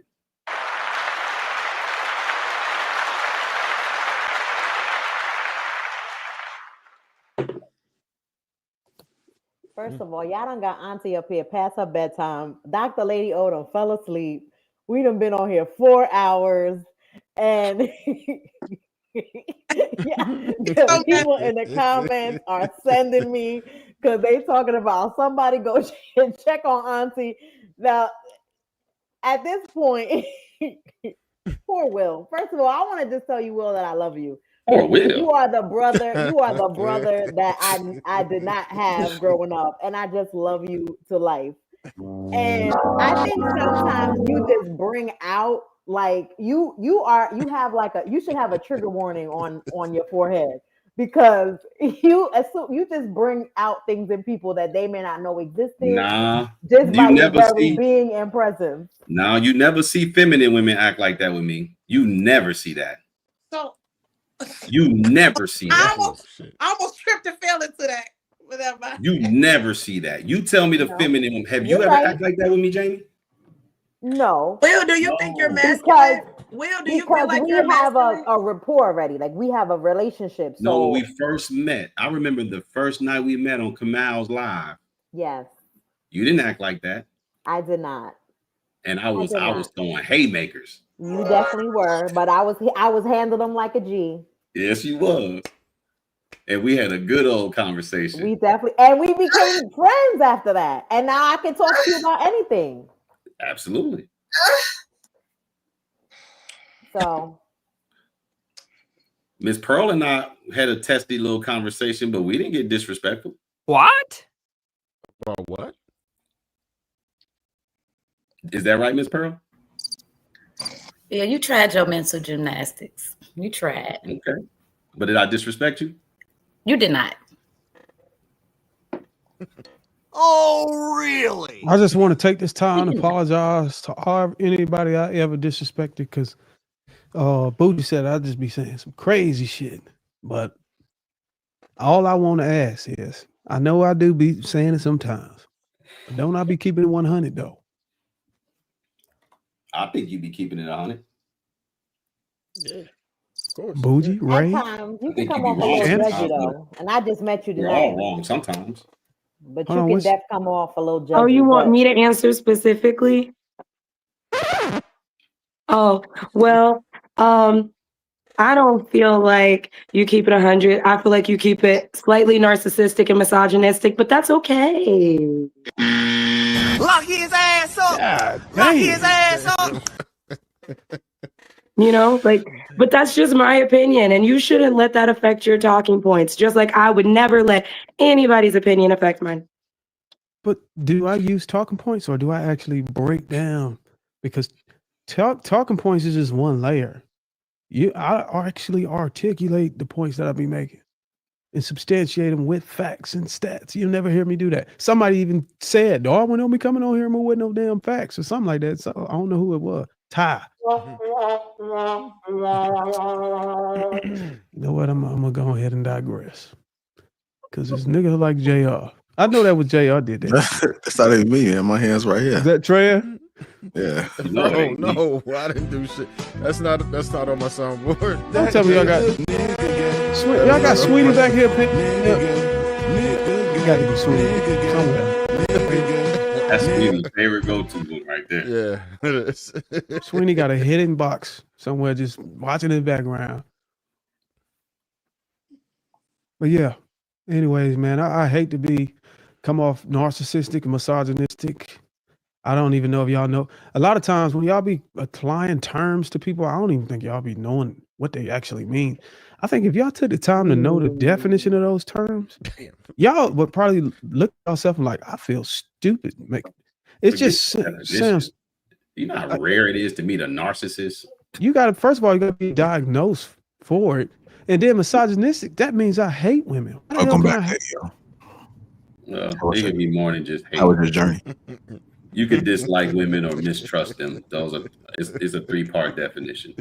But you know how seldom it is to meet a narcissist? It's not even 5% of the population. Is what percentage? Back like she never Barely 5%. So 5%. I think yeah. Since you think that I used the word, right, and I used it wrong, I'm going to tell you how many times I have seen you think highly of oneself, think others are inferior, and lack empathy for others on this panel, right? I've seen that in at least 5 of our episodes together. Name one. You said name one? Boheme. Yeah. When I had to tell you that you needed to shut up, when we had to tell Lady O that she was wrong for what she said, and then you came to Lady O's defense instead of having empathy for that situation like everybody else on the panel, you were dead ass wrong, right? The way that you sit up here and you just tried to, I don't even think you guys know what that word really means. What do you think? I'm inferior to you? You think you're higher than me? Yeah, right. Narcissistic characteristics, babes. Yeah, but characteristics still not the same as being diagnosed with, and that's the. I didn't say he was a diagnosed narcissist. I said he was exhibiting narcissistic talking points and characteristics. Those are 2 separate things. That's it.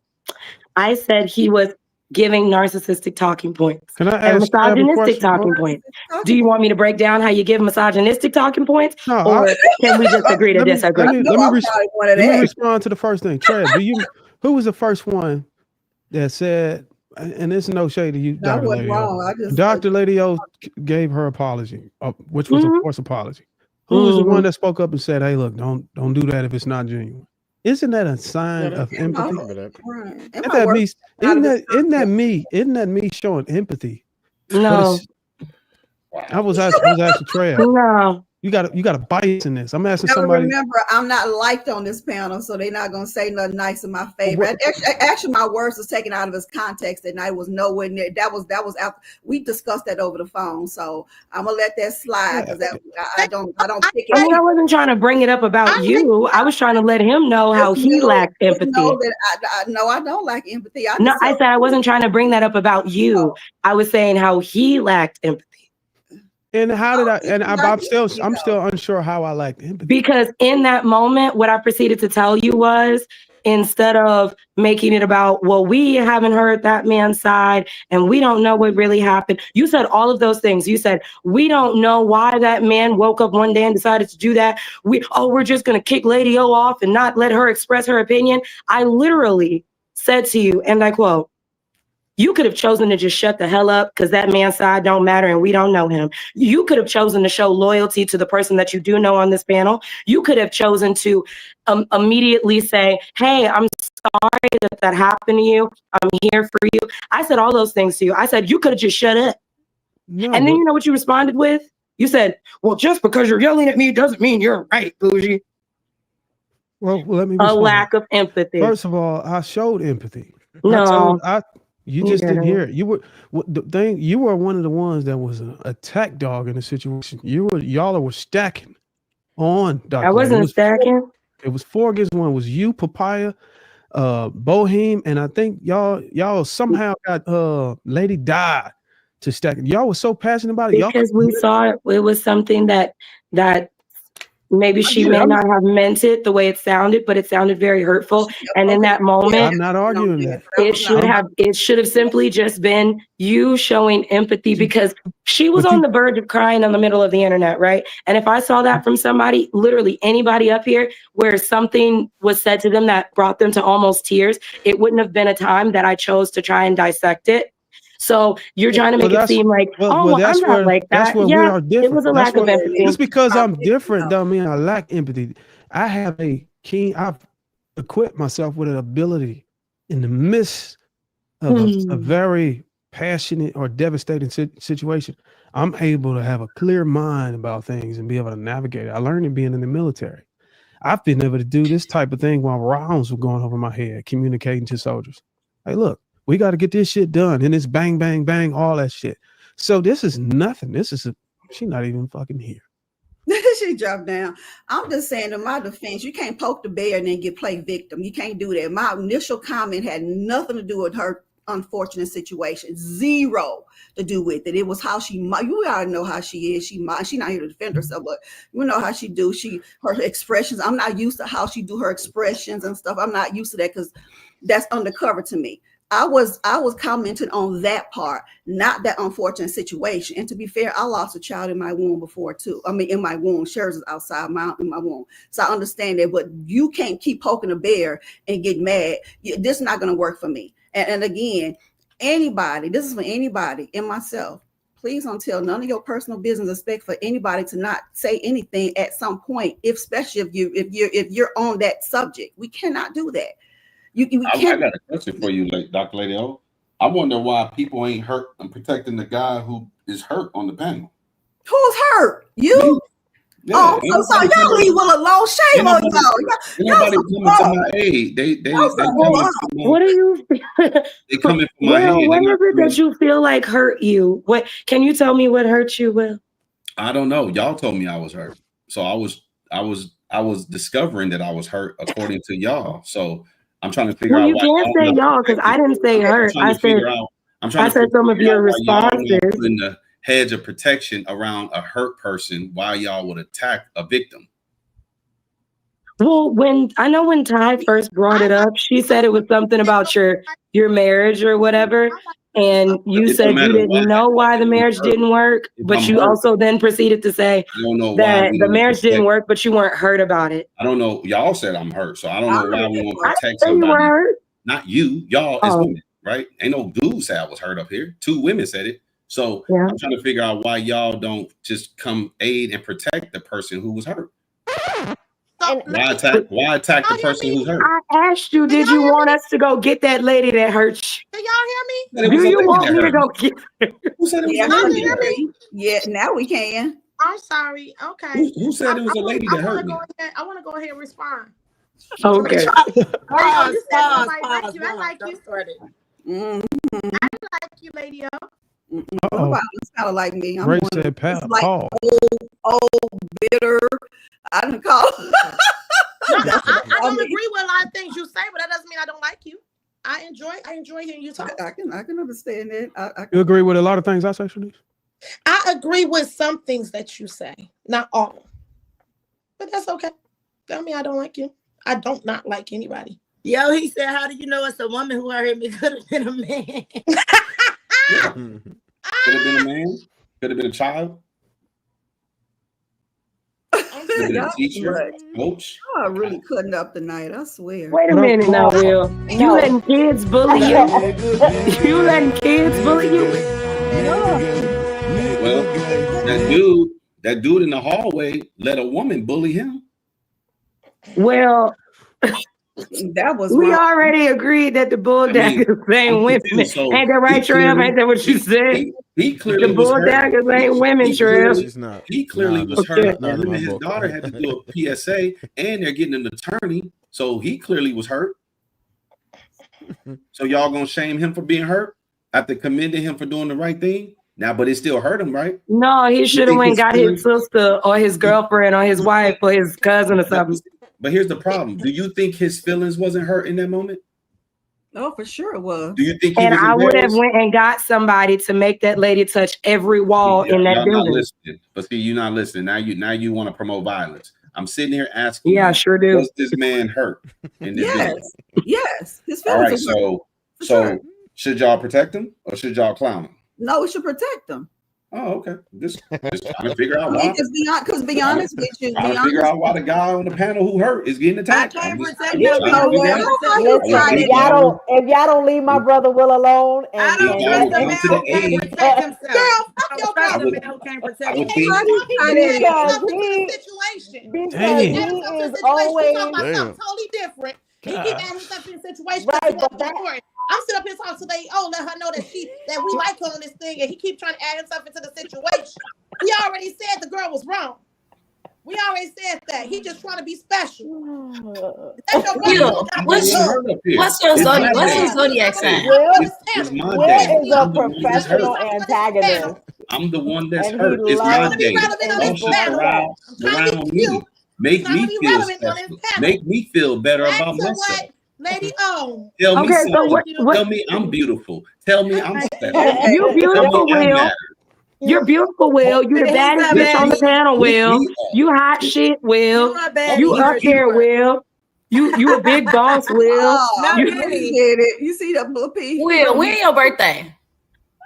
Laisha, he already said, how do you even know it was a woman that hurt him? So they tell you a lot right there. No Aries. No Aries. Don't know what he wants us to say, spicy. Ray. It's giving spicy for sure. You better not be an Aries. I'm spicy. Protect me. My spiciness get me in trouble. Man, at this point.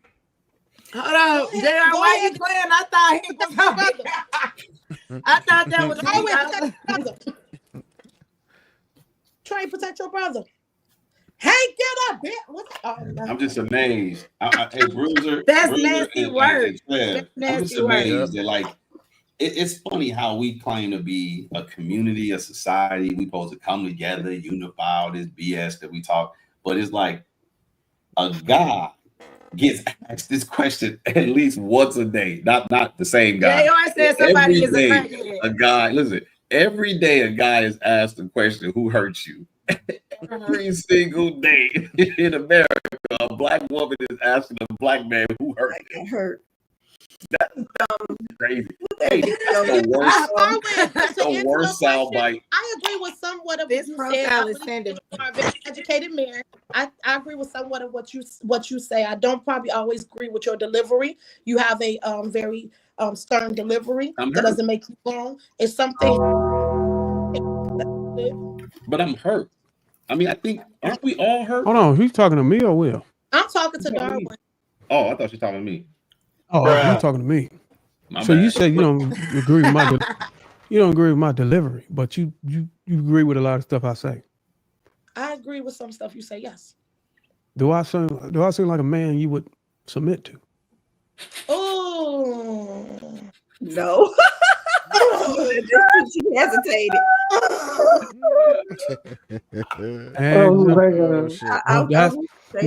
Because you did that let me know everything out your mouth was bullshit lie. Hey, what you say, Darwin? It means everything you said was a lie. You didn't even let me answer the question, so you Okay, just judged. I'm sorry. So Go ahead and answer. So you judged me? You didn't give me a chance to answer. You just judged me. I just let you judge me. No, I didn't. You know what? I gave my opinion. That doesn't mean that my opinion is right. That's just my opinion. But you just blatantly judged me without answer. Let me answer the question. Okay, answer the question. I don't want to talk to you neither. Now you on punishment with him. Hey, I went to listen, y'all. I was hurt, and I went on my healing journey. And my therapist told me that I should speak clearly and hold nothing back. And now every time I do that, I get attacked for doing that. So I'm gonna go tell. Your shirt is eating, sis. I'm gonna go tell my therapist. I told you. You always. I gotta acknowledge these beautiful ladies up here, and then these wonderful gentlemen. But these beautiful ladies, y'all always come in and y'all always represent well. And I just want to acknowledge that. Yeah. So, JR, topic. I was trying to talk about my therapist and how my therapist. Boy, you want to be hurt so bad. Boy, y'all be disrespecting that man. He clearly and without unapologetic. Oh my God. And so when I do that, now I'm gonna have to go back and tell my therapist, like, hey, every time we get it. You're hurt. We get it. Every time I take. Well, please don't go tell the therapist nothing we said. Every time I take your advice, I get attacked by women who we're supposed to be protecting. They attack me and they try to harm my emotions. So I don't really know if I should continue to listen to my therapist or if I should go ballistic. You know, I don't know what to do, because I could only imagine a guy who tries to do things the right way and then get attacked for doing things the right way by a bunch of women. It would make sense to ape shit on them. Trey, I don't think I ever met you. Nice to meet you, Trey. First of all, I'm surprised you still up. Praise God, because you know you'll fall asleep real quick. Y'all give it up for Lady O being awake and she is alert, baby, because I know it's past your bedtime. Thank you very much so.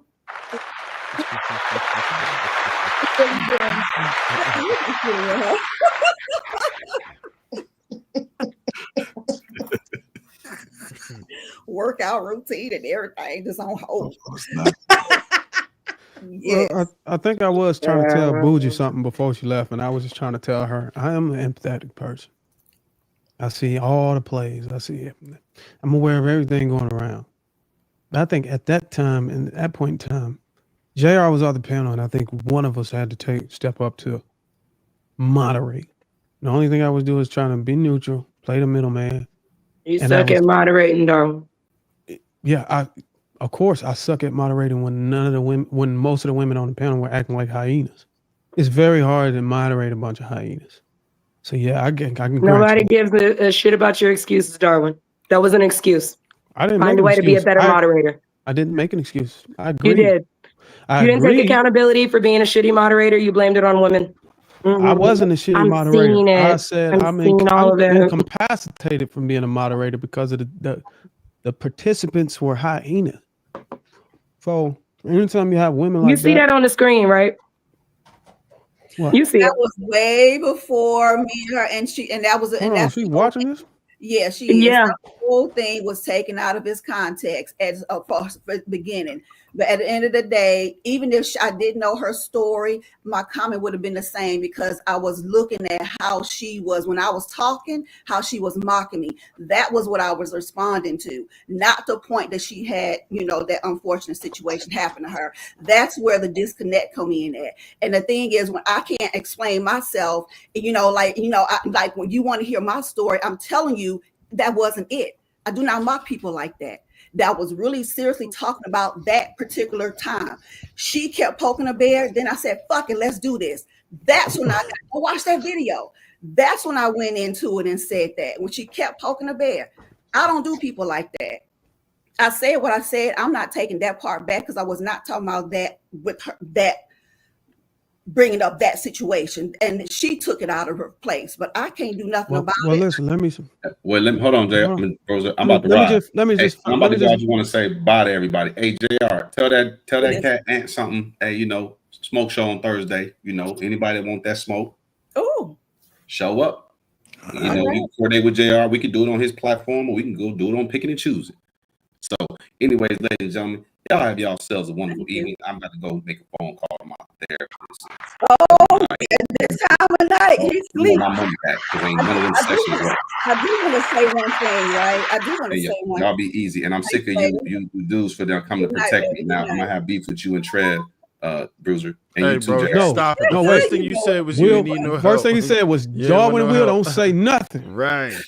He said, "Don't say nothing." I said, "You know what? This is just my trauma manifesting itself right here in real time." See, I said don't say nothing, but I wanted y'all to come to my aid. I don't know, I man. wanted to, but as soon as I did it, I said, "Look, let me go ahead and protect Will." And then I said, You said, "No, don't say nothing." I was like, "This is just trauma playing out in real time." I You don't know know, what? man. I Talk don't to know. your therapist about I don't this. know.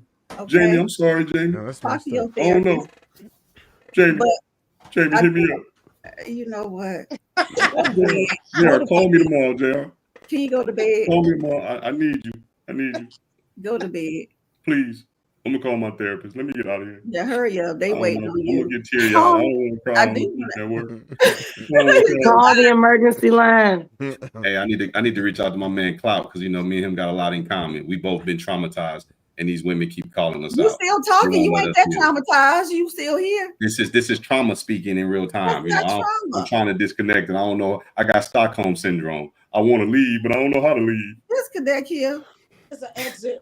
Bro is just so corny. He cannot help it. He cannot help it. I do want to say That's one messed up. thing. Y'all done right? made Will rage quit, man. Y'all He didn't quit. I do want to say one thing. It's funny how I gotta accept being called old, bitter, bitch, all these things out of my name. I'm supposed to sit here and just accept it. I'm not gonna ever accept that. I'm 53. First, I'm not old because I'm not old. I'm a middle-aged woman. I don't know you, and then you call me elderly, but then but that's not the same as calling me your elder. That's a difference because you're somebody like you're Lacia's or Bo, Bougie's elder. That's just the life. You were older, but to call me elderly is disrespectful. That's where I draw the line. And it's like I'm supposed to accept all this criticism from y'all because I have gray hair that allow the gray color to grow out of my hair. And all of a sudden, you never met me in person. You know how I look in person. I've always given extremely a bunch of compliments in person. I carry myself very well. But to sit up here on this panel, y'all think I have to accept that is wrong. It's wrong. It's disingenuous. I'm not talking about. I really want you to hear me when I say this, Lady L. I don't think you have to accept anything, right? What I think was the pivot where it all went left is I get it. I said some out-of-pocket ass shit because I was really mad, right? Me and you was getting into it. And then it was almost like, and I'm not trying to say this to be shady, but it was almost like you might have not in that moment had a comeback from me.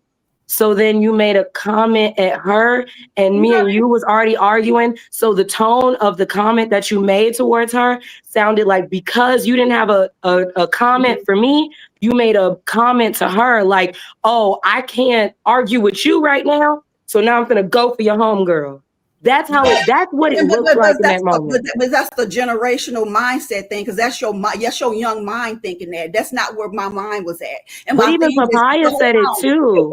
If we're going to resolve this, let me have my say. It wasn't like that. And if that's the way you take it, I apologize. That's not the way it was. So and let me have my say. Don't try to make me say something and say something I did not say in this context. Let it be. At the end of the day, I understand that she told us before on Durwan's channel what happened to her situation. That was not specifically at her when I said you do not have kids. That was how her mocking has nothing to do with her situation. Please stop saying that.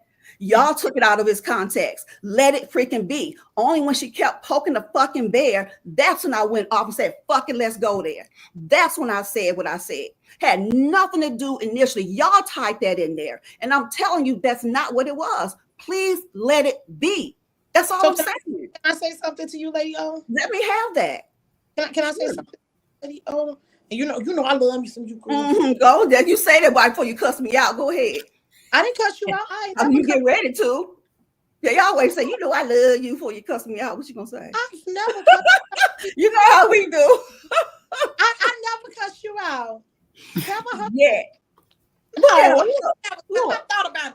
I ain't never cussed you out. But you thought about it. Okay, tell me. Hey man, I'm not going off to what y'all had going on. I'm going off to your initial statement that you said that people, you don't have to take people calling you old and things like that. But in the same breath, you just told her that's your young mind. No, you didn't say that's your opinion, that's your young mind. What I'm saying, we all get penalized. People call me fat all the time, which like I work hard for this. I eat good because I make good money. So that stuff like that doesn't bother me, but it's gonna always be a target somewhere. We are always targeting each other that we think that's our lowest point. You see what I'm saying? Because even though you are above an age that we are, you aged beautifully. So I want you to when people call me fat, I take it and I turn it into a positive, because at the end of the day, I'd be skinny if I didn't have no money. Clock it. You know what?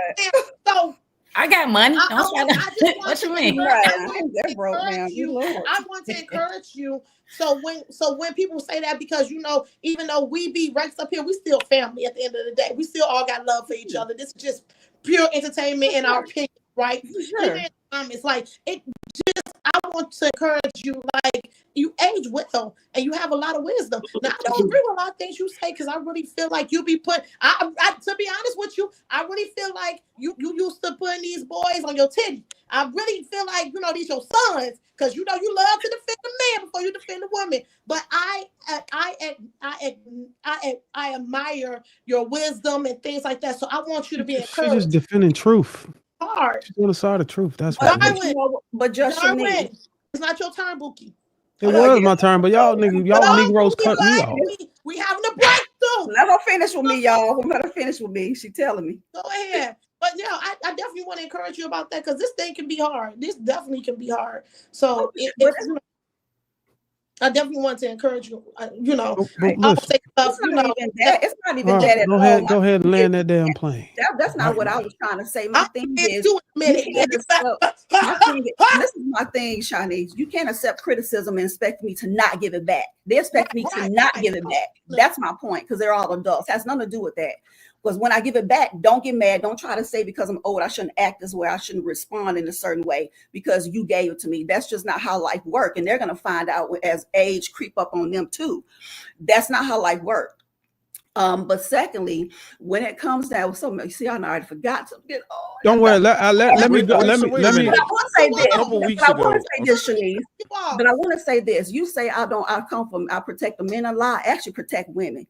Because all I'm telling women is to be careful with the guys that you are having kids with, the guys that you are laying down with. And when you have sex with a guy, you do lose all bargaining power. At that point, if you are having sex with a guy that ain't treating you right, he have calling you, you put yourself in this position, you lose yourself, and you give him a baby, you go into a deficit. That's telling the woman to hold yourself to a higher standard. And again, if women are looking at that as me putting down a woman, then I don't even know why I'm on these panels. So I never talked about that. I never seen you talk about that. I never talked about that thing.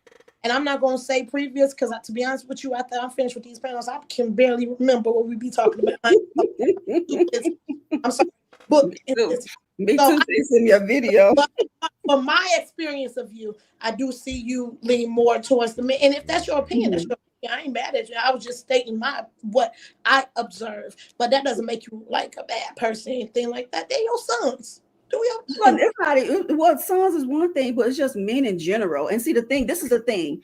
When people say I lean more towards men, it's like women, we lack so much accountability. We lack a lot of accountability. I'm not saying anything wrong to women today that I have not seen in my life.